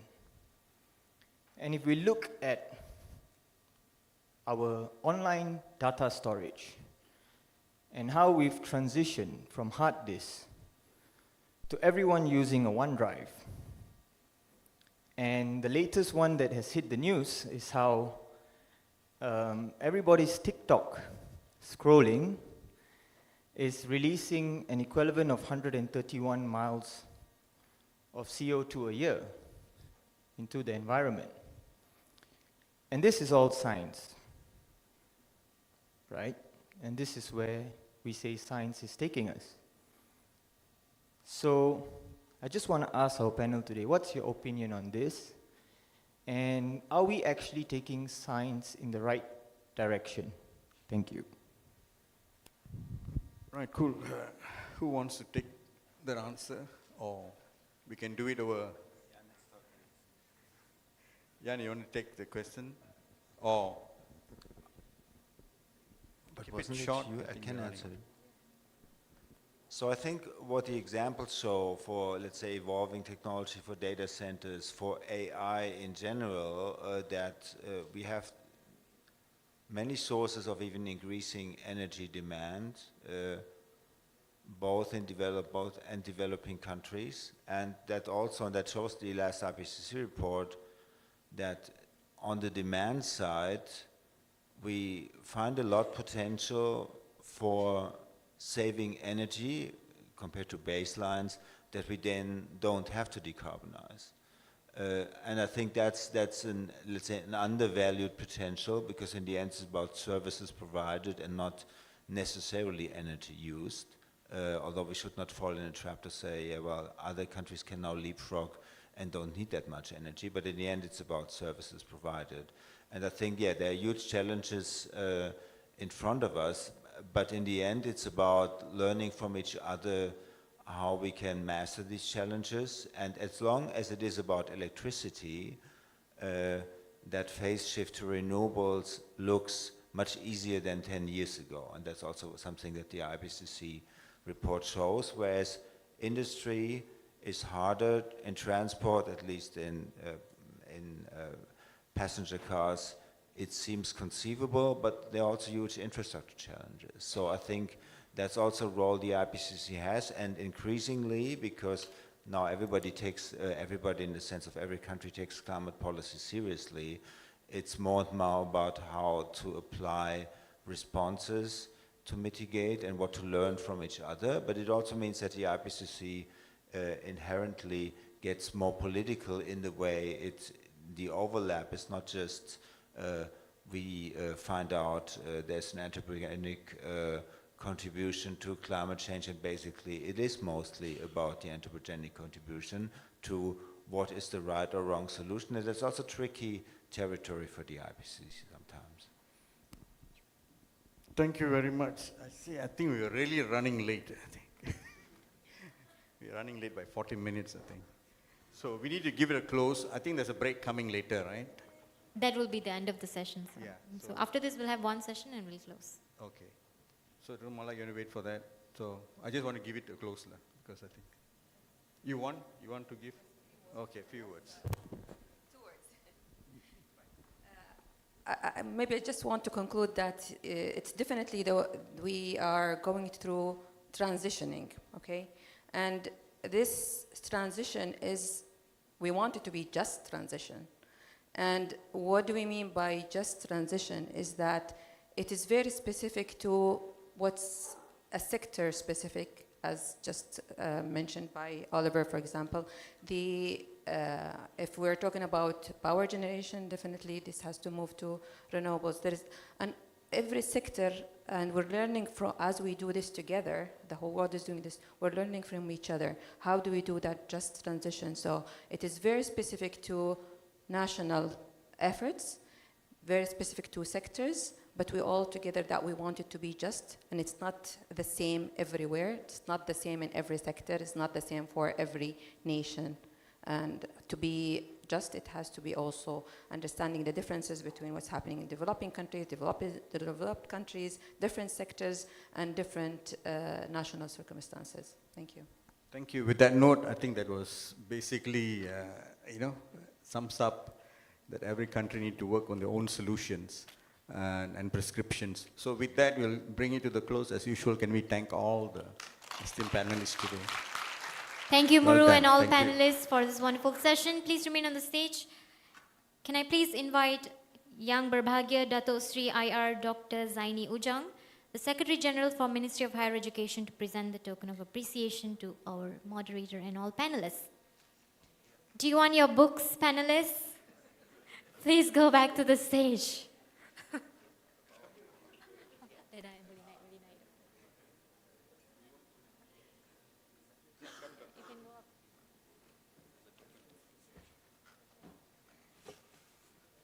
Our first appreciation is to Mr. Muru, the moderator for the session. Thank you, Muru. Mr. Niti Nesature, Dr. Jan Sigard from Norway,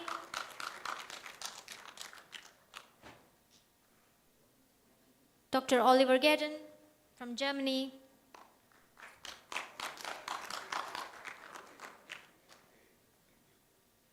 and our woman power for the day, Dr. Malip.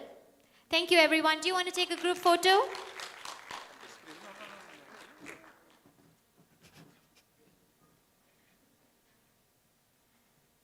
Exciting. Can I please request our next panel members to be ready? Thank you, everyone. Our final session for the day will be session 4, themed on perspectives on international research engagement. Moderating this session is Dato Yap Kok Seng. I welcome you to the stage, Dato. Yep, go ahead.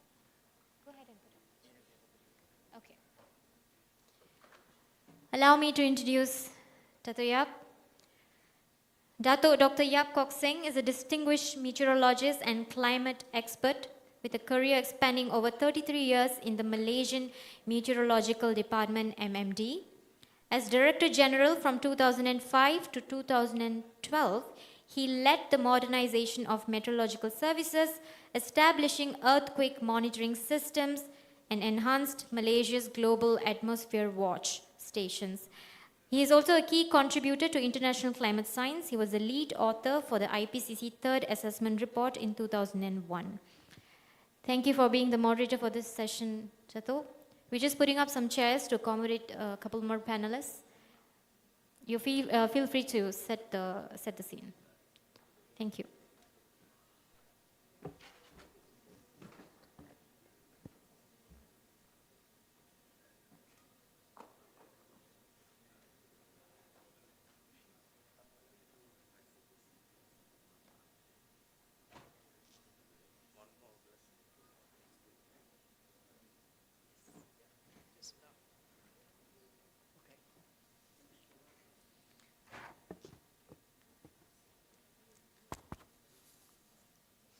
Good afternoon, everyone. This session will focus on how research can be organized to enhance the participation. This session will focus on how researchers can be organized to enhance their participation in global science policy platforms such as the IPCC. We will start with the current practices in 3 countries that play a leading role in the IPCCs. That is from China, Singapore, and the United States of America. This will be followed by viewpoints from 3 major agencies in Malaysia, which have a variety of mandates and deals with multidisciplinary researchers in the country. These agencies are the Ministry of Higher Education, Ministry of Economy, and the Ministry of Science, Technology, and Innovation. At this point, I would like to invite the panelists up on the stage. They are Professor Zhang Xiaoyi, the IPCC Co-Chair Working Group 1 from China. The second panelist will be Professor Vincent Chow, the Working Group 2 IPCC Co-Chair, and he's from Singapore. The third panelist is Dr. Kate Kelvin, the IPCC Co-Chair for Working Group 3 from the United States of America. And from Malaysia, we will have Dato Sri Dr. Zaini Ujang, the Secretary General of the Ministry of Higher Education, Dr. Ramli Nordin, the Research Management Unit representative from the Ministry of Economy, and the 6th panelist is Dr. Muhammad Noor Azman bin Hassan, the Deputy Secretary General, Technology Development, Ministry of Science, Technology and Innovation.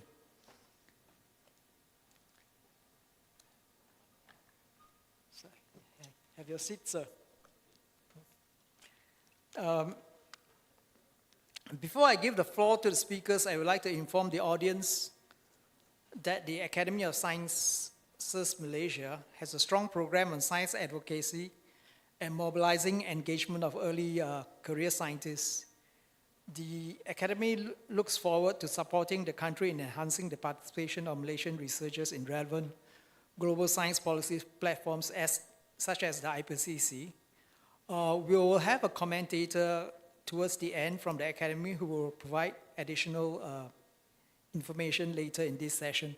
Now, since the time is we already passed the starting time, until when are you giving us to complete the this session? Can I please check if all the panelists are happy to go for an hour session or 1 hour? Okay, so 1 hour it is from now. Okay, 1 hour. I'll give the floor to Professor Zhang Xiaoyi first. He's a renowned atmospheric scientist with over 20 years of leadership in climate science, and he has been deeply involved with the IPCC as lead author and review editor since 2001.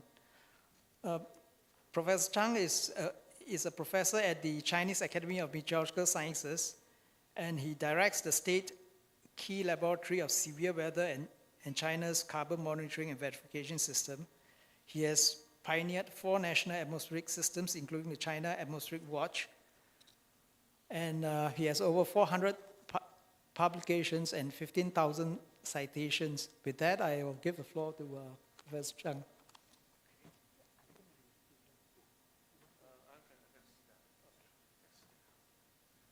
And thank you, Chair. And it's my pleasure to be invited here to introduce some experiences of the Chinese activity, participate in the global climate change intercooperation, and such as participating in the IPCC. Actually, China doesn't have much experiences regarding this fact. So today I just would like to show something.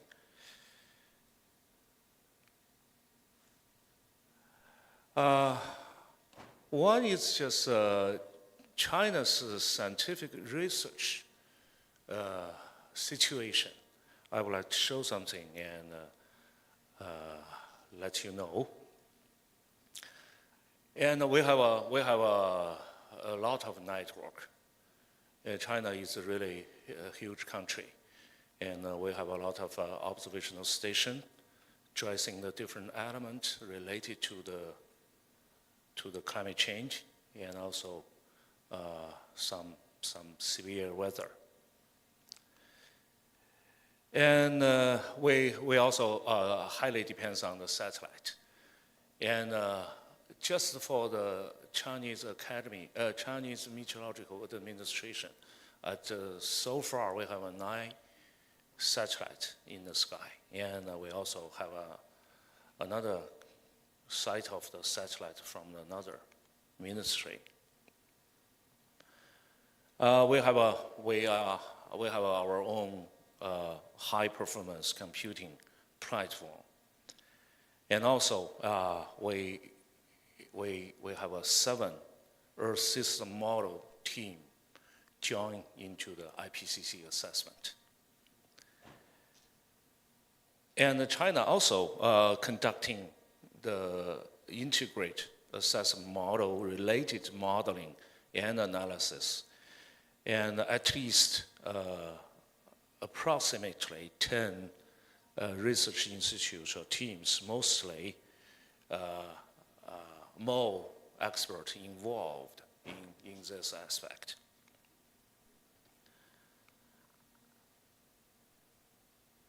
And we relatively have a large number of the experts in the climate change research field, but this is not. This is only. I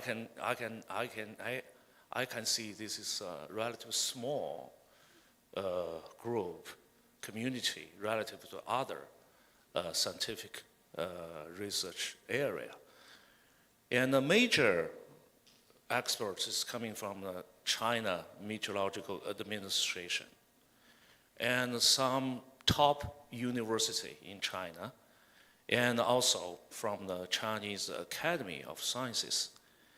And we also have experts from the institutes from the different ministry. For example, SEPA, the Environmental Protection Agency, Nature Resources Ministry, and Ocean, something like this. And we have several hundred, maybe 2,000 experts. For example, I gave you something. I show you something. And in the last year, we have a national climate change conference. We have 800 experts join. This may be half of the Chinese experts. And for the development of climate model, and we have at least more than 200 climate change experts involved in the Earth system model and IAM model. Over the past 30 years, we have thousands of the scientists involved in the IPCC, and but only 160 experts just selected as the lead author and author. And for the selection processes of Chinese experts for the IPCC, and all the experts just recommended by the institute. They're not the person self-recommending. It's just from the institute. And all the institutes recommending the high qualified expert, and then go to the CMA. CMA coordinate to manage this and send this all the information to the IPCC. And the selected author need to have an in-depth research and rich experiences in the various aspects of the climate change, such as climate science and especially related to the model community. This is just mainly coming related to the working group 1. But working group 2 and 3, especially the working group 3, we have some social scientists that do the climate economy, and also some scientists do the adaptation related research. They also need to have a good English background, and also this is very important. You know, the Chinese, our English is not so good, and but we need to encourage our experts to use English. China policy and action in mitigating climate change at this moment is really serious, and we have a goal to reach the carbon peak around 2028, and then we will commit to fulfill our obligation to carbon neutrality. At this moment, for example, last year and the last 2 or 3 years, we have a 300 million kilowatt renewable energy installed each year. And by 2030,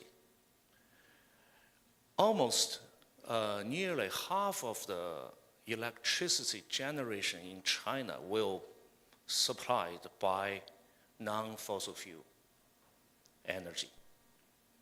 So it's just reach about 6 trillion kilowatt hour, and it's just half of the energy supply will just coming from the non-fossil fuel supply. And China so far largely use of the electricity car. Last year, China is the largest car export country. This means, and China is really pay much more attention to transition from the tradition fossil fuel-based social society development to the low carbon, green, and high quality development we would like to seek. This is the new one. And China also do a lot of things for the adaptation. For example, in Shanghai, we just have a lot of measures just related to the adaptation. And also, for example, in Shenzhen, they would like to reduce the extreme. So that's my brief introduction, and just for your information. Thank you for your attention.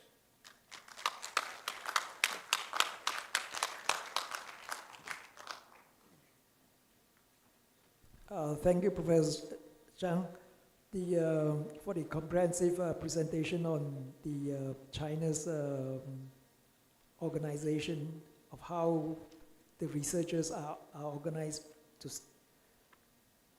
on this issue. The second speaker is Professor Vincent Chow. He has been introduced this morning, so I will not do the introduction. I have the floor. Thanks. Thanks, Dato' Yap.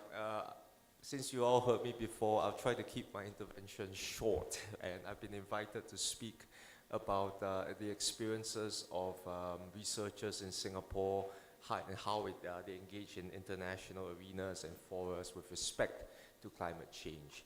Because I don't want to talk about old stuff. I'll talk about the perspective of engagement for the new generation or the next generation of younger scientists and social scientists involved in climate research in Singapore. So bear with me if I look towards the future instead of the past.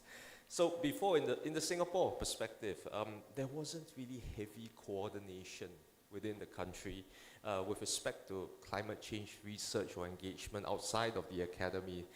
This only happened, which I believe is shared with other countries in Southeast Asia, after the Paris Agreement was signed in 2015. After that, there was concerted, coordinated action within the government. Most notably, my minister is leading the discussions in the FCCC on developing Article 6 of the Paris Agreement.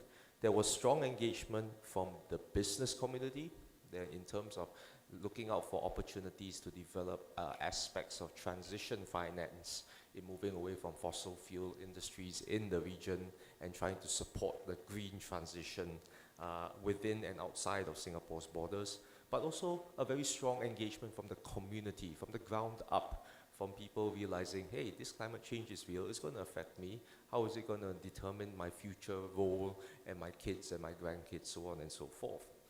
This combined coordinated interest then drove research in the academic community in Singapore's universities towards issues and fields, not just the physical science or the natural sciences, but also on aspects of management, also on aspects on economics, on the social sciences and the humanities as well, looking into climate histories in Singapore that goes beyond our founding in 1965 towards the colonial area, in which there's a huge repository of data that can help improve the length of the climate baseline for analysis. So that helped to spur a lot of interest from younger scientists who are starting out in their PhDs or early on, in early stages of their doctoral studies, to realize that, hey, this field actually makes a difference, it makes an impact. To support this from the top down, the universities in Singapore, they realized that because of the interdisciplinary nature of climate change research, there were structured fora engagements where younger scientists, postdocs, PhD students, they could meet together to come up with ways of collaborating even in the early stages of their careers. From the bottom, this also was a bottom-up initiative, so they met in the middle to make sure that happened.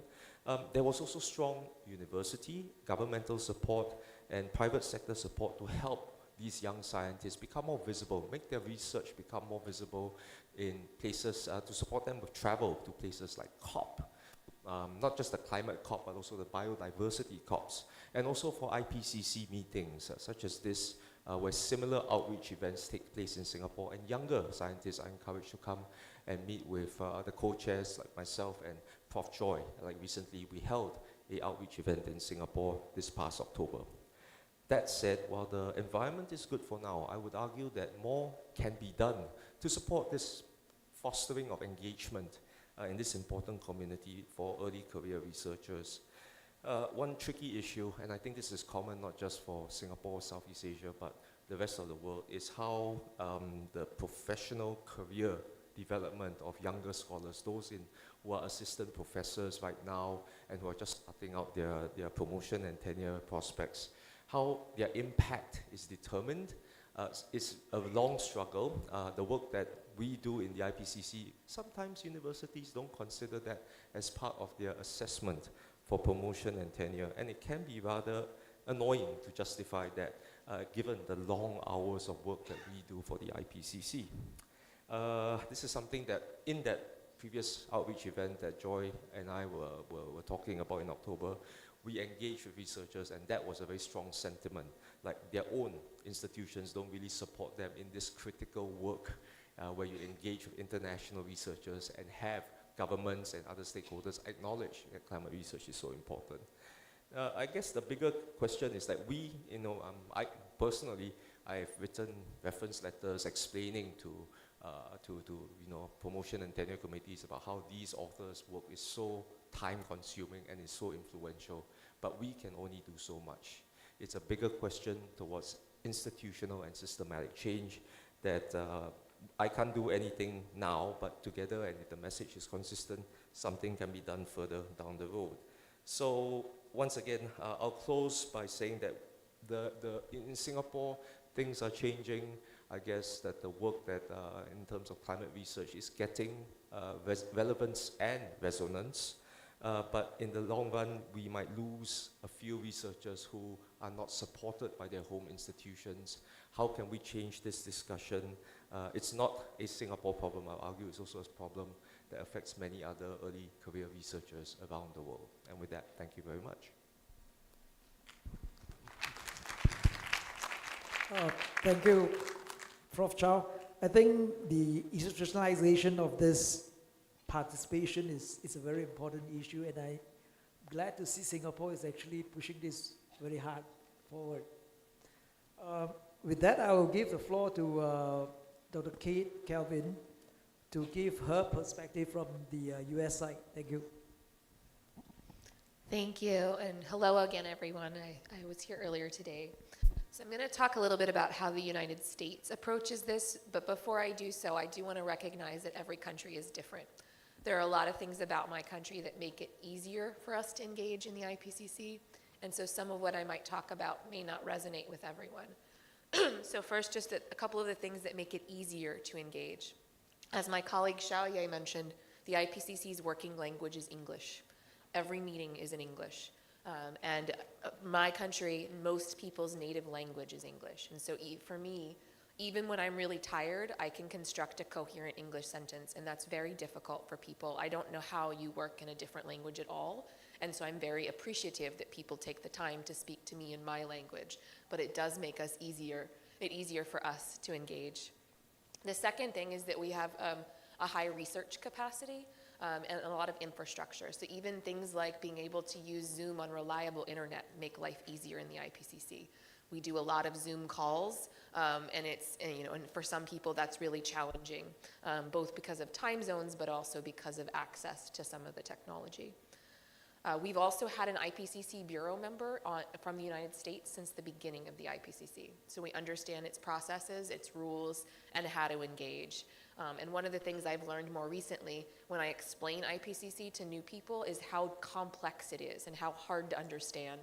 And if you don't have someone that has learned how to navigate that, it's really hard to figure out even where do I start to enter the system. And the last thing I would say that makes it easier in where I come from is the culture. I come from a culture of volunteerism. If you put up something interesting, people will say, oh, I want to do that. We don't need to wait to be asked. And so that makes it easier to engage when you don't need to wait for an invitation or a question. So recognizing that, I'm going to describe how we engage the scientific community in IPCC. First of all, for things like authors, we have an open process where we put out a call on a public website for authors, and anyone can self-nominate. You can submit a nomination with a whole package that would go to the IPCC, and what the US does when they receive those is they ensure that people that they nominate are either US citizens or permanent residents. Otherwise, they forward all of those nominations to the IPCC. They want the Bureau to decide who's qualified scientifically and who the right experts are. So their only filters are around people eligible for US funding for participation. So it is an open website, it's advertised, people can go and self-nominate. Similarly, we do a lot of effort to amplify the review process because a very important part of any IPCC report is expert review. We need to hear voices from outside of the author team to ensure that we've found all the science and that we've represented it in a comprehensive and balanced way. So they advertise the expert review process in the US through the same mechanism they advertise author calls so that we get more experts and we understand and people know how to review a report. For government review within my country, they also have a process of getting a large pool of experts to participate in the government review. We have 15 federal agencies that are involved in climate research in some way, and all of them have a hand in doing the government review. So when you see a comment labeled as the United States government, it's pulling from the entire government science enterprise so that we have a balanced view even in what's going in from the government. I do want to touch a little bit on what Winston said about participation. And there are some of the challenges he raised about university professors also apply in my country. The United States funds travel to IPCC meetings, but they do not fund experts' time. That's dependent on the home institutions. And a lot of people, particularly early career professors, face some challenges in carving out the time to participate. It is increasingly valued, so it doesn't hold them back from promotion, but it takes quite a bit of time, and the schedule doesn't necessarily align with an academic calendar. And so you're asked to miss out on teaching or other activities that are important in your university to participate. And so that is a challenge even in my country. One of the things we've been working on is new innovations to reach more people and to get more voices into the process. And so in particular, we're starting to get, in reaching more voices, we get many more people nominating than can be selected. So for the most recent call for authors for the Special Report on Climate Change in Cities, we had over 100 experts nominated from the United States alone for a pool of authors that was less than 100 people. And so we can't select all of them, obviously, and so we are trying to figure out how can we keep them engaged. So some of the things that we've been doing lately, first is that we have been holding webinars with non-selected experts from the United States together with the selected experts. So we did this in advance of this scoping meeting that we were here at, and the goal of it is for the people that were attending to hear some other science perspectives. Whether they share them or not is up to them, but we wanted them to be able to hear a broad science range before they came and participated. In a similar manner, the government participated in this, so that they could hear that science perspective, and they will use that in informing how they look at the outline that they receive at the next panel meeting. So they listened to the experts and are using that information in informing their opinion going forward. We are still trying to reach out to more people, because one of the things we recognize is while we have a lot nominated, they tend to be from the large universities and laboratories that are always involved in the process. So even when we do these reach outs, we are still getting people from the same sets of universities. And so we've been thinking a little bit about how do we reach more people. And so one of the things that happened last week while I was here, we have a very large science conference every year in the United States called the American Geophysical Union. It has between 20 and 25,000 participants every year. They did a town hall on the IPCC that was all about how to engage in the process. And so we're trying more things like that, of going to where people are and the communities that we might not reach, and trying to let them know what the process is and how to get engaged. But it is a continual process to reach those people that are maybe unfamiliar with it, and to get more people in the room. And so we're still working on it, and I'm also interested in hearing ideas from my colleagues. So thank you.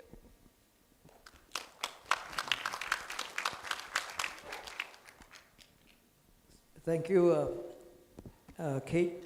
I'll then pass the floor to Dr. Zaini Ujang, the Secretary General of the Ministry of Higher Education, for his comments. Thank you, Mike. Very good afternoon to all of you. Welcome to Malaysia. I was partly responsible to prepare BOR 3 and 4 for Malaysia as chairman of the technical committee. So while preparing for the reports, we asked dedicated technical agencies to prepare and to consolidate data. And Datuk Yap was technical assistants that we hired. I hope they pay you accordingly. And we assign individual technical agencies to participate. It's not individual experts. So that's our issue in Malaysia. Therefore, whenever we need more people from the same disciplines, from the same sectors, we are very tight with the inputs given by the technical agencies. So sometimes I think we need to expand that. I think what is happening in the United States is very good. We open up. We have website that you mentioned earlier, open website, so that people can contribute. I think in Malaysia, my colleagues here can probably help me on this. It is a closed-door exercise in the context of Malaysia. It's not open. This is secret. This is government data, so we don't share with others. I think that should be changed. Probably we make mistake here and there. Need to be improved from time to time. Unfortunately, I'm no longer responsible for BOR or TUR for Malaysia, so I'm not sure what's the process going to be. But as far as the talent pool is concerned, we have a lot of universities in Malaysia. We have 74 full-fledged universities in Malaysia, with 11 foreign campuses from Monash University, from Nottingham University, from the UK, and a few others. And they're also interested on climate activities. Moving forward, I would like to propose to a committee here, I'm Malaysian counterparts here, to probably propose to Malaysian government to make it more open like United States, so we get more people on board instead of make it too exclusive to only certain technical agencies to be involved, to take part in that sector. With that, I thank you for that. Thank you, that is sweet. The thing that I would like to comment on the participation of the universities, I think this is really welcome. The only thing is the amount of funding that is available for this coordination. And that part, I think we need to look at the Ministry of Economy or this, how can this type of funding be, be made more accessible for such a coordination of this type, even for supporting the input into the IPCC. I think that also needs, apart from the time of the researchers, it also needs the funding for them to meet, to get this type of coordination to be done. With that, I will give the floor to Dr. Ramli Nordin from the Ministry of Economy for his presentation. Thank you. Bismillahirrahmanirrahim. Assalamualaikum, and a very good afternoon, everybody.